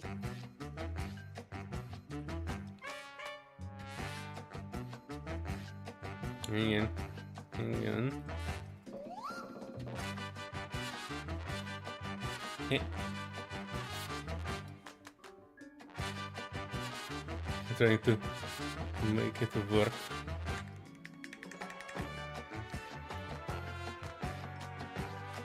So we can actually see, well, the edge is actually looking fairly okay, all things considered. But I do think it's the same. But it kind of looks like the edge is the edge. I was thinking about needing to add more, another metallic layer specifically for the edge to make the edge more shiny. But if I'm perfectly honest,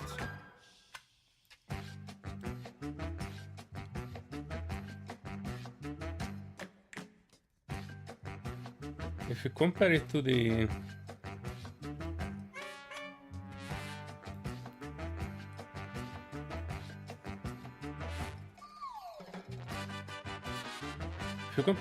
reference, the reference doesn't have a shiny edge also. Hang on.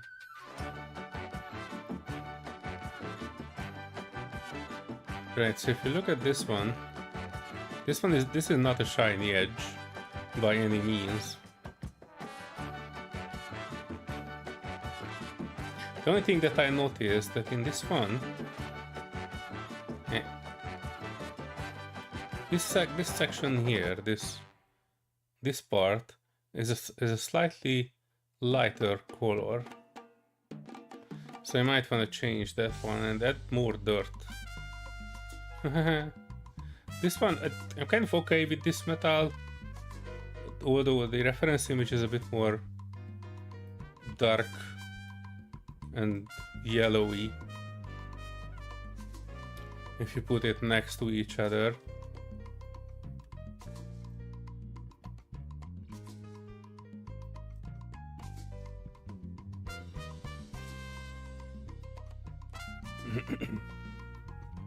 So this is kind of more like a yellowish.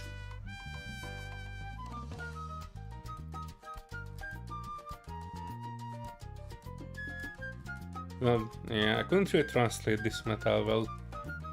And this handle perhaps should be a bit more orangey. But just so you will see how I would do it, I will do the lightening of this part here.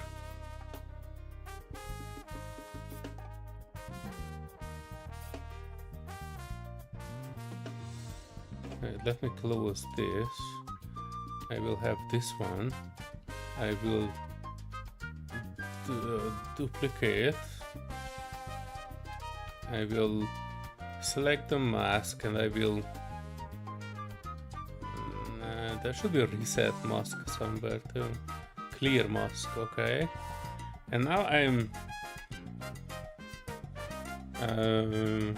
my viewport is having an issue. It is not actually rotating anything. But we can probably select it on this one.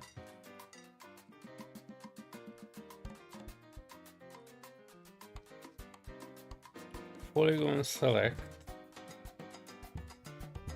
and what we can do here is, oh no, not that.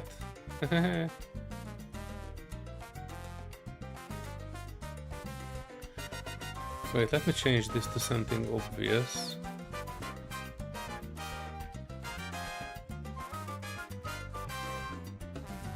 Right, so you can actually see that when I'm doing the polygon select,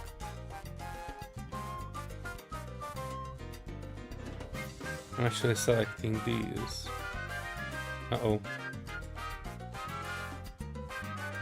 So I can select parts of this as well. It doesn't need to be the object.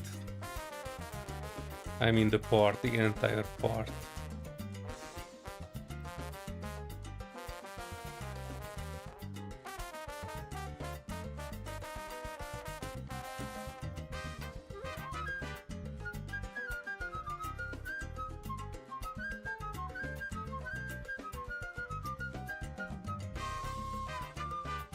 It's a bit like a razor because we are only having a 1K texture, but here if this would work, this actually shows as golden, but we don't really want golden. What we want is the same color but a bit lighter, just a very touch lighter, like this. This would work.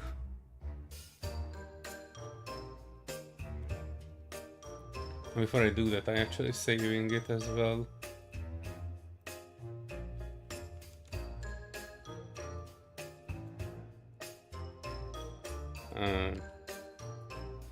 Painter file, because I might need to... Wait, let me change it. Rendering, baking mesh maps. Let me do another bake, just in case. Returning to paint mode. This is totally borked. I cannot rotate this view for some reason. Nah, that's alright. I'm not too worried about it because technically this is ready. The only thing I wanted to change is the first material, which was the handle. And I think we decided that it kind of needs to be a bit more here, but a bit more orangey, based on the reference material.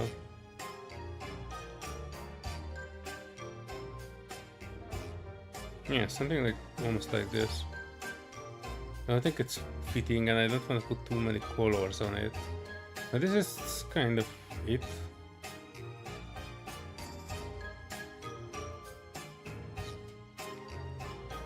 I'm not too happy with this dark metal. I might tweak it later on to make it a bit closer to that. And let me try one more thing, since the reference material had this one. The reference material. No, this one. This is the one I need, the top one. The reference metal material. Let me check if I change the default color from however uglyish the sword is. Yeah, it comes over as a bit of a lighter thing.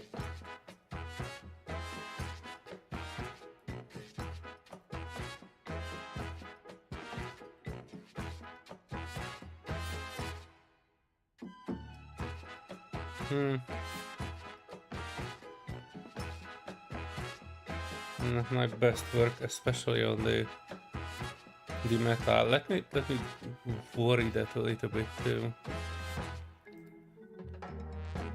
This one, I think that was the second material. I should have named this. You can rename these. You can also rename these. Solar sword texture.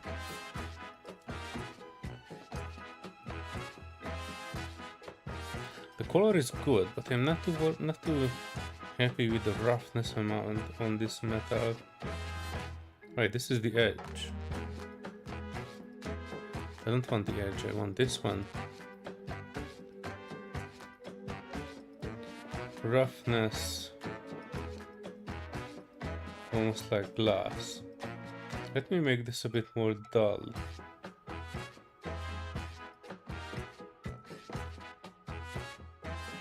This roughness edge is not doing anything, neither does the curvature intensity. This kind of makes it a bit lighter. I don't know what I did that I cannot move this though.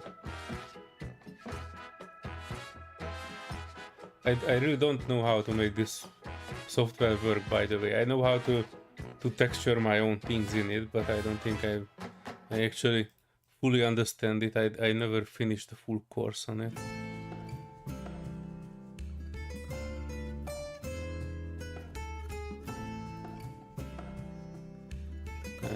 This one also needs to be a bit less shiny, a bit more AO, and a bit less shininess.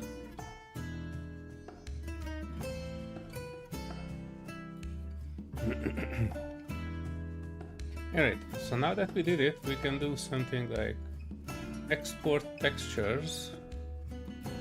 We choose the preset as Unreal Engine 4.0 packed. The location should be wherever the heck I was saving it. I'm making a new folder for it.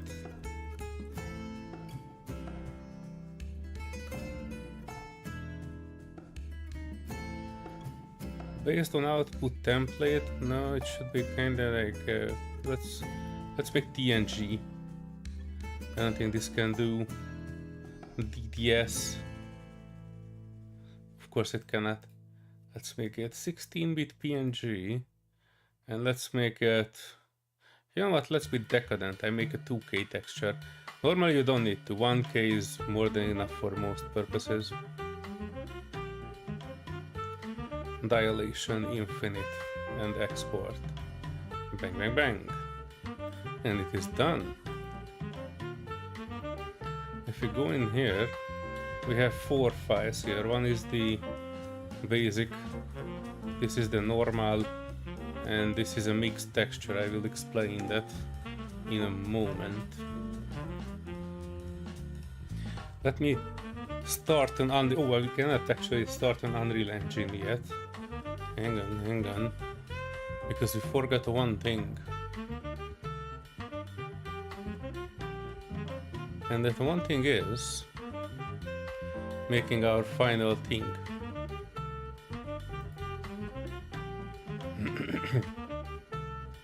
Right, so this is our sword, and now we are ready to merge things together, and I'm merging it to the handle. Control J. Yeah. It would be nice. Yeah, currently the point is, I mean the origin point is there. Let me move it kind of like in the middle of the handle. And then I do Shift S, cursor to world origin, and then object, set origin to 3D cursor. Well, not exactly in the middle, but it will do. The only thing that I don't have is scale. I did have a scale reference model. Hang on.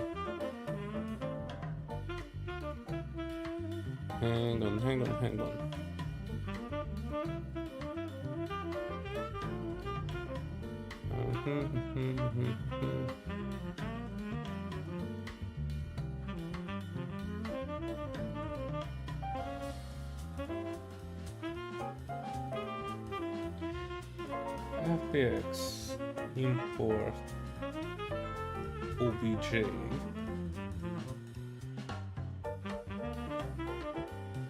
If I ever find it, there it is, wavefront obj.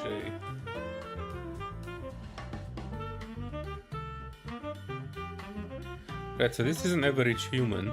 I specifically made it so it will be kind of, well, not made it, but I downloaded it because we often hard to kind of see how big a sword should be. I think this is like a one-handed sword, so this is kind of like a one-handed short sword, but I can make it like a bit bigger. Let me make a copy of it just to put it in his head. And this is kind of okay.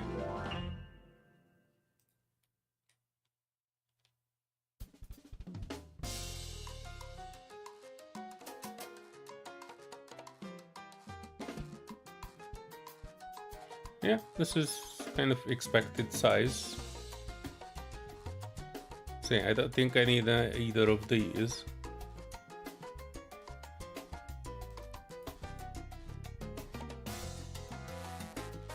I don't need this either. This one is where it's supposed to be. And on the entire thing I do an object apply or transformation that will lock in the scale and position. And now I can, well, instead of naming it handle, I can make it sword. It doesn't really matter, by the way. I export FBX and make it LARP sword low poly final. Yeah, so now we should be good. We can start Unreal Engine.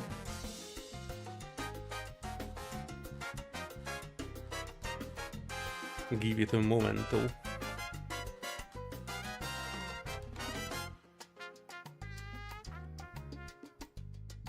And then let me open. I cannot open the pirate Valheim for some reason. It is crashing me with some error, and I'm not too happy about it. But it doesn't matter. I do have a foliage example level that should open. Give me a moment. Oh heck! I forget that it's actually doing it in the the Unreal projects are actually saved to my OneDrive, so it takes a while to download it from the cloud.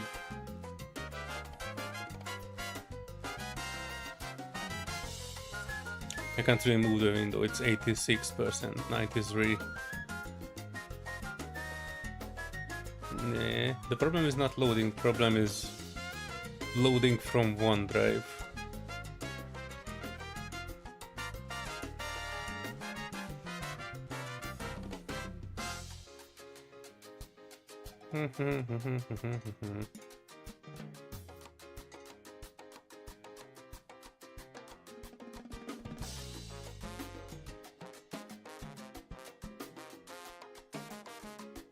Still loading.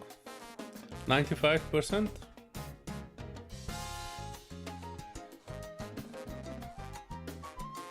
It even has my hyacinth flower. Yes, hang on. And there you go.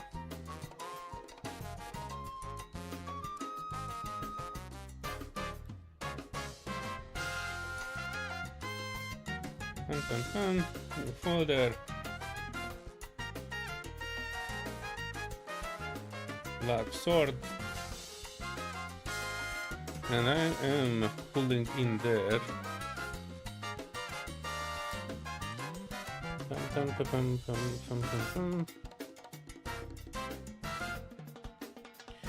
I need the final import all, and I need the texture, which is these three.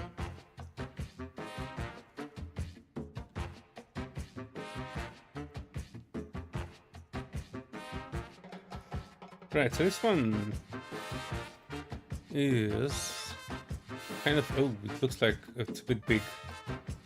Maybe my base mesh was not particularly small, but that's alright. It is kind of needs a material, so let me cook one. Create a new material. LARP sword material. I think the naming scheme should be M underscore whatever you want. That means material. And I open this up, pull in these three bad boys here. Base color to base color, normal to normal, and this one is the tricky one. This says basically three textures in one, and it says occlusion, roughness, metallic, which means the R is ambient occlusion, G is roughness, and B is metallic. And we have a specularity level, but I could just put a value here saying specularity 0, so it will not be specular as far as I can tell. I save, I close, I pull, and there you go. The sword is in Unreal Engine, and it looks a bit more shiny than what I expected. But yeah. Hang on, where should we put it?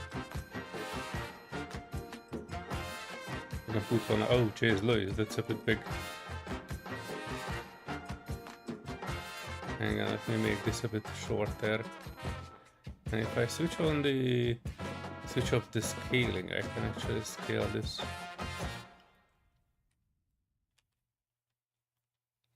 Yeah, kind of too. There's a way to Google it out, like conversion between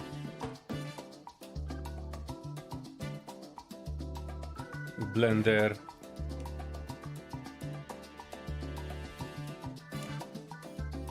and other stuff, like Unreal Engine and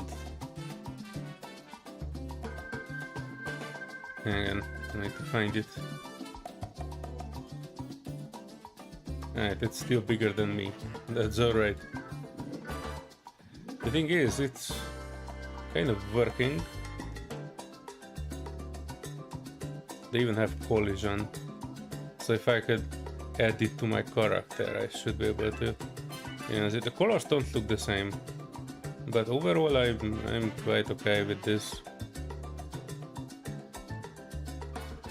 What do you guys think? Especially Bossman, because this was your idea.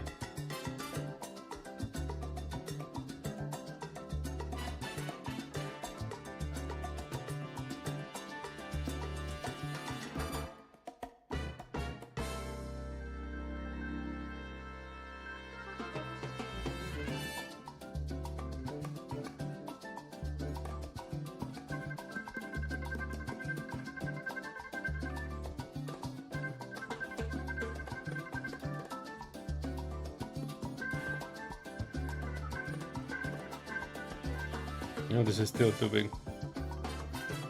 Damn.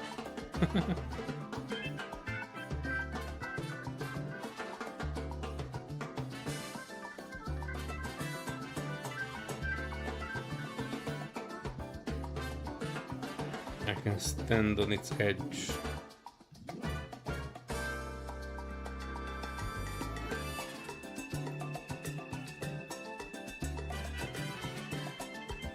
It would be interesting to see how good it look if I would pixelate it, like Valheim style. But I will not probably waste time with that one. And there's another tutorial that could tell you how to give it into the hand of your character. I don't actually know.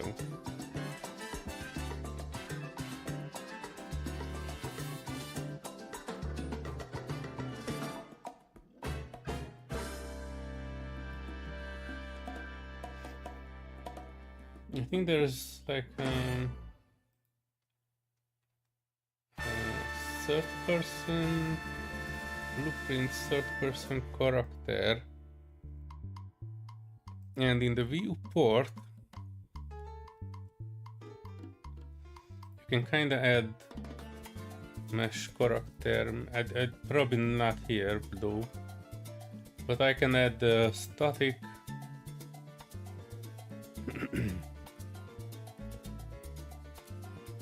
static mesh component, and in the static mesh I can choose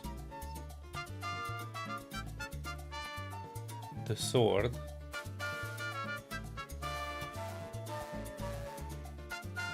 I can similarly like do the other one, I can scale it.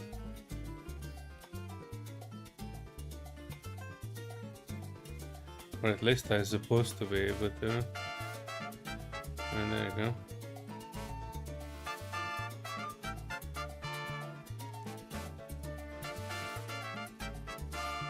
Problem is this is currently added to the character, not to the hand.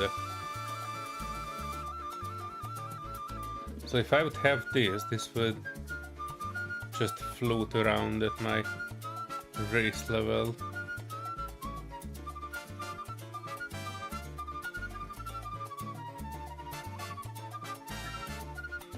Compile, save, run. Oh, it didn't even do that. Okay.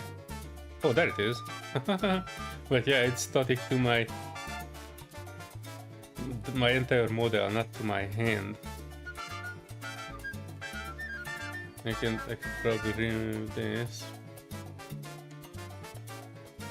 and I can open up.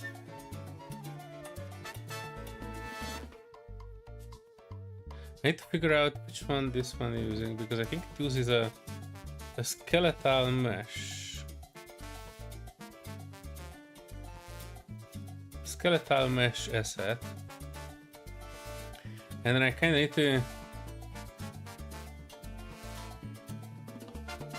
to find which arm is it, the right?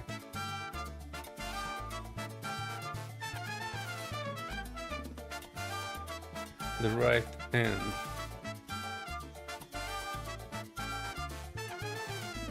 I key hand right. And I can add the socket. And in this socket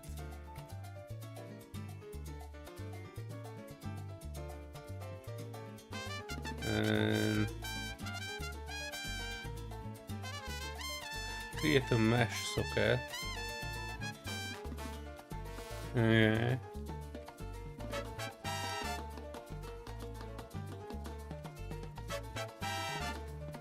And I think I've done this once years ago, so I completely forget how it works.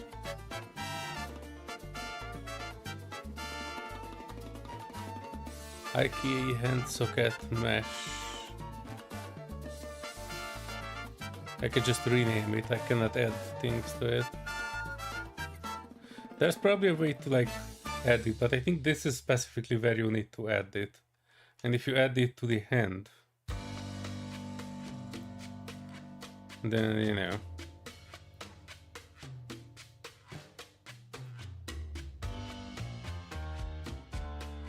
Well, I cannot just pull it on. Anyway, there's a specific way to do this, and I have no idea how to do that. So you know.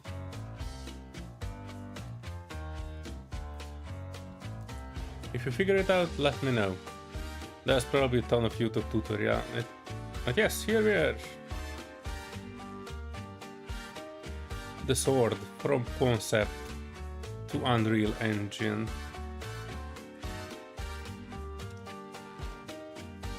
Arguably the metal could be better on it, but you know, I'm still okay with the outcome. But yeah, let me know what you folks think.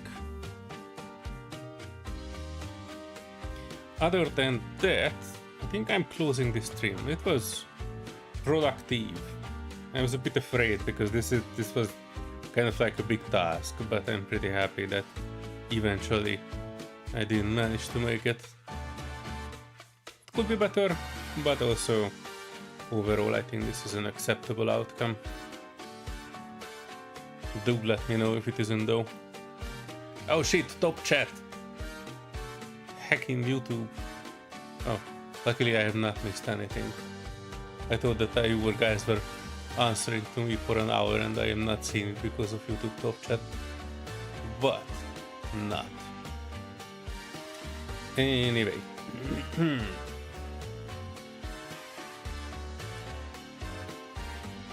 I'm closing the stream. Give this one a thumbs up if you liked it. And see you folks next week when I will do another sword. And that will be for Der Meister. I will make one of his medieval swords that he designed. That will be interesting because it has engravings as well as some extreme materials on it. But yeah, it will be a similar length stream from start to finish, while you know, until we can put it in Unreal Engine. If I can make it, or I can Google it by that time, I'll try to figure out how to add this to the sword, to the hand of the character too. If any of you folks wanna see any other 3D model made, give me suggestions on Discord and I can make whatever I can. I can't guarantee everything because I'm not too good at it, but the purpose of these streams is that I'm practicing. Yeah, I'm talking too much. See you folks in the next one.